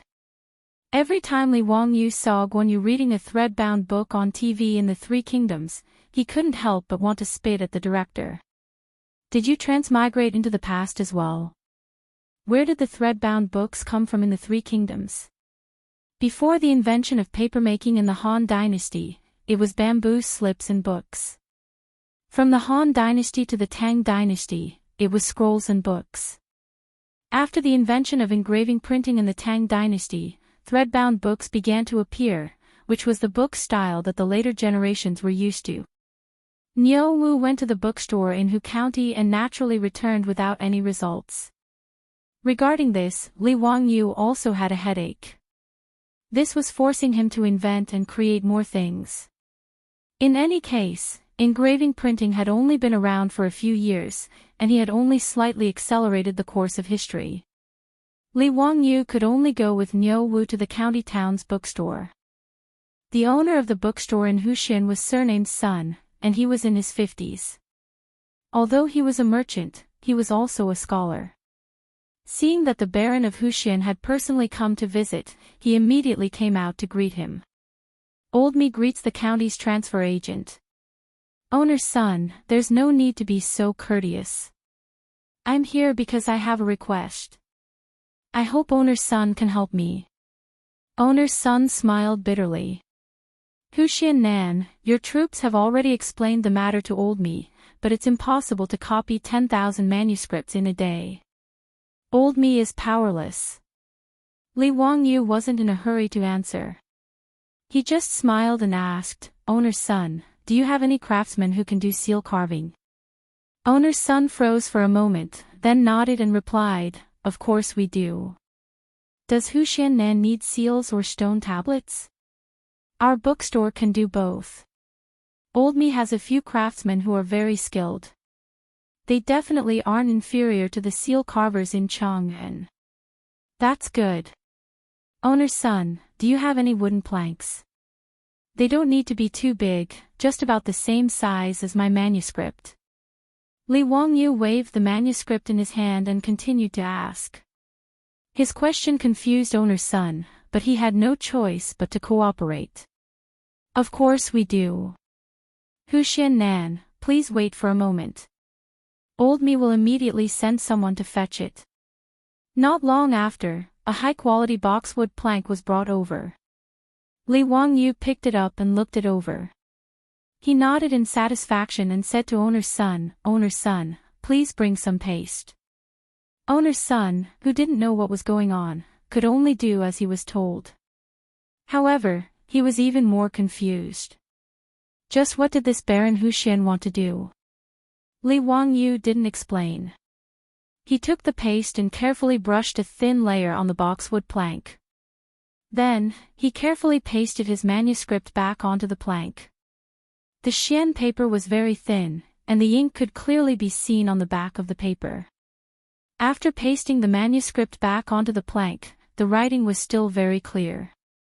After the paste dried, Li Wangyu smiled and handed the plank to owner's son. Owner's son, I'll have to trouble you to find a skilled craftsman to help me carve this plank. The words on it need to be carved in yang. Yang carving meant that the words would protrude, while yin carving meant that the words would sink. When printing, yang carving meant black words on white paper, while yin carving meant white words on black paper. At this moment, owner's son seemed to have figured out something. When he realized why Li Wangyu wanted to carve this plank, he was so excited that his beard was about to curl up. Huxian Nand, this can be used for printing. Tao ancestor, how could I have never thought of such a simple and convenient method? Huxian Nan, please wait a moment. I'll immediately find the best craftsman in the bookstore and have him carve it for you. In fact, block printing wasn't complicated. It was just a combination of Chinese seals and printing. Whether it was seal carving or printing, China had existed since the Qin dynasty. However, no one had thought that by enlarging a seal, it could be used to print books. Sometimes, the development of technology was like window paper. It could be broken with a light poke. Owner's son wasn't bragging. The craftsman in his bookstore only used 2 hours to carve the boxwood plank. Moreover, the words were clear and the strokes were vigorous. At this point, owner's son didn't even need Li Wangyu's instructions. He immediately asked the craftsman in the bookstore to prepare the ink and tools for printing. They used a roller to apply the ink evenly on the block. Then, they covered it with paper and gently brushed the paper with a brush before taking it off. A leaflet that was exactly the same as the one Li Wangyu had written before was printed. Owner's son couldn't wait for the ink to dry. He snatched the printed leaflet and carefully examined it. He was so excited that his hands couldn't help but tremble. It's done just like that. Is it really that simple? Tao ancestor above, how convenient would it be to use this to print books? The current Analects of Confucius had to be manually copied. Not only was it expensive, but it was also very slow. There were 20 chapters of the Analects of Confucius, with a total of 15,900 words. Even the most skilled copyist would need an entire day to copy it. Just now, he'd asked the craftsman in the bookstore to try printing with the block. Not only was it beautiful and the words were clear, but a craftsman could also print thousands of copies in a day. Although a block could only print a portion of the book's contents, he could carve many blocks and print them at the same time. In other words, if necessary, his bookstore could print thousands of copies of the Analects of Confucius in a day. Moreover, the price might be 1/10 of the original copy, or even less. After a simple calculation, the result left owner's son on the verge of fainting. Happiness had come so suddenly. Chapter 255.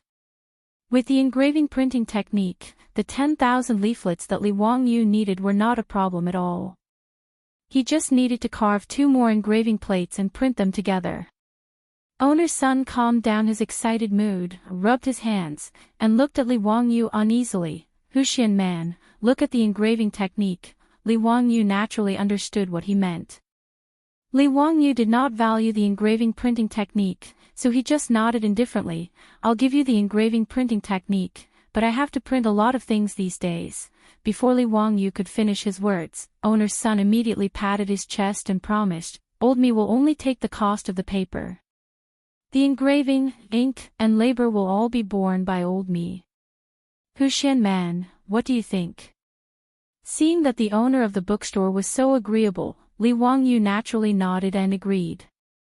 Although paper was invented in the Han Dynasty, the price of paper was still high until the Tang Dynasty. His leaflets this time use a lot of money, so owner's son of the bookstore did not dare to pat his chest and say that he would bear the cost alone. After settling the matter of the engraving printing, Li Wangyu's propaganda offensive began smoothly. The next day, after getting the leaflets from the bookstore, Li Wangyu asked Niu Wu to send all the leaflets to the Shun Feng Express Carriage Company and use 4-wheeled carriages to throw out a large number of leaflets. In particular, He asked people to send a large number of leaflets to the directorate of Ziban Square to vent his anger. That was why the previous scene happened. And what the 100 Horsemen department reported to Pai Lupi was exactly this. Pai Lupi laughed and praised Li Wangyou's counterattack. Li Wangyou's move also stunned the aristocratic families. In an era where news was spread by word of mouth, they had never heard of someone who could print his own work on a large scale and then distribute it everywhere as if it did not cost money.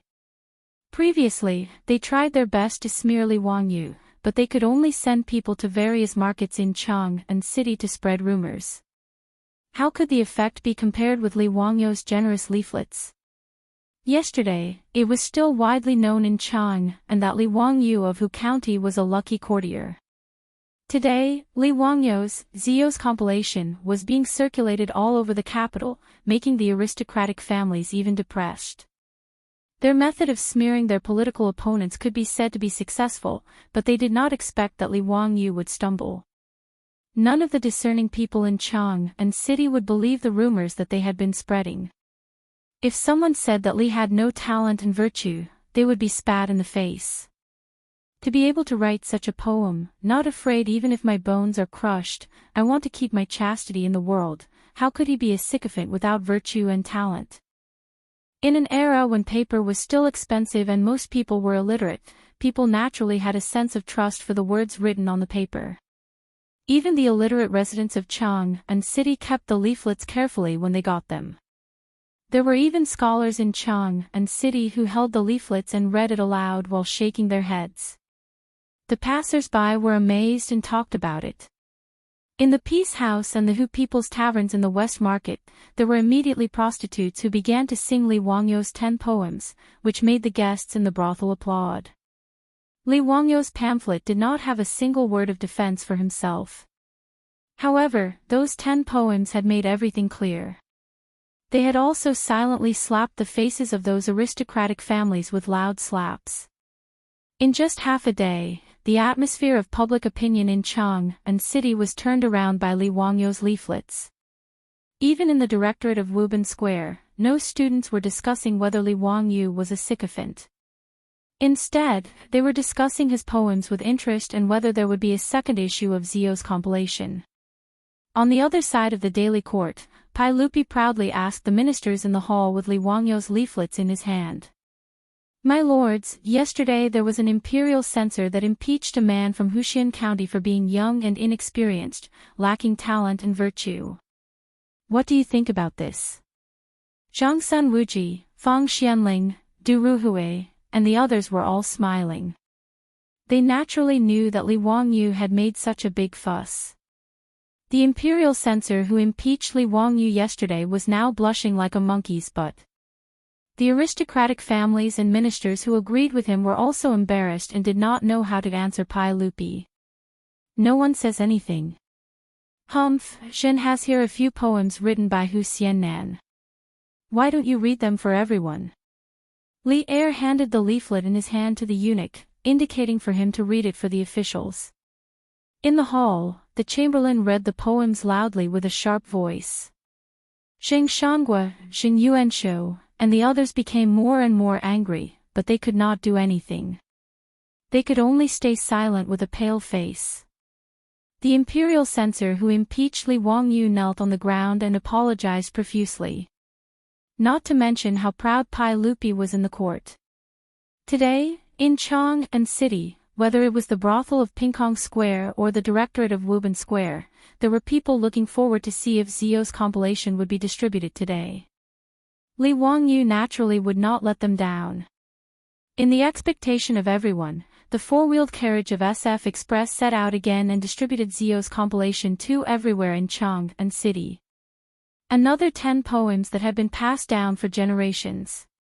On the third day, there were still 10 poems. On the fourth day, there were no more poems on the paper.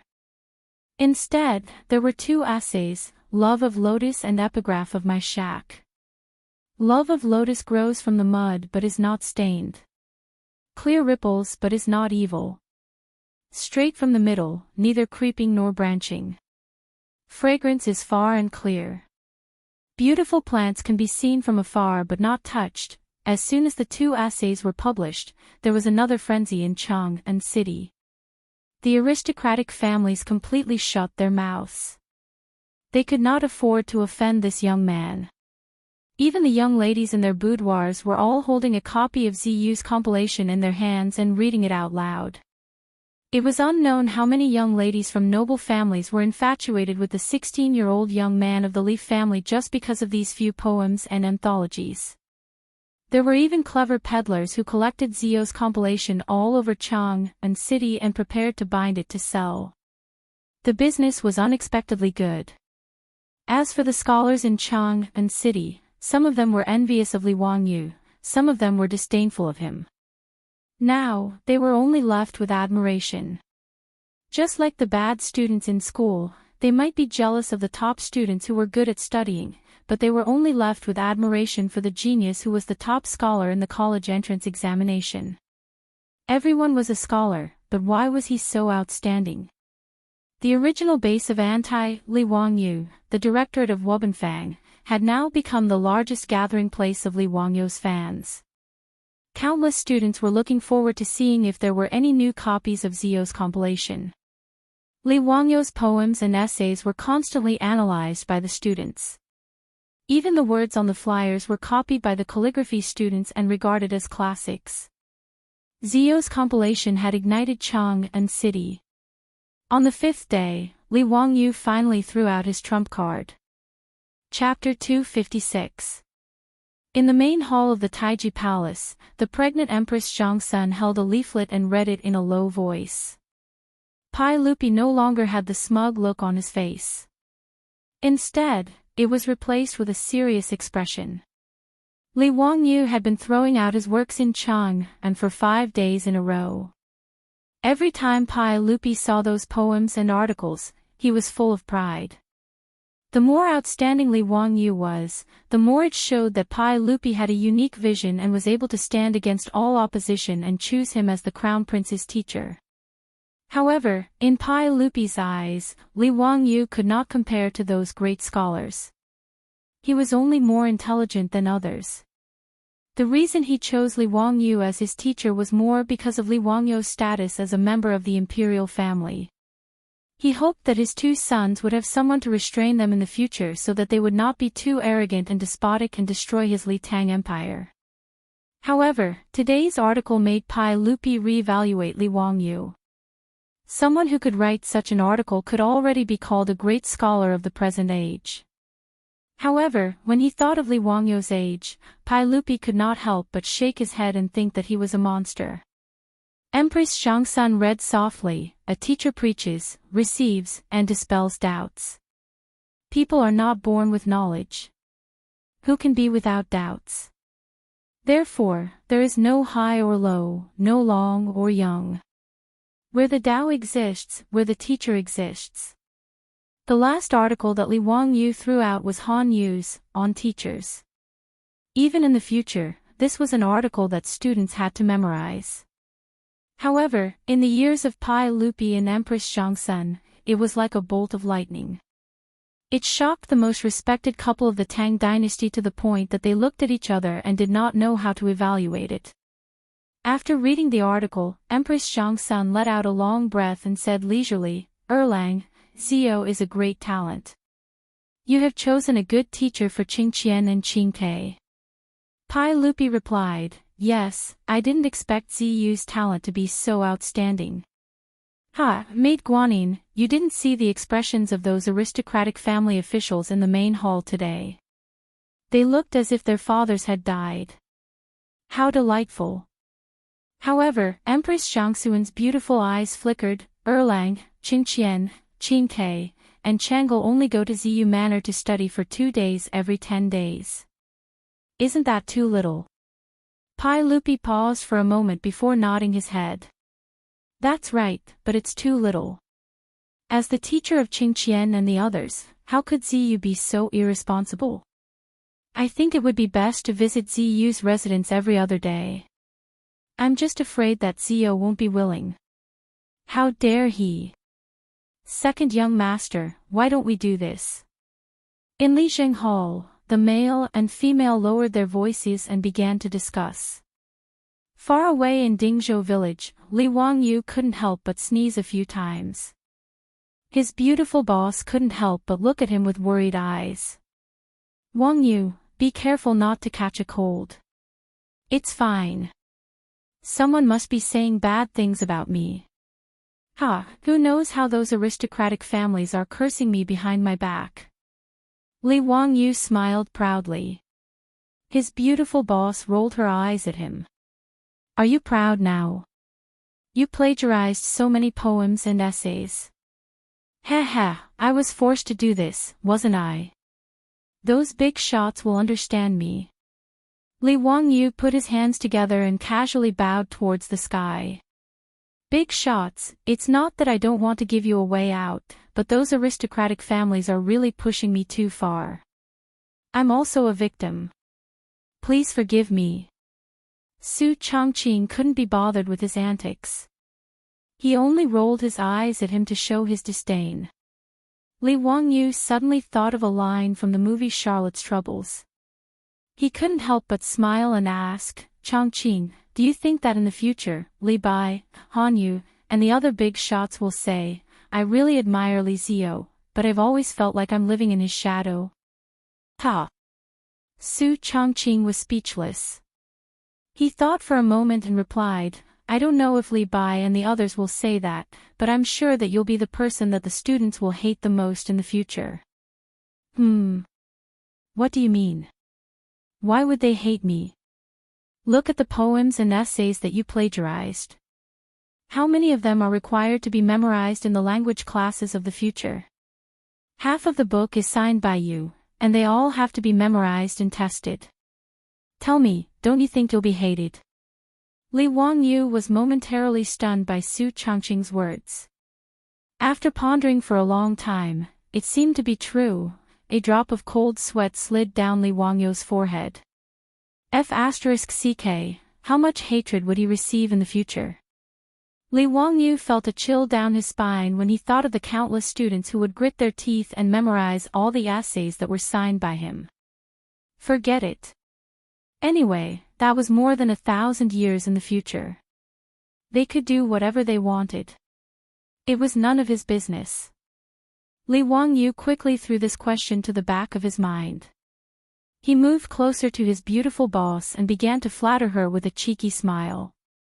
However, he didn't know that a huge wave had been set off in Chang'an city because of this, on teachers. Previously, the poems and essays that Li Wangyu threw out were only indirect responses to the slandering of him by the aristocratic families. However, this on teachers was seen by the public as Li Wangyu's public reply and refutation of the slandering. This on teachers had a clear argument, a strict structure, a thorough reasoning, and a majestic momentum. It was extremely persuasive and infectious.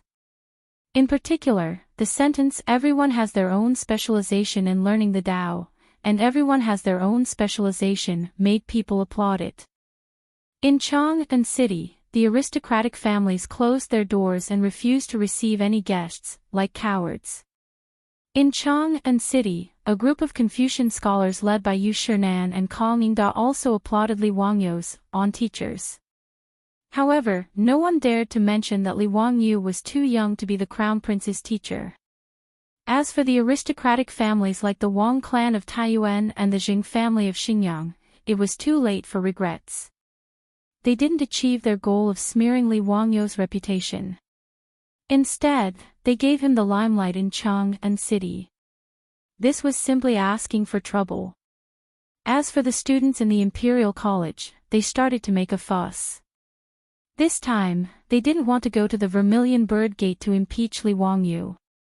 Instead, they wanted the Imperial College to invite Li Wangyu to teach them. Currently, in Chang'an city, the two places with the most fans of Li Wangyu were the Pingkong Square and the Wuban Square of the Imperial College. One was the admiration of the prostitutes in the brothel for the handsome young man Li Wangyu. The other was the admiration of the scholars for Li Wangyu. As for the request of the students of the Imperial College, the old man Kong Yingda actually agreed with a smile. He even used Yu Shinan as a lobbyist and went to Dingzhou village to find Li Wangyu. Li Wangyu originally thought that these two old men were greedy again and wanted to freeload the wine. When he heard that Chang'an wanted to invite him to the Imperial College to be a doctor and teach the students of the Imperial College, and the 4 schools, he almost had a heart attack. With the amount of knowledge he had, he could still fool Li Qingqian, Li Tai, and the other brats. But if he were to teach the students of the Imperial College, what would he teach? No matter how Yu Shinan and Chang'an tried to persuade or coerce him, Li Wangyu wouldn't budge. He was determined not to be a doctor of the Imperial College. Regarding this, Chang'an and Yu Shinan didn't regret it. They could only turn their grief into appetite. They ate another delicious meal at the Li family and drank the last of Li Wangyu's secret stash of sorghum wine. Chapter 257. Li Wangyu became a plagiarist and created the engraving and printing of flyers, eliminating the trouble caused by the aristocratic families. However, he did not expect that his actions would bring him even greater trouble. After he became famous in Chang'an, everyone praised his poems and essays, which attracted many scholars in Chang'an to Dingzhou village, wanting to meet him and ask for advice. Some scholars even submitted their essays to him. Li Wangyu was now the founding father of the country and was indeed qualified to recommend talents to the imperial court. But he did not want to be involved in such trivial matters at all. Originally, he was patient and received a few scholars who came to visit him. Later, he could not bear to be disturbed, and it was not good to close the door and refuse visitors, so he simply avoided them. He did not dare to return to his residence until sunset and the crowd dispersed. He could only wander around to pass the time. In the first 2 days, he went fishing by the Gan River. After feeling bored, he went to the Taoist temple that Sun Simiao was building and chatted with Lu Xinwei. Sun Simiao's temple was progressing very quickly and would be completed in a month. Yan Liban also agreed to paint murals for the temple, which made Sun Simiao very satisfied. In the next few days, he went to the brewery and the construction site of the manor.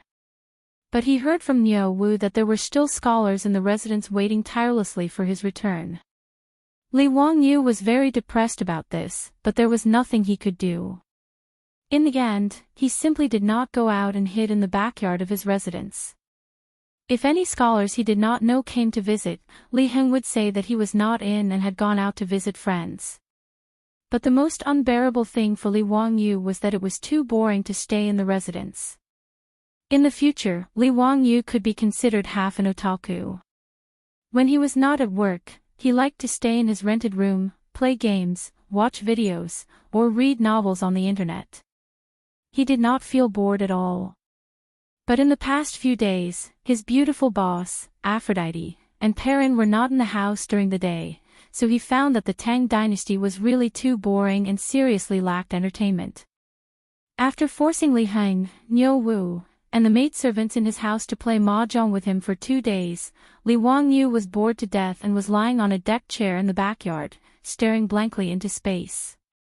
No wonder his beautiful boss didn't mind going back and forth between Dingzhou village and Chang'an city every day, concentrating on managing the 4-wheeled carriage business. It seemed that her life in the Tang dynasty was really boring, so she wanted to find something to do to pass the time. Think about it. People who were used to all kinds of modern facilities, but after transmigrating to the Tang dynasty, there were no novels to read, no television, no games, and no internet.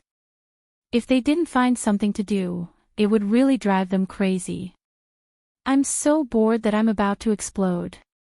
Of course, it was not that there was no entertainment in the Tang dynasty, but that Li Wangyu was not interested in it.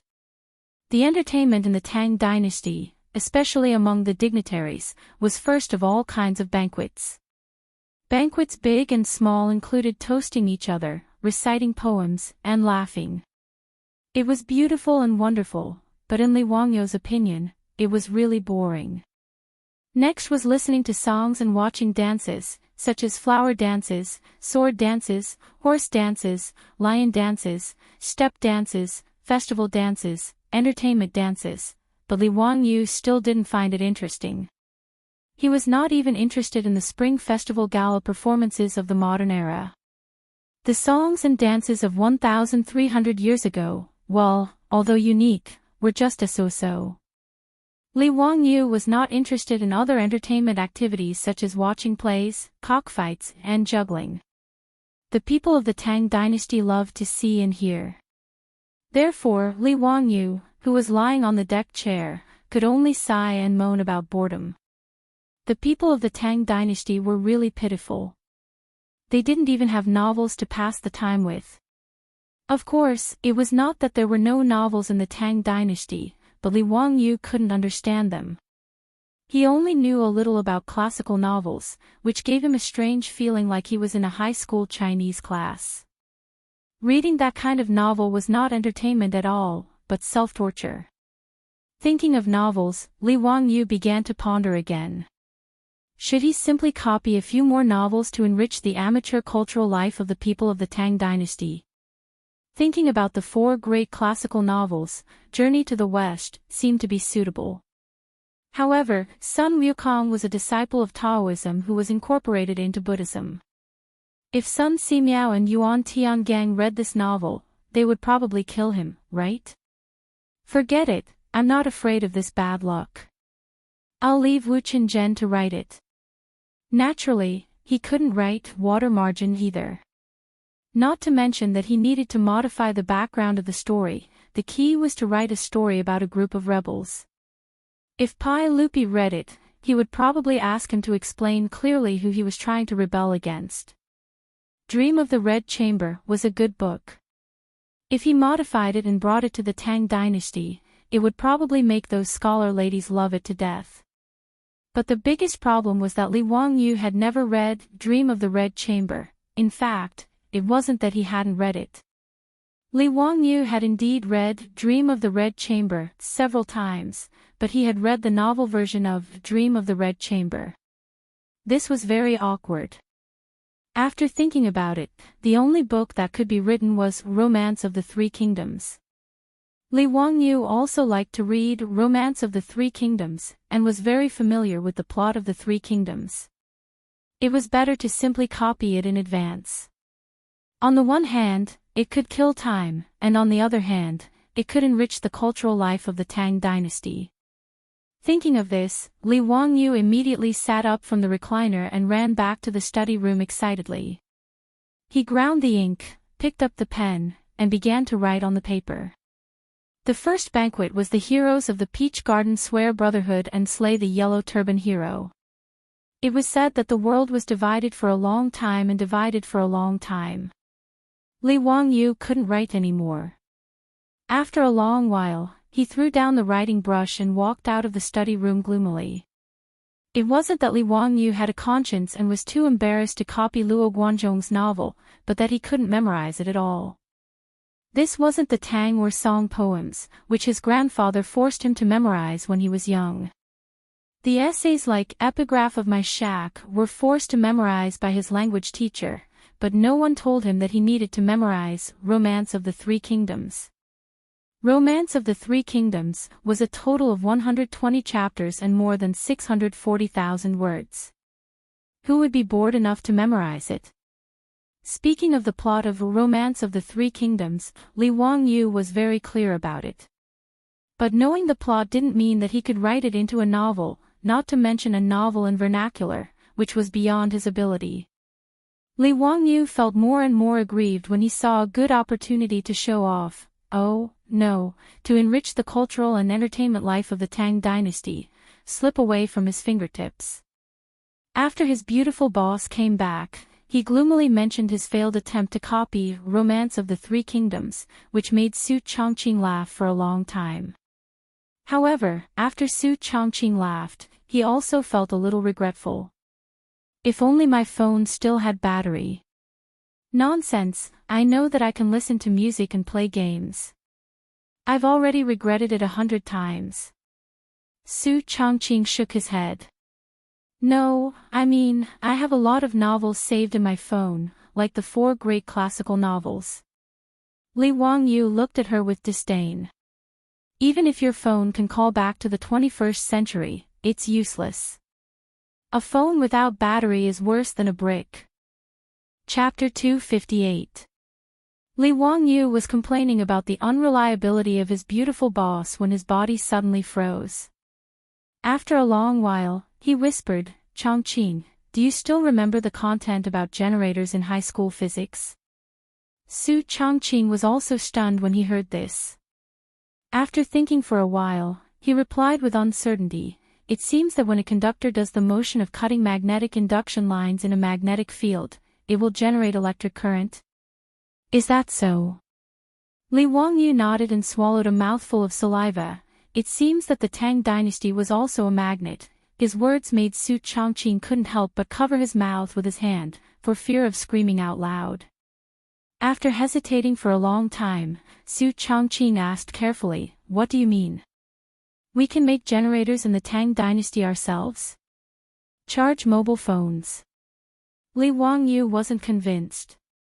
He nodded and shook his head. "I don't remember very clearly. That's middle school physics knowledge. My physics knowledge is very ordinary. Otherwise, why would I only be admitted to a second-tier university? Changqing, you're a top student at the University of Pennsylvania. You should know how to do it, right?" Su Changqing glared at him angrily. "I'm a liberal arts student." These words made the two of them stare at each other for a long time. After a long time, Su Changqing couldn't help but laugh out loud. "Forget it. If there's no electricity, then there's no electricity." Li Wangyu stubbornly said, "No, I have to try. I don't believe that I can't make a simple generator." Generating electricity in the Tang dynasty 1,300 years ago, no matter how you looked at it, it felt like a fantasy. Even Li Wangyu himself was grumbling in his heart. Why did it feel like a novel from the modern era, with a strong taste of fantasy in it? But after thinking about it carefully, it didn't seem to be impossible. He remembered that in his middle school physics class, the chubby physics teacher had demonstrated the structure and function of a hand-cranked generator to them in class. It was a coil rotating in a magnetic field, and it seemed to generate electricity. The principle wasn't complicated at all. When he shook the handle of the generator, the small light bulb lit up. To Li Wangyu, who had just come into contact with physics for the first time, it was very magical and left a deep impression on him. In fact, if Baidu existed in the Tang dynasty, it would be easy to make a simple hand-cranked generator to charge a mobile phone after searching it on Baidu. Even many high school students with strong hands-on skills could do it. But Li Wangyu was a bad student, and Su Changqing was a liberal arts student. It was not easy for them to come up with a generator that could charge mobile phones in the Tang dynasty. The two of them were clear about the principle of the generator, but how to cut the magnetic coil to generate the current was a very technical problem. Li Wangyu said that there were magnets in the Tang dynasty, but that was not true. Magnets were made using modern technology. In ancient China, only natural magnets could be used. Magnets were also known as compassion stones, magnets, and magnets. However, in the Tang dynasty, it was very easy to buy natural magnets. All the major pharmacies sold them. That's right, natural magnets were a type of medicinal material used in traditional Chinese medicine. It was salty and cold. It was the meridians of the liver, heart, and kidney. It was used for palpitations, insomnia, dizziness, blurred vision, tinnitus, deafness, kidney deficiency, and wheezing. It was recorded in the Compendium of Materia Medica. No matter what, Li Wangyu intended to give it a try. If he could really make a generator that could charge mobile phones, it would be amazing. He asked Niu Wu to buy a large piece of natural magnets from the pharmacy and copper wire from the jewelry shop. Li Wangyu was ready to start his physics experiment class in the Tang dynasty. He pulled Su Changqing with him, and the two of them racked their brains to recall the physics knowledge they learned in junior high and high school. They did draw a few blueprints, but they did not feel confident when they drew the blueprints. "Let's give it a try first." Li Wangyu stretched and asked Niu Wu to help him invite Carpenter Lu over so that he could get ready to work. He and his beautiful boss recalled the structure of the generator. It was made up of a rotor and a stator. The stator was made up of a ring that was fixed on the outside, and copper wire had to be wound around it. The rotor was in the middle of the stator, and a magnet was installed on it. It could be turned with a handle, and after it spun quickly, it could generate electricity. The principle seemed simple, but neither of them had really operated it before, so they could only experiment slowly. And even if they could make a generator, it was still unknown whether it could charge mobile phones. However, Li Wangyu was bored now, and the temptation of being able to use mobile phones filled him with enthusiasm. When Carpenter Lu heard that the county man wanted him to help again, he did not hesitate. He put down his work and brought a full set of tools to follow Niu Wu. When he held the blueprints Li Wangyu drew, he could not understand what they were for. However, Carpenter Lu did not dare to ask too much. In short, he would do whatever Li Wangyu asked him to do. In the eyes of the villagers of Dingzhou village and Carpenter Lu, Li Wangyu was definitely an immortal who had descended to the mortal world. This was especially true for Carpenter Lu, who was even more convinced after helping Li Wangyu with the water wheel and four-wheeled carriage. Carpenter Lu even secretly put up Li Wangyu's memorial tablet in his house. He burned incense and prayed to Li Wangyu every day, treating him like a god. If Li Wangyu knew about this, he would probably vomit 3 liters of blood. Fortunately, Li Wangyu did not know that Carpenter Lu had put up a memorial tablet for him. Otherwise, there might have been a murder case at the county man's mansion in Huxin today. After tinkering for half a day, Li Wangyu did not feel annoyed. Without the interference of mobile phones, computers, and the internet, it did not seem boring to concentrate on one thing. Carpenter Lu's craftsmanship was really good. With just a sketch that Li Wangyu had drawn, he was able to make the main structure of the hand-cranked generator out of wood. Li Wangyu shook the handle with satisfaction and saw that the rotor inside was operating smoothly. Now, it was time to wrap the copper wire around the stator. After wrapping it a few times, Li Wangyu stopped and took off the copper wire that was wrapped around the stator. The beautiful boss was puzzled and asked, "Wangyu, what's wrong? Is there a problem?" Li Wangyu shook his head. "No, I just suddenly remembered that it seems to be better to use silver wire. It seems that silver is the metal with the best conductivity, right?" The beautiful boss recalled for a long time before nodding. That seemed to be the case. Thus, the copper wire that Niu Wu had just bought was abandoned. Li Wangyu sent him to the jewelry shop in Huxin to buy silver wire for himself. Although silver was not a common currency in the Tang dynasty, it was still very common. It was also very common to use it to make jewelry and utensils. Naturally, the jewelry shop did not lack gold and silver wire. Niu Wu did not spend much effort and bought a lot of it. Although the handmade silver wire could not be compared with the industrially processed ones in the future, it was still quite exquisite. Li Wangyu could only say one word about the exquisite craftsmanship of the Tang dynasty's craftsmen. Seeing that Li Wangyu was about to wrap the silver wire around the stator, the beautiful boss called out to him. "Wait, Wangyu, why do I seem to remember that there were wires wrapped around the stator in the physics class?" Li Wangyu did not understand. "Yeah. How could there be wires in the Tang dynasty? You just use copper wire or silver wire instead. What's wrong? Is there a problem?" "Stupid, it's insulated. Aren't wires insulated? You can just wrap the silver wire around it. How can it not be insulated?" Li Wangyu was stunned by the beautiful boss's words. It seemed to be true. Damn, where was he going to find insulated wires in the Tang dynasty? Chapter 259. In the backyard of the county magistrate's mansion, the door of Li Wangyu's study was tightly shut. Aphrodite and Perrin could only hear the voices of their Langjun and sister Chongqing from time to time. Their Langjun, in particular, was breathing rather rapidly, as if he was doing something strenuous in the room. "Ah! Hurry up, hurry up." Su Changqing's excited voice came from the study.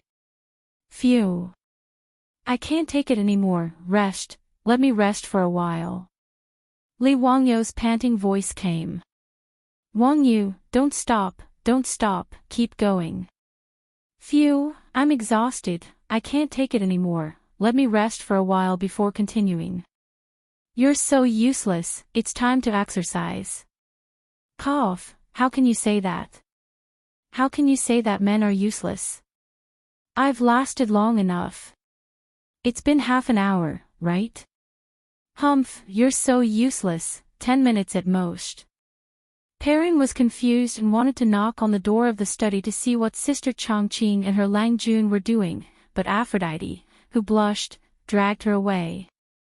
Although Aphrodite was a virgin, she seemed to have heard a lot of such voices in the taverns of the barbarians. However, there was naturally no scene in the study that Aphrodite had imagined, which was not suitable for children. Instead, it was Li Wangyu who was panting and constantly shaking the handle of the generator. At one end of the generator, 2 silver wires were wrapped around the beautiful boss's phone charger, and the data cable of the charger was connected to the phone, and the phone was showing the icon of charging. Obviously, Li Wangyu had succeeded in making the generator and was now charging the phone. Li Wangyu, who was a bad student, was stumped by Su Changqing's question. How to insulate metal wires was a very serious subject in the Tang dynasty. After pondering for a long time, Li Wangyu and Su Changqing still didn't know how to insulate metal wires. How could hand-cranked generators be so easy to make 1,300 years ago? The generator project that he had been busy with for half a day still ended in failure before it even started. This was a huge blow to Li Wangyu, and he was depressed for several days. However, there was always a way out. Li Wangyu quickly found a way to solve the problem of the metal wire insulation. He applied a layer of paint to the metal wire. There were records of the use of raw lacquer in China a long time ago. In the classic of Mountains and Seas, the Northern Mountains, it said, "Gua Mountain, its trees are mostly lacquer brown. There are many lacquer trees on Mount Yingtar." Raw lacquer is a kind of pure natural liquid paint harvested from the lacquer tree. Because of this, the production of raw lacquer in China was low since ancient times, and the price was expensive. Only the rich and powerful could afford it. Not to mention that it was impossible for ordinary people in the Tang dynasty to use raw paint to paint their furniture. Even in the houses of the rich and powerful of the Tang dynasty, there were not many who could use raw paint. Because raw lacquer was not poisonous, it was often used to make utensils. In Li Wangyu's mansion, there was a set of wooden tableware that had been painted with raw lacquer. It was a congratulatory gift from a rich and powerful person in Chang'an city after the news that he had been conferred the title of Baron of Hu County. Li Wangyu, who had been vexed over how to insulate the metal wire, suddenly had a flash of inspiration when he saw his servant girl serving him food using this set of lacquered wooden tableware. He remembered the good stuff of raw paint. Li Wangyu couldn't help but laugh. He didn't have time to eat and immediately asked Niu Wu to buy some raw lacquer for him. Where to buy raw lacquer? Of course, it was the all-purpose medicine shop. That's right, raw lacquer was also a kind of medicinal material. The Compendium of Materia Medica said, dry lacquer can be used as medicine. It is mainly used to treat fatal injuries, heal muscles and bones, fill the marrow cells, calm the 5 viscera, treat the 5 invasions and 6 acute diseases, and adjust the spleen when cold. It has the effect of repelling insects and relieving coughing. Chinese medicine was so awesome. Li Wangyu admired Chinese medicine very much. He had always wanted to know how they found out that these strange things could be taken as medicine. Moreover, the more awesome thing about the ancient Chinese was that they could keep the raw lacquer from hardening. The method was to throw a few crab shells into the raw lacquer. The raw lacquer could be kept liquid and would not dry up and harden. The raw lacquer cut from Shandong, Gansu, Guizhou, and other places was transported thousands of miles away to be sold in Chang'an city by relying on a few crab shells. It was very magical. After Niu Wu bought the raw lacquer from the medicine shop in the county, Li Wangyu soaked all the silver and copper wires in the raw lacquer. After taking it out and drying it, it became a simple version of lacquer wire. Finally, with the insulating silver and copper wires, Li Wangyu had a chance to restart the Tang Dynasty generator plan that had been put aside for a few days. He carefully wound the lacquered silver wires around the stator and tightly fixed the magnet on the rotor. An extremely simple generator could be considered to be completed. However, whether this thing could generate electricity or not, neither Li Wangyu nor his beautiful boss was sure. If it was in the future, it would be clear if a small light bulb was connected and the light bulb lit up after shaking the handle. However, there was no such thing as a light bulb in the Tang Dynasty. To test whether the generator could generate electricity or not, they had to rely on a human experiment. Li Wangyu called Niu Wu over with a sneaky smile and let him hold the two ends of the silver wires. "Lang Jun, what are you doing?" Niu Wu asked foolishly. Li Wangyu held back his laughter and said casually, "Nothing. I made a little thing and let you try it." "Niu Wu, hold the two silver wires tightly and don't let go." His beautiful boss rolled her eyes on the side, but she did not stop Li Wangyu from doing funny things. Anyway, now, except for the human body directly sensing it, she did not know whether the thing Li Wangyu fiddled with could generate electricity or not. Niu Wu was confused, but he did not feel that there was anything wrong. He held the two silver wires tightly with both hands and watched Li Wangyu quickly shake the handle. "Ah!" Niu Wu let out a scream and instantly threw away the two silver wires in his hands. "Lang Jun, why did the silver wires bite?" Niu Wu shook his hands and looked at the two silver wires connected to the hand-crank generator with a frightened expression. Li Wangyu and his beautiful boss's eyes lit up and stared at Niu Wu. "Niu Wu, you really felt it?" "Yes, it hurts a lot." "Lang Jun, what kind of magic are you fiddling with? Why did the silver wires suddenly bite? Did you turn them into spirits?" Niu Wu stared with his bell-sized eyes and was inexplicably shocked. Li Wangyu ignored him and looked at his beautiful boss. "This should be a success, right?" Su Changqing nodded with uncertainty. "Maybe. It seems that the current is not small, otherwise, Niu Wu would not have been electrocuted like this." "Then let's try it." "Yes, let's try it." Niu Wu was confused, but no one explained to him. Li Wangyu and Su Changqing picked up the hand-cranked generator and ran back to the study, once again slamming the door shut. And so, Perrin and Aphrodite heard the scene outside the study. In any case, Li Wangyu's extremely simple hand-cranked generator could be considered a success. Su Changqing's phone, which had run out of battery and automatically shut down, was now lit up with the charging icon. Chapter 260. Although Li Wangyu created a hand-cranked generator, it was a very deceptive thing to use it to charge a mobile phone. He and his beautiful boss took turns to crank the handle. Not long after, both of them were tired and out of breath. Using this method to charge a mobile phone was really unreliable. Without a multimeter, Li Wangyu and Su Changqing did not know the output power of this hand-cranked generator. Moreover, the output voltage of the hand-cranked generator was related to the shaking speed. If it was slow, the voltage would be low. If it was fast, the voltage would be high. It was very unstable. Later generations of hand-cranked generators would be installed with a speed-increasing device. A relatively heavy flywheel would be added to the rapidly rotating shaft, using its inertia to increase the stability of the rotation speed. However, Li Wangyu and Su Changqing did not know how to do this. Being able to make the hand-cranked generator generate electricity was already their limit. In order not to damage the mobile phone, Li Wangyu had to crank the handle at a constant speed to charge the mobile phone. And this task was impossible to complete without a few hours. I can't lift my hand. Li Wangyu cranked the handle for more than half an hour. He was so tired that he almost stuck his tongue out. The key was that his arm was sore and unbearable. He really could not continue. And the battery shown on the mobile phone screen was less than 10% charged. Su Changqing wrinkled his nose in dissatisfaction. Humph, at this speed, when can you charge it fully? Li Wangyu directly played dead. No matter what his beautiful boss said, he was not willing to crank the damn generator handle again. The matter of charging the mobile phone needed to be kept a secret. Except for the two of them, it was not convenient to ask Niu Wu and Niu Yong to help.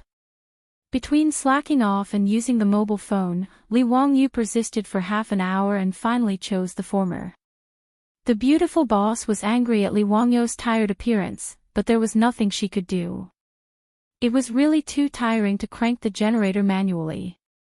She persisted for 5 minutes and gave up. Naturally, she could not scold Li Wangyu anymore. Li Wangyu took the opportunity to slip out of the study and ran to the backyard. He sat on a recliner and ordered a maidservant to bring tea, acting like a master. While Li Wangyu was renovating the backyard of the Li residence, he asked Carpenter Lu's 2 sons to help him send a continuous stream of spring water into the backyard using bamboo. They even built a wooden frame with a huge clay pot on top of it. The spring water in the clay pot flowed like a small waterfall into the canal below. Li Wangyu was stunned for a while as he listened to the gurgling sound of the spring water. He couldn't help but pat his head with his hand. What a pig's brain. Even though he was from a second-tier university, he couldn't be that stupid, right? There was obviously a simple method, so why did he have to act like an idiot and frantically shake the controller for more than half an hour? Changqing, the two of us seem to have done something stupid. Li Wangyu looked at Su Changqing speechlessly. Su Changqing didn't understand what he meant. He asked in confusion, "What's wrong?" Li Wangyu pointed at the artificial waterfall in the backyard. "Why don't we use water to move the generator? We can just make a small water wheel and use a belt to move the generator's handle." His words stunned the beautiful boss. She glared at him fiercely. "Humph, I knew you were stupid. You couldn't even think of such a simple method. You made me shake the controller for so long. Why don't you go and find Carpenter Lu?" Li Wangyu was stunned by Su Changqing's words. How could he be reasonable? This was clearly his idea. How could he say that he was in the wrong? Moreover, you clearly only shook it for less than 5 minutes, but he shook it for half an hour. Fortunately, Li Wangyu also knew that he couldn't reason with a beautiful woman. He could only silently accept the beautiful boss's criticism. He turned around and ordered Niu Wu to find Carpenter Lu. A day later, there was a small water wheel under the artificial waterfall in the backyard. It was constantly being washed by the spring water flowing out of the clay pot above. A round wheel was installed on the axle of the water wheel. Li Wangyu installed a belt on the wheel to replace the belt pulley. The other end of the belt was connected to the generator, driving the generator's rotor to rotate at a uniform speed. Li Wangyu also asked Carpenter Lu to build a small house the size of a sentry post with logs in the backyard and put the generator in it. In the future, he and Su Changqing would come to the small wooden house to charge their phones to avoid exposing their secret. Whether it was Li Heng, Niu Wu, or Niu Yong, they were already used to the strange actions of their Lang Jun. No one asked for the reason. In the study, Li Wangyu looked at the phones that were finally charged. He was very excited. Before he was ready to turn on the phone, he went to wash his hands. He was just short of burning incense and praying. "Changqing, I'm turning on the phone." "Yes, turn it on." Li Wangyu excitedly pressed the power button. A moment later, the phone's screen lit up, the familiar boot music and the familiar boot animation. At this moment, Li Wangyu was about to cry. "I want to listen to music. Read novels. Play games. Before Li Wangyu finished roaring in his heart, a slender hand reached in front of his eyes and slowly took the phone that he had just turned on. "Hey, Chang'an, what are you doing?" Li Wangyu asked unhappily. The beautiful boss smiled. "Nothing, this is my phone." Her words almost made Li Wangyu choke to death. "Okay, this is indeed the beautiful boss's phone. I helped you charge it. You can't burn the bridge after crossing the river. So what if you're beautiful? Can you do whatever you want?" At this moment, Li Wangyu's acting skills were off the charts. His extremely aggrieved look was enough to make anyone who heard it cry and feel sad. However, Su Changqing didn't buy it at all. Her slender fingers tapped his forehead. You're right. This lady is beautiful. What do you want?" "This is this lady's phone. I'll use it first. Do you have a problem with that?" Li Wangyu was speechless. What else could he do? He could only endure it. Looking at the beautiful boss who was happily holding the phone and playing with it, Li Wangyu was so weak, pitiful, and helpless. He squatted in the corner and drew circles. Under Li Wangyu's unremitting efforts and resistance, he finally won time to use the phone from the beautiful boss. That was every night after the beautiful boss went to bed. Fortunately, the beautiful boss paid attention to her health and usually didn't stay up late. Plus, there was no night entertainment in the Tang dynasty, so she went to bed early.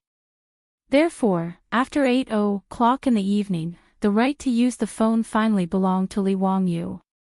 It had to be said that the beautiful boss's phone was a good thing.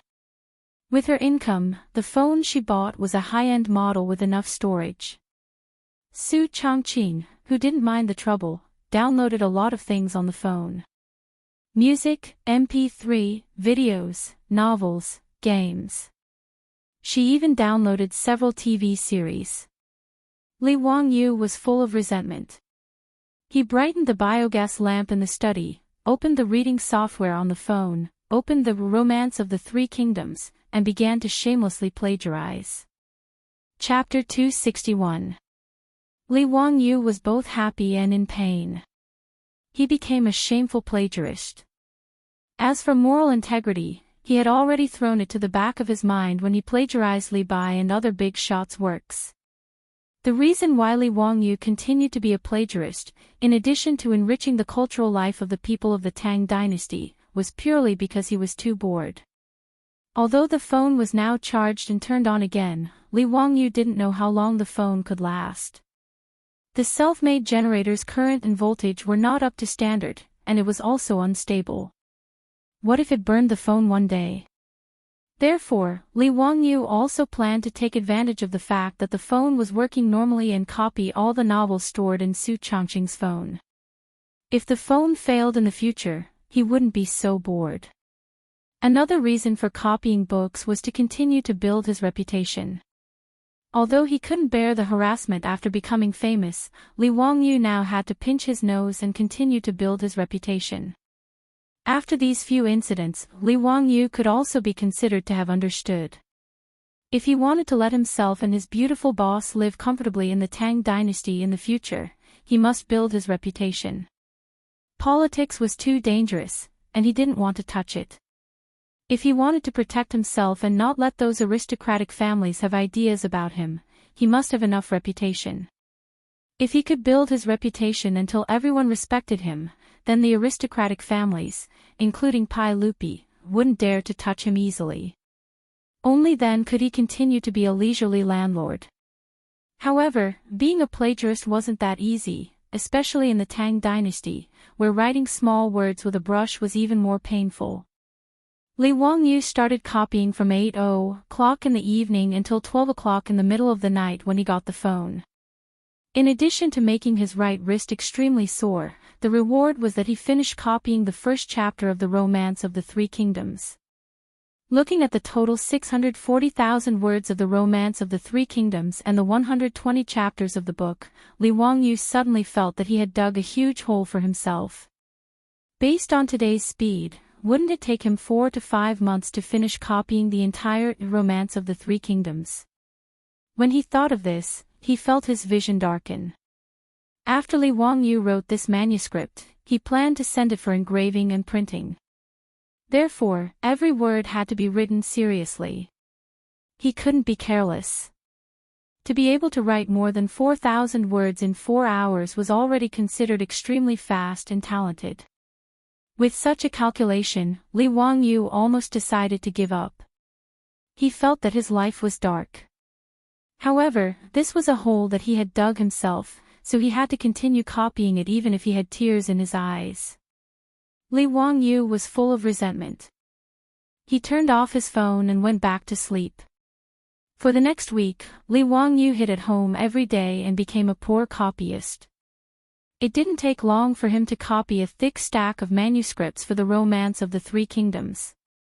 In fact, it was not how fast Li Wangyu copied, but how few words could be written in a manuscript. Even if the words were small, in order to be engraving and printing, the words couldn't be too small. At most, there would be no more than 200 words on a page. He could copy more than 4,000 words a day, which was more than 20 manuscripts. After copying for nearly 5 or 6 days, he actually accumulated more than 100 manuscripts. It was a thick stack in his hand. Looking at the stack of manuscripts in front of him, Li Wangyu suddenly couldn't help laughing. The cynical man had a bad idea in his mind. Since it was so painful for him to copy, why not drag everyone down with him and suffer with him? Just at this time, the old housekeeper Li Hing came to inform him that Ma Zhou and Yan Liben had arrived. Today was the day of rest every 10 days. Since Ma Zhou and Yan Liben worship Li Wangyu as their teacher, they would come to Dingzhou village to learn from Li Wangyu during their rest days. When Li Wangyu heard that Ma Zhou and Yan Liben had come, he couldn't help but smile. Well, I have a good lab rat. I can test whether my plan of dragging people down is feasible. Picking up the finished manuscripts, Li Wangyu went to find Ma Zhou and Yan Liben. Greetings, teacher. Teacher, are you writing poems or articles again? As soon as Li Wangyu came out, Ma Zhou and Yan Liben immediately stood up and saluted respectfully. Seeing the thick stack of manuscripts in Li Wangyu's hands, they were surprised and thought that Li Wangyu had a new work. Some time ago, the aristocratic families asked people to attack and smear Li Wangyu. Ma Zhou and Yan Liben were the most anxious. As the Wangyu collection was spread all over Chang'an city like flyers, Li Wangyu's reputation soared. Ma Zhou and Yan Liben also felt honored and felt lucky to be able to become Li Wangyu's disciples. Towards Li Wangyu, the two of them admired him beyond compare, and their respect for him was even greater than before. Li Wangyu chuckled. That's not it. This is just a long historical novel I wrote when I was bored. It's called Romance of the Three Kingdoms. Let me show it to you too. Hearing that it was not a poem or article, but a novel, Ma Zhou and Yan Liben's interest decreased a little. But since their teacher said so, they naturally couldn't refuse. He respectfully took the manuscript from Li Wangyu's hands. The two of them gathered together and started to read the Romance of the Three Kingdoms. The rolling Yangtze River flows to the east, the waves wash away the heroes. Right and wrong, success and failure vanish in a blink of an eye. The green hills are still there, the sunset is still red. The white-haired fisherman on the riverside is used to the autumn moon and spring breeze. A pot of turbid wine is a happy reunion. So many things in the past and present are just jokes. After reading the opening poem Riverside Immortals, Ma Zhou was so excited that he slapped his thigh. Teacher is really talented, to be able to write such a majestic long and short sentence in a novel. It's really soul-stirring and memorable. Poems were created in the Tang dynasty and were also called poetic verses. In response to Ma Zhou's praise, Li Wangyu just smiled faintly and signaled them to continue reading. Ma Zhou and Ma Zhou didn't pay much attention to the novel, but after reading Riverside Immortals, they stopped underestimating it and started to read it seriously. The first chapter of Romance of the Three Kingdoms was about the Oath of the Peach Garden. The plot of the novel quickly attracted Ma Zhou and Yan Liben's attention. They stopped talking and just looked down at the manuscripts. Li Wangyu had now copied 5 chapters and had just reached the chapter where the 3 heroes fought Lu Bu. Ma Zhou and Ma Zhou were very excited when they read the manuscripts. Zhang Fei shouted, "This must be Dong Zhuo. What's so good about chasing Lu Bu? Why don't we take down the thief Dong first? That's cutting the weeds and eliminating the roots." It said, to catch a thief, one must catch the thief's leader. Don't know the outcome. Let's listen to the analysis below. They flipped to the back of the manuscripts, but there was no more. Teacher, where's the rest of the manuscripts? There's no more. I've just reached this part. Ma Zhou and Yan Liben's faces immediately became very ugly. They were itching to continue reading, but Li Wangyu actually said there was no more. The two of them almost cursed out loud. Seeing Ma Zhou and Ma Zhou's uncomfortable expressions, Li Wangyu almost laughed out loud. Hee, I've really dragged the two of you down with me. It'll be hard for you too. Just sit back and wait for the next update. Thinking back, Li Wangyu was very sad when he was reading online novels in the future. He even had the thought of sending the author a razor blade. Could he dare to update faster? What was even worse was that other than reading the chapters, he encountered an author who didn't update. That made him want to kill someone. Li Wangyu was now ready to use a move that would anger the heavens and the people.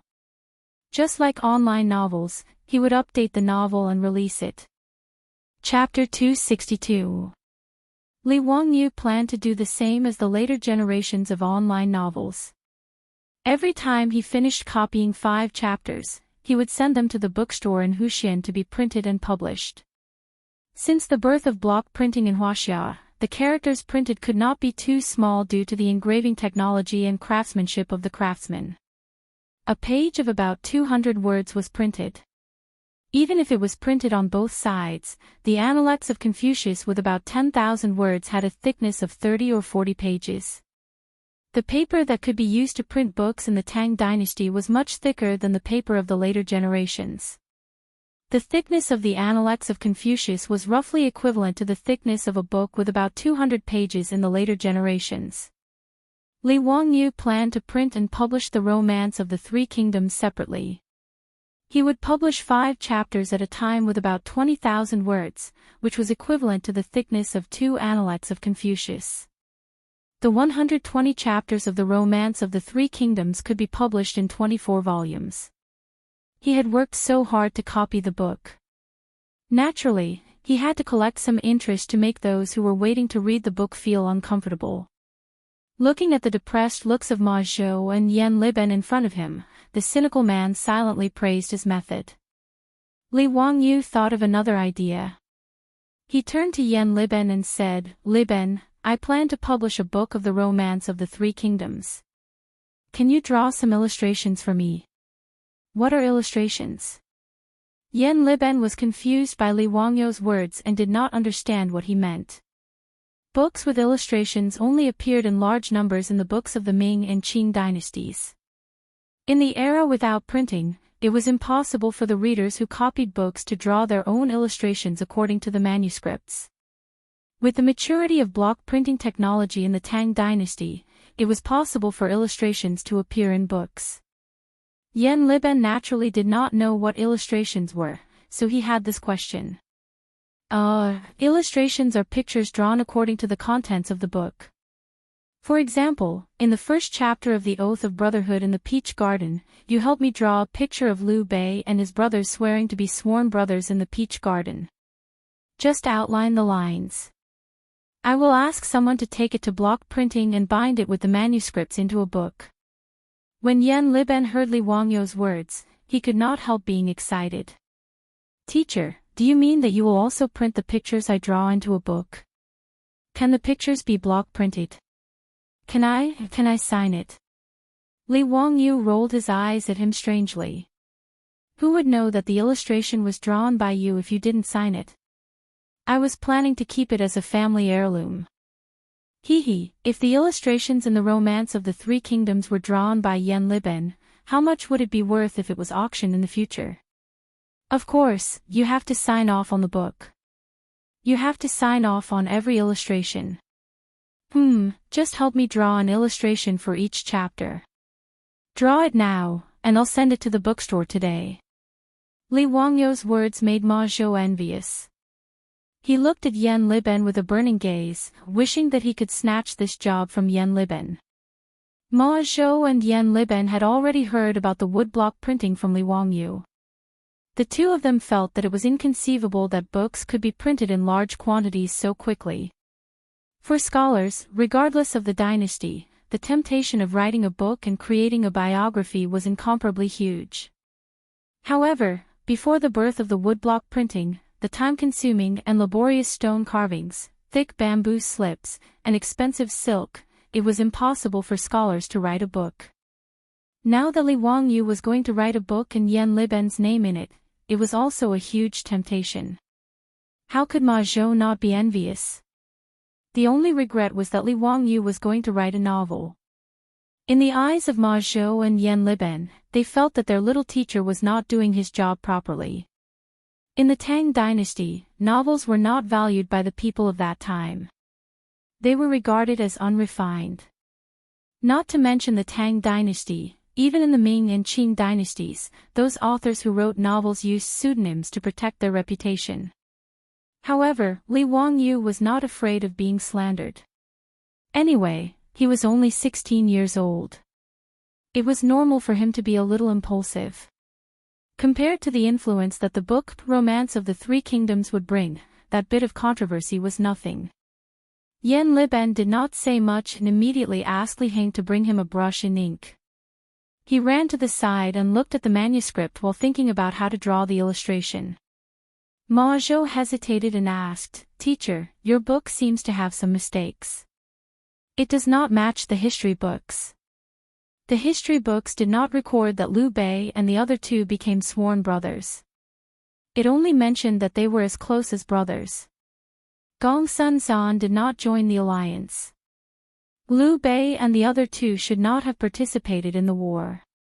How could the three heroes fight Lu Bu? When Li Wangyu heard him finish, he could not help bursting into laughter. "Bin Wang, I am writing a novel. It is a romance, not a history book. This is called artistic exaggeration. Some parts are made up by me. There is no need to take it seriously." With regards to this explanation, Ma Zhou could only nod and accept it. However, he picked up one of Li Wangyu's manuscripts and asked, "Teacher, what do these circles on your manuscripts mean?" Li Wangyu looked up and saw that Ma Zhou was pointing at the punctuation marks in the book. When he copied the book, he copied from right to left and from top to bottom according to the Tang people's habit. He also changed the simplified characters into traditional characters. However, he had copied the punctuation marks out of habit as well. In the Tang dynasty, there were no punctuation marks. There was only a mark called sentence reading. It indicated that a sentence had a complete meaning. Only in the Ming dynasty did the names of people and places appear. These were the early punctuation marks. What Li Wangyu wrote on the manuscript were the standard punctuation marks of the later generations. Naturally, Ma Zhou could not understand it. Li Wangyu pondered. Since he was used to copying, he might as well continue copying the punctuation marks. He was not in a hurry to answer Ma Zhou's question. Instead, he raised his hand and wrote a sentence on the paper: "This house can be lived in, and the person is not sad." "Bin Wang, what do these words mean?" "It means that this house can be lived in, and the person is not sad." Ma Zhou read it out. Li Wangyu smiled and shook his head. He raised the brush again and added punctuation marks in the sentence. "Read it again. This house can be lived in, and the person is not sad. The person is not sad. SSS. Teacher, the meaning has completely changed." Ma Zhou immediately reacted. Li Wangyu nodded. Bin Wang, this is a symbol that I created to assist in reading. Yes, I call it punctuation marks. Look, this circle-shaped mark is called a period. It means that a sentence has ended. This tadpole-shaped mark is called a comma. It means. Li Wangyu took a piece of paper and wrote down all the punctuation marks on it. He also wrote the meaning of these punctuation marks at the side. Since he had copied it, he might as well promote these punctuation marks when he printed the Romance of the Three Kingdoms. Wonderful. It's really wonderful. Teacher, these punctuation marks are really divine. With this, there will be no more punctuation mistakes. In the face of Ma Zhou's praise, Li Wangyu nodded calmly again, showing that he was such a genius. Chapter 263. Ma Zhou looked at Li Wangyu with a burning gaze. He no longer cared that Romance of the Three Kingdoms was just a story. This was the first book in the Tang dynasty to be engraved and printed, and the first book to use punctuation. Even Yan Liben could draw the illustration and sign it, so how could Ma Zhou not be envious? Teacher, what do you think your disciple can do for you? I also want to contribute to your book. Ma Zhou rubbed his hands and said embarrassedly. Li Wangyu looked at Ma Zhou with a smile, but in his heart, he suddenly had a plan. Such a good free labor, it would be a waste not to use it.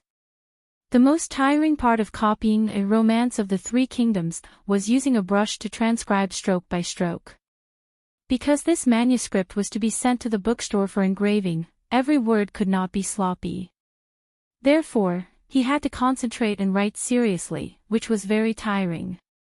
If he accidentally wrote a word wrong, the entire manuscript would have to be rewritten, and he would not even have the chance to alter it. These few days, Li Wangyu was very impatient with copying. Although he could not give Ma Zhou his phone, if he could copy it without worrying about writing, and then let Ma Zhou help him rewrite the manuscript, it would save a lot of time. Bin Wang, are you willing to help me copy the manuscript? This manuscript will be sent directly to the bookstore for engraving, and in the future, Romance of the Three Kingdoms will be your pen and ink. How about it, are you willing? Ma Zhou nodded his head like a chicken pecking rice. I am willing, of course I am willing. It is my honor to be able to work for teacher. Li Wangyu was very happy. He patted Ma Zhou's shoulder and gave him a sweet date. On the cover of this book, I will write your name and indicate that it is your, Ma Zhou's, Ma Bin Wang's, ink. These words made Ma Zhou even more excited. He could not wait to start copying. Not only would he be able to leave his name on the book, but he would also be able to see the updated content. Ma Zhou was very satisfied with this. When Yan Liben, who was concentrating on his painting, heard this, he couldn't help but raise his head and look at Li Wangyu with eyes full of anticipation. Li Wangyu saw the look in Yan Liben's eyes and immediately gave him a sweet date. Liben naturally has to leave his name on the cover. The illustration will be drawn by Yan Liben. Pretending that he didn't care, Yan Liben lowered his head and continued to paint. However, the corners of his mouth couldn't help but curl up. He was obviously very satisfied. Li Wangyu had already copied the first 5 chapters of the Romance of the Three Kingdoms. Naturally, there was no need for Ma Zhou to copy it again. This made Ma Zhou feel very regretful. He could only wait for Li Wangyu to finish the rest of the manuscript. While the two of them were talking, Yan Liben had already finished a draft. He dried the ink and handed it to Li Wangyu. Division Commander, what do you think of this? Li Wangyu took the manuscript. After looking at it, he almost wanted to keep it for himself. It was such a waste to use it as an engraving plate. It had to be said that letting a master like Yan Liben draw for him was like using a cannon to kill a mosquito. It was like using a sledgehammer to kill a chicken. Yan Liben was originally good at drawing people. After learning from Li Wangyu for a period of time, the lines of the people he drew were strong and round. The clothes were simple and heavy, and it became more and more lifelike. What he drew was the scene of Lu, Guan, and Zhang becoming sworn brothers in the peach blossom garden. Yen Liben was known as the legend of painting.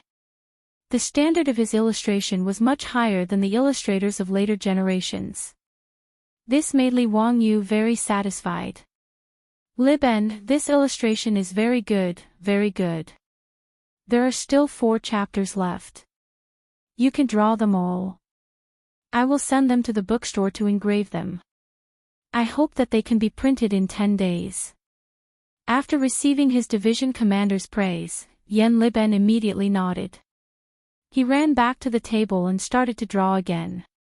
Because he only needed to draw the lines and the size of the illustration was not large, Yen Liben did not need much effort to draw the illustrations for the 5 chapters.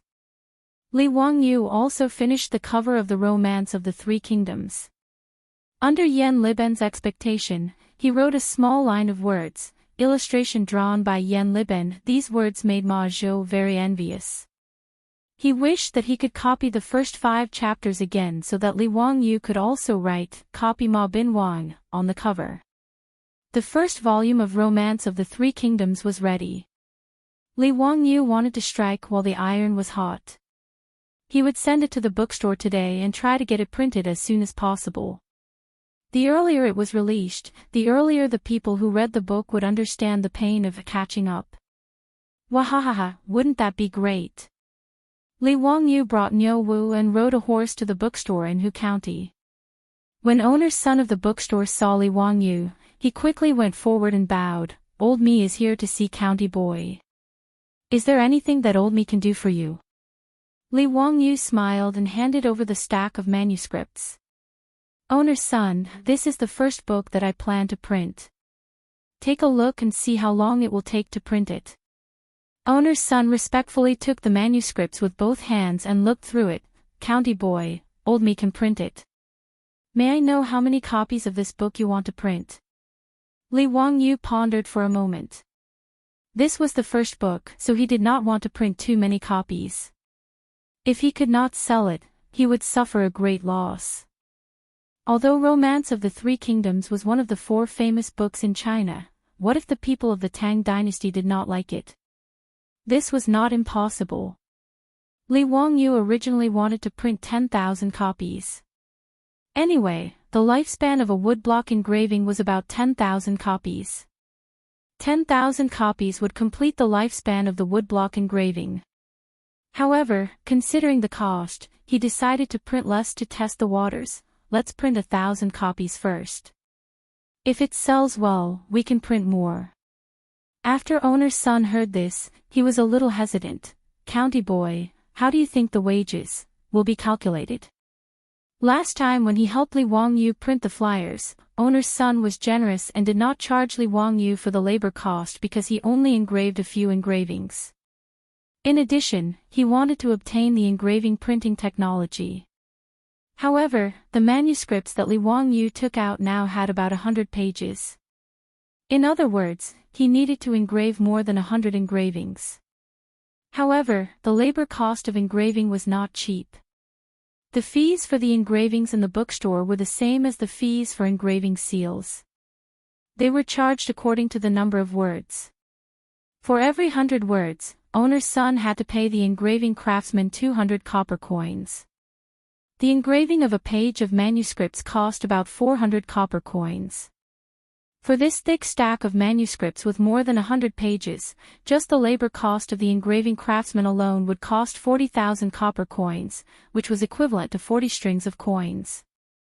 As for the other costs such as paper, ink, and printing, owner's son did not know how much labor he would need. Although he had obtained the engraving printing technology, he had never printed a book before. He could only make a rough estimate of how much capital he would need. However, after owner's son silently calculated in his mind, the number that he came up with gave him a shock. According to his estimation, not counting the cost of the engraving, just the cost of paper, ink, and other printing, Li Wangyu wanted to print this book would cost no less than 100 copper coins. In other words, If Li Wangyu wanted to print 1,000 copies of Romance of the Three Kingdoms, just the cost of the bookstore alone would be about 140 strings of coins, which was 140 copper coins per book. With such a large expenditure, owner's son could not help but be cautious. Chapter 264. Owner's son's mental calculation skills were not bad. His estimation of the price was not wrong. In ancient China, the cost of printing a book was indeed frighteningly high. During the Southern Song dynasty, a book called De Yi Kun Yen was printed. It recorded the cost in detail. Today, there are a total of 20 volumes of De Yi Kun Yen. Number of sheets of paper used, printing costs, ink costs, a total of 1,300 sheets of paper used, 30 sheets of green paper used for printing, 30 sheets of green paper used for printing, 30 sheets of green paper used for printing, 30 sheets of brown paper, ink, paste, printing costs, and other costs, a total of 5 coins for printing, a total of 2 coins for printing board costs. Experts in later generations did the calculations and concluded that each volume of De Yi Kun Yen in the Southern Song dynasty cost 290 copper coins. On average, each volume was 160 copper coins. The purchasing power of 1 copper coin was equivalent to about 4 renminbi in modern times. In other words, the cost of printing a book was 640 renminbi. It was simply a sky-high price. However, compared to manual copies, the price was at least 10% cheaper. Li Wangyu naturally knew that the cost of printing a book was not low.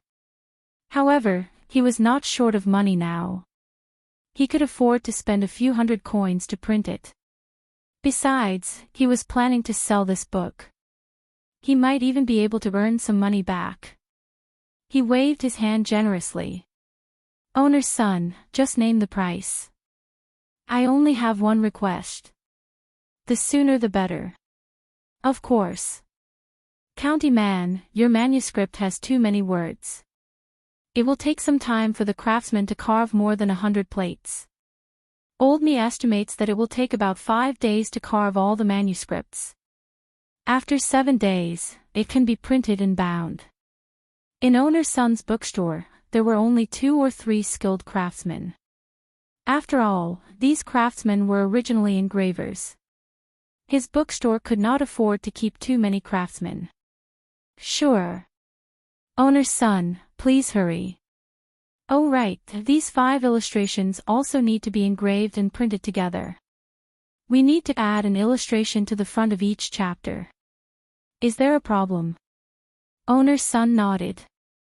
No problem. Just leave it to old me. Li Wangyu said, that's good. He took out 2 5-taels of gold ingots and handed them to owner's Sunday. These 10 taels of gold will be the deposit. I will come to collect the book in 7 days and pay you the rest of the money. Workshop owner's son naturally had no reason to refuse. After accepting the gold, he repeatedly said, yes, yes. Don't worry, old me will have the book printed in 7 days. If you can't complete it, Huzianan, you can take old me's head and use it as a chamber pot. Li Wangyu laughed and scolded, why would I want your head? Help me print it well. When I pick up the book, there will be a draft for you to print. Yes, old me understands. Owner's son smiled even more happily. There was no merchant who wouldn't like such a big customer. Seeing that Li Wangyu was about to leave, owner's son hurriedly asked, may I ask Huxian Nan, are you going to sell this Romance of the Three Kingdoms after you finish printing it? Li Wangyu nodded. Of course. Otherwise, why would I print so many? Owner's son said, I wonder if Huxian Nan is willing to sell this book to old me. Sell it to you. Li Wangyu shook his head. Huxian Nan is too small. I can't sell that many books. Besides, if it sells well, I plan to print another 10,000 copies. How can you sell your bookstore? Owner's son smiled and said, Huxian Nan, don't worry. Old me actually runs a bookstore in Chang'an East City.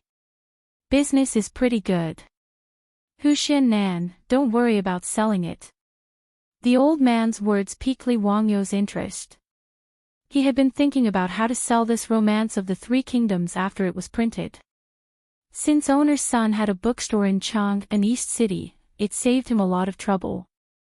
Without waiting for Li Wangyu to nod in agreement, owner's son continued, Nan, based on old me's experience, this Romance of the Three Kingdoms of yours should be able to sell for around 400 to 500 copper coins. Old me's bookstore only takes 20% of the consignment fee. As for the cost of printing the book, old me only takes the capital. Nan, what do you think? Li Wangyu thought to himself. Books from the Tang dynasty were really ridiculously expensive. A book with over 20,000 words was sold for so much. That would be around 2,000 yuan in the future. The key point was that he planned to produce 24 copies of the Romance of the Three Kingdoms. According to this price, if he wanted to buy the entire Romance of the Three Kingdoms, he would need 12 strings of copper coins. That would be 48,000 yuan in the future. If any profiteer in the future dared to sell books like this, they would definitely be beaten to death. However, looking at the bookstore, the price of the handwritten Analects of Confucius was actually 2 strings of copper coins. Li Wangyu felt that he was being too kind. Ma Zhou was now a 6th-rank court official, but his monthly salary was only 2 strings of 400 copper coins. If he came to the bookstore to buy books, his monthly salary would only be enough to buy 1 volume of the Analects of Confucius. Li Wangyu pondered over owner's son's proposal for a while, then nodded in agreement. Having someone to help him sell books would save him a lot of trouble. Furthermore, Li Wangyu had a good impression of owner's son, so he was naturally willing to continue working with him. The cost of printing the first volume of the Romance of the Three Kingdoms was 150 copper coins. If he sold it for 500 copper coins, he would have a profit of 350 copper coins. If he gave owner's son 100 copper coins, he could still make 250 copper coins. 1,000 copies would be 250 strings of copper coins. If the sales were good, he could print another 10,000 copies. That would be a profit of 2,500 strings of copper coins. Furthermore, this was only the first 5 chapters of the first volume of the Romance of the Three Kingdoms. If the book really sold well, he would be able to make a small fortune just by selling the books. However, a profit of 250 per book. Damn, why does this number sound so awkward? Forget it, earning money is a good thing. 250 it is. Li Wangyu did not argue and immediately nodded in agreement to owner's son's proposal. He was prepared to hand over the Romance of the Three Kingdoms to this old man. When owner's son heard that Li Wangyu was planning to write 24 volumes of the Romance of the Three Kingdoms, he was so happy that his beard started dancing. After reaching an agreement, Li Wangyu returned to Dingzhou village and prepared to continue his work as a plagiarist. Since Ma Zhou was willing to help him copy, Li Wangyu was naturally happy to save him the trouble. When he returned home, he began to think about how he could save time and energy to complete the difficult work of copying books. The most important thing was the brush. He definitely could not continue using the brush. Even though Li Wangyu was forced by his grandfather to practice writing with the brush since he was young, no matter what, using a brush to write was not fast. Naturally, there was no need to think about making a fountain pen or a ballpoint pen. Li Wangyu planned to try making a few goose feather pens first. However, there were no geese in Dingzhou village. Li Wangyu pondered and simply asked Niu Wu to bring a bow and arrow to help him kill a few crows. The feathers of the crows could also be used to make a feather pen. The effect was not inferior to a goose feather pen. Moreover, it was just right for writing small characters. Niu Wu was already numb to all of Li Wangyu's strange requests. He was too lazy to ask any more. Carrying the bow and arrow, he went out to look for the crows. With his archery skills, killing a few crows was a piece of cake. Without much effort, the corpses of the crows were placed in front of Li Wangyu. "Ah, me tofu, I've sinned, I've sinned." Li Wangyu said that he had sinned, but his hands were not careless. He directly reached out and plucked a few of the longest feathers from the crow's wings. Chapter 265. Li Wangyu had tried making a feather pen because he found it fun when he was a child. In order to make a feather pen, he had even secretly plucked the feathers of several geese at home. For this reason, every time the geese at home saw Li Wangyu, they would immediately go into attack mode and chase after Li Wangyu. There was a saying in the countryside, "It's better to be bitten by a dog than to be pinched by a goose." The geese didn't look fierce, but they were actually ferocious guardians of the house.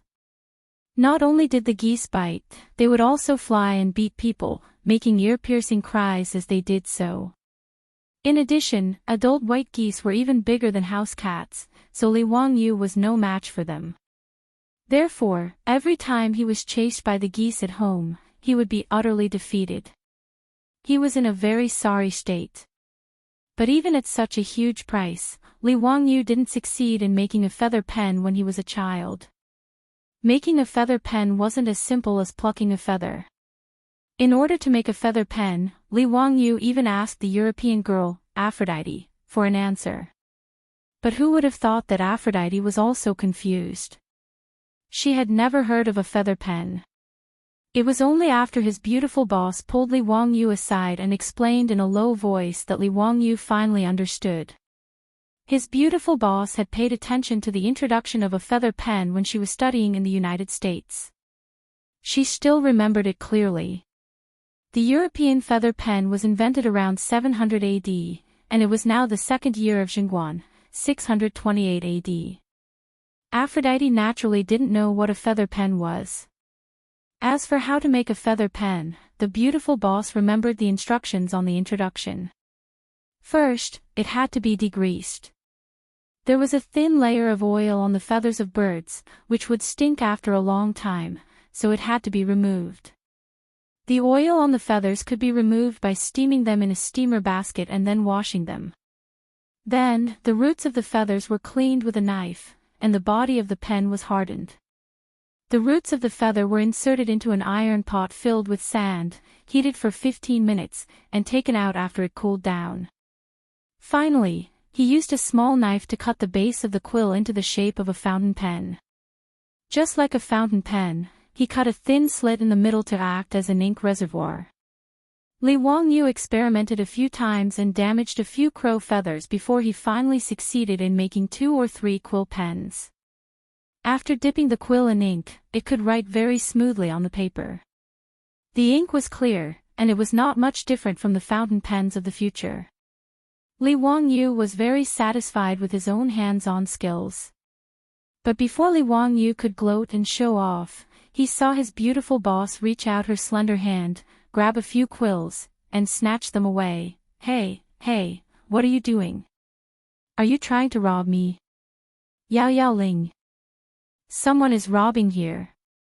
Li Wangyu quickly shouted, trying to protect his work.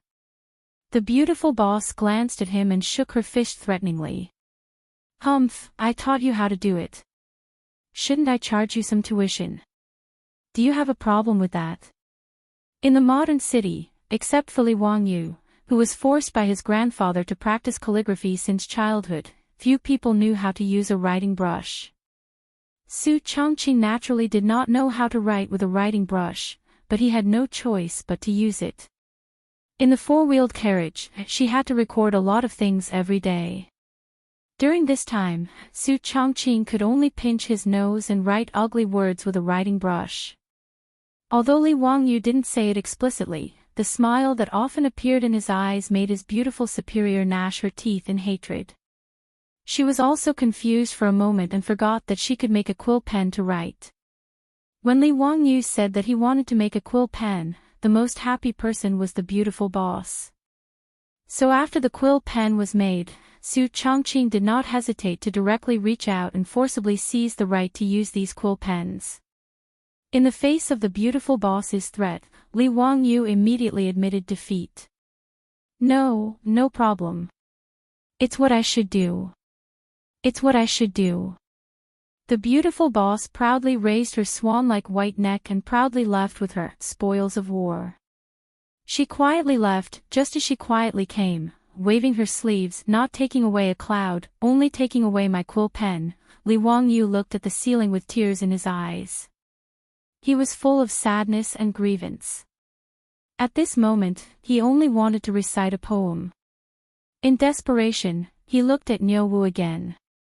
Before he could speak, Niu Wu looked at him with disdain, grabbed the bow and arrow, and strode out. Damn, this poem was not good. He actually dared to look down on his Lang Jun. Li Wangyu became more and more speechless. Even Niu Wu dared to look down on him. Where was the dignity of the family head?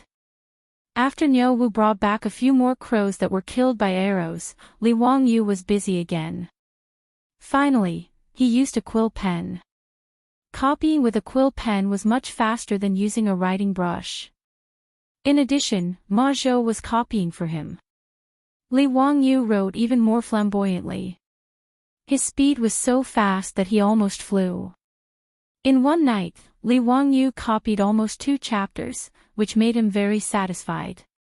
Sure enough, tools were the ladder of human progress. After solving the problem of copying books, Li Wangyu's bitter days had finally come to an end. Although he still spent a lot of time copying books every day, the efficiency was much higher. Every day, he asked Niu Wu to ride a horse and send the manuscripts he copied to Chang'an City. He asked Ma Zhou and Yan Liben to copy and draw illustrations.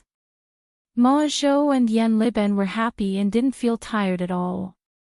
Instead, they could see the latest chapters every day and were very satisfied.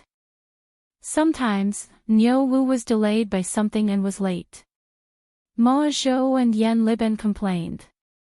Niu Wu could only silently roll his eyes. Sure enough, like teacher, like disciple. One day, because Li Wangyu was lazy and didn't want to copy books, he gave himself a day off.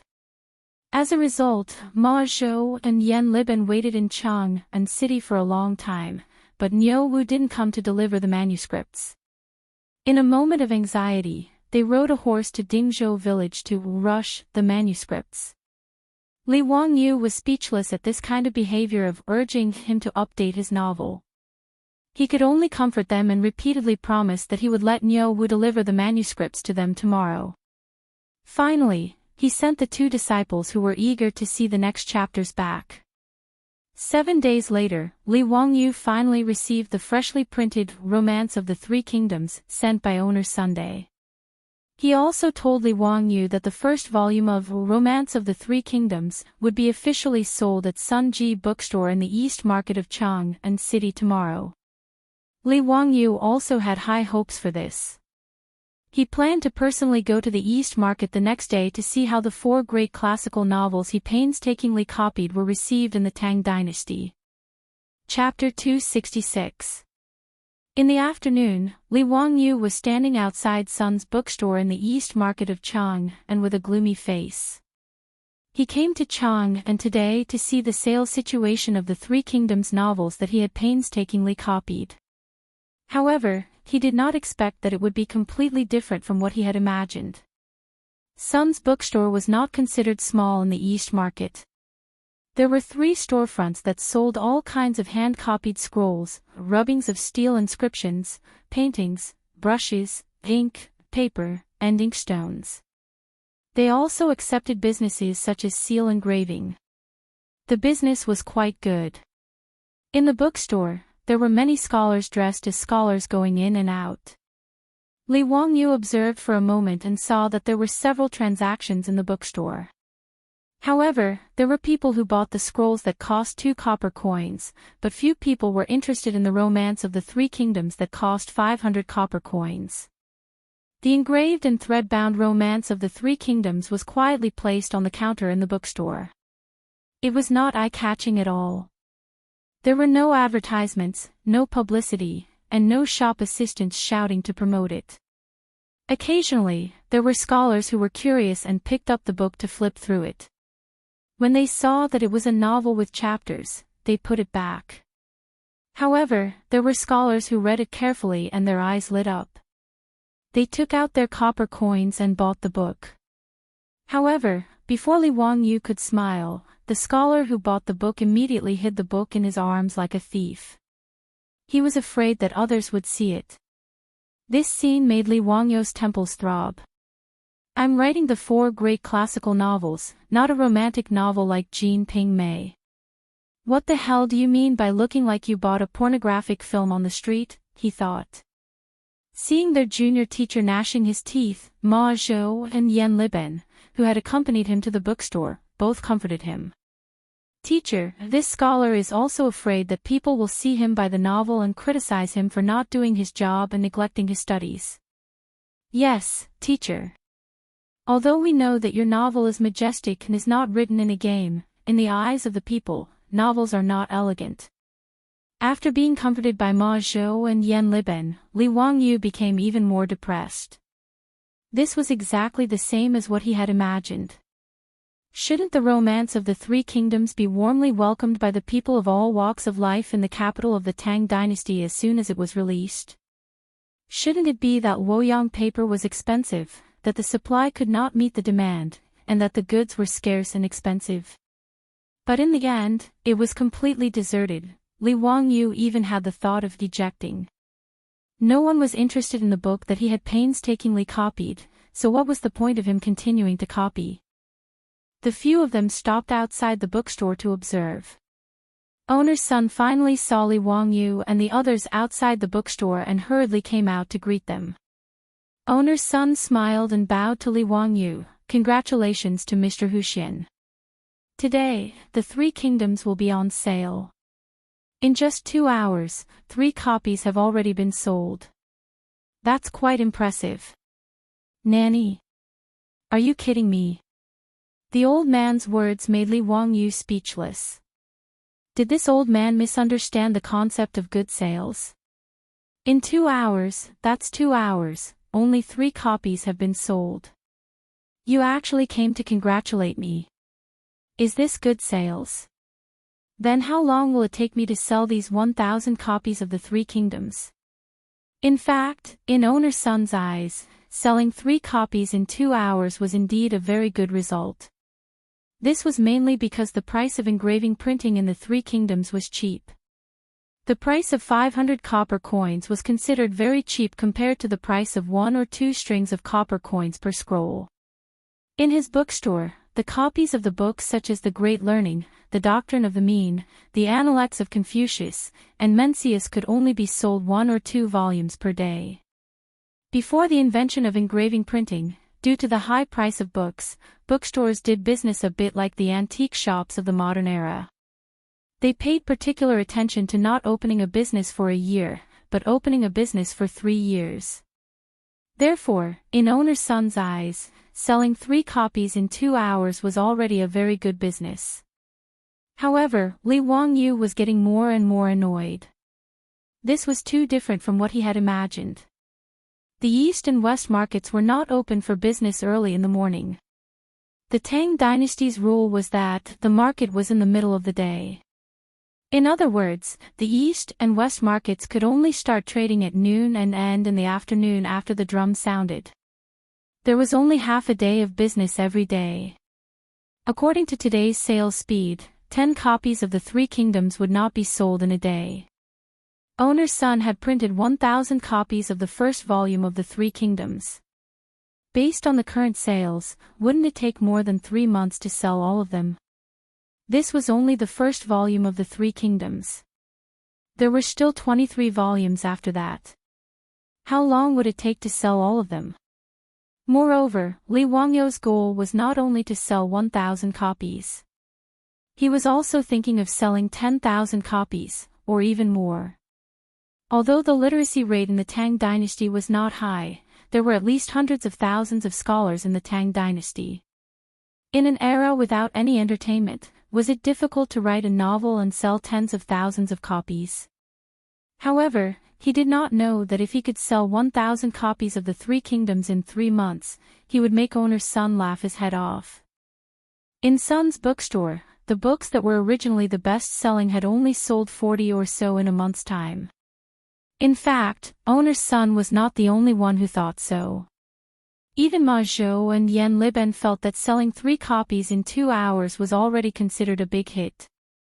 Seeing that they all had such a matter-of-fact expression, Li Wangyu was speechless. He could only ponder on how to increase the sales of the book. If his beautiful boss knew that he had sold 3 copies of the 3 Kingdoms that he painstakingly copied in 2 hours, she would laugh herself to death. Brother Ziqiao, let's go to the bookstore and see if there are any new paintings. Li Wangyu was pondering when he heard a voice behind him. He turned his head and could not help but show a look of disdain. Chang'an city was so king small that he could meet these troublemakers everywhere. The one who spoke was Cui Daogu of the Cui clan in Qinghe. Beside him were Wang Ziqiao of the Wang clan in Taiyuan, Cui Hong of the Cui clan in Bowling, and Lu Xiyang of the Lu clan in Fanyang. Naturally, there was a large group of servants following behind the 4 rich young masters of aristocratic families. The large group of people was bustling with noise and excitement. Li Wangyu was too lazy to meet these foppish sons. He pulled Ma Zhou and Yan Liben to the side and avoided the sight of Wang Ziqiao and the others. When this group of silk pants entered Sun's bookstore, the troops behind them immediately became extremely overbearing and chased away all the customers who were buying books and looking at paintings.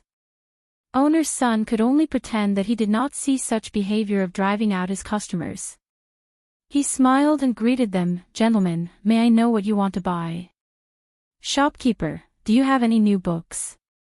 Yes, this novel, Romance of the 3 Kingdoms, was just put on sale today. It was written by a man from Hu County. "Gentlemen, are you interested?" Owner's son naturally did not know of the conflict between Li Wangyu and these foppish sons. He even enthusiastically picked up a copy of Romance of the 3 Kingdoms and respectfully handed it over. "Which man from Hu County?" Wang Ziqiao asked in an unfriendly tone. Owner's son did not know and smiled, "Li Zio of Hu County, Baron of Hu County." Just as he finished speaking, Wang Ziqiao angrily tore the Romance of the 3 Kingdoms in his hand into 2.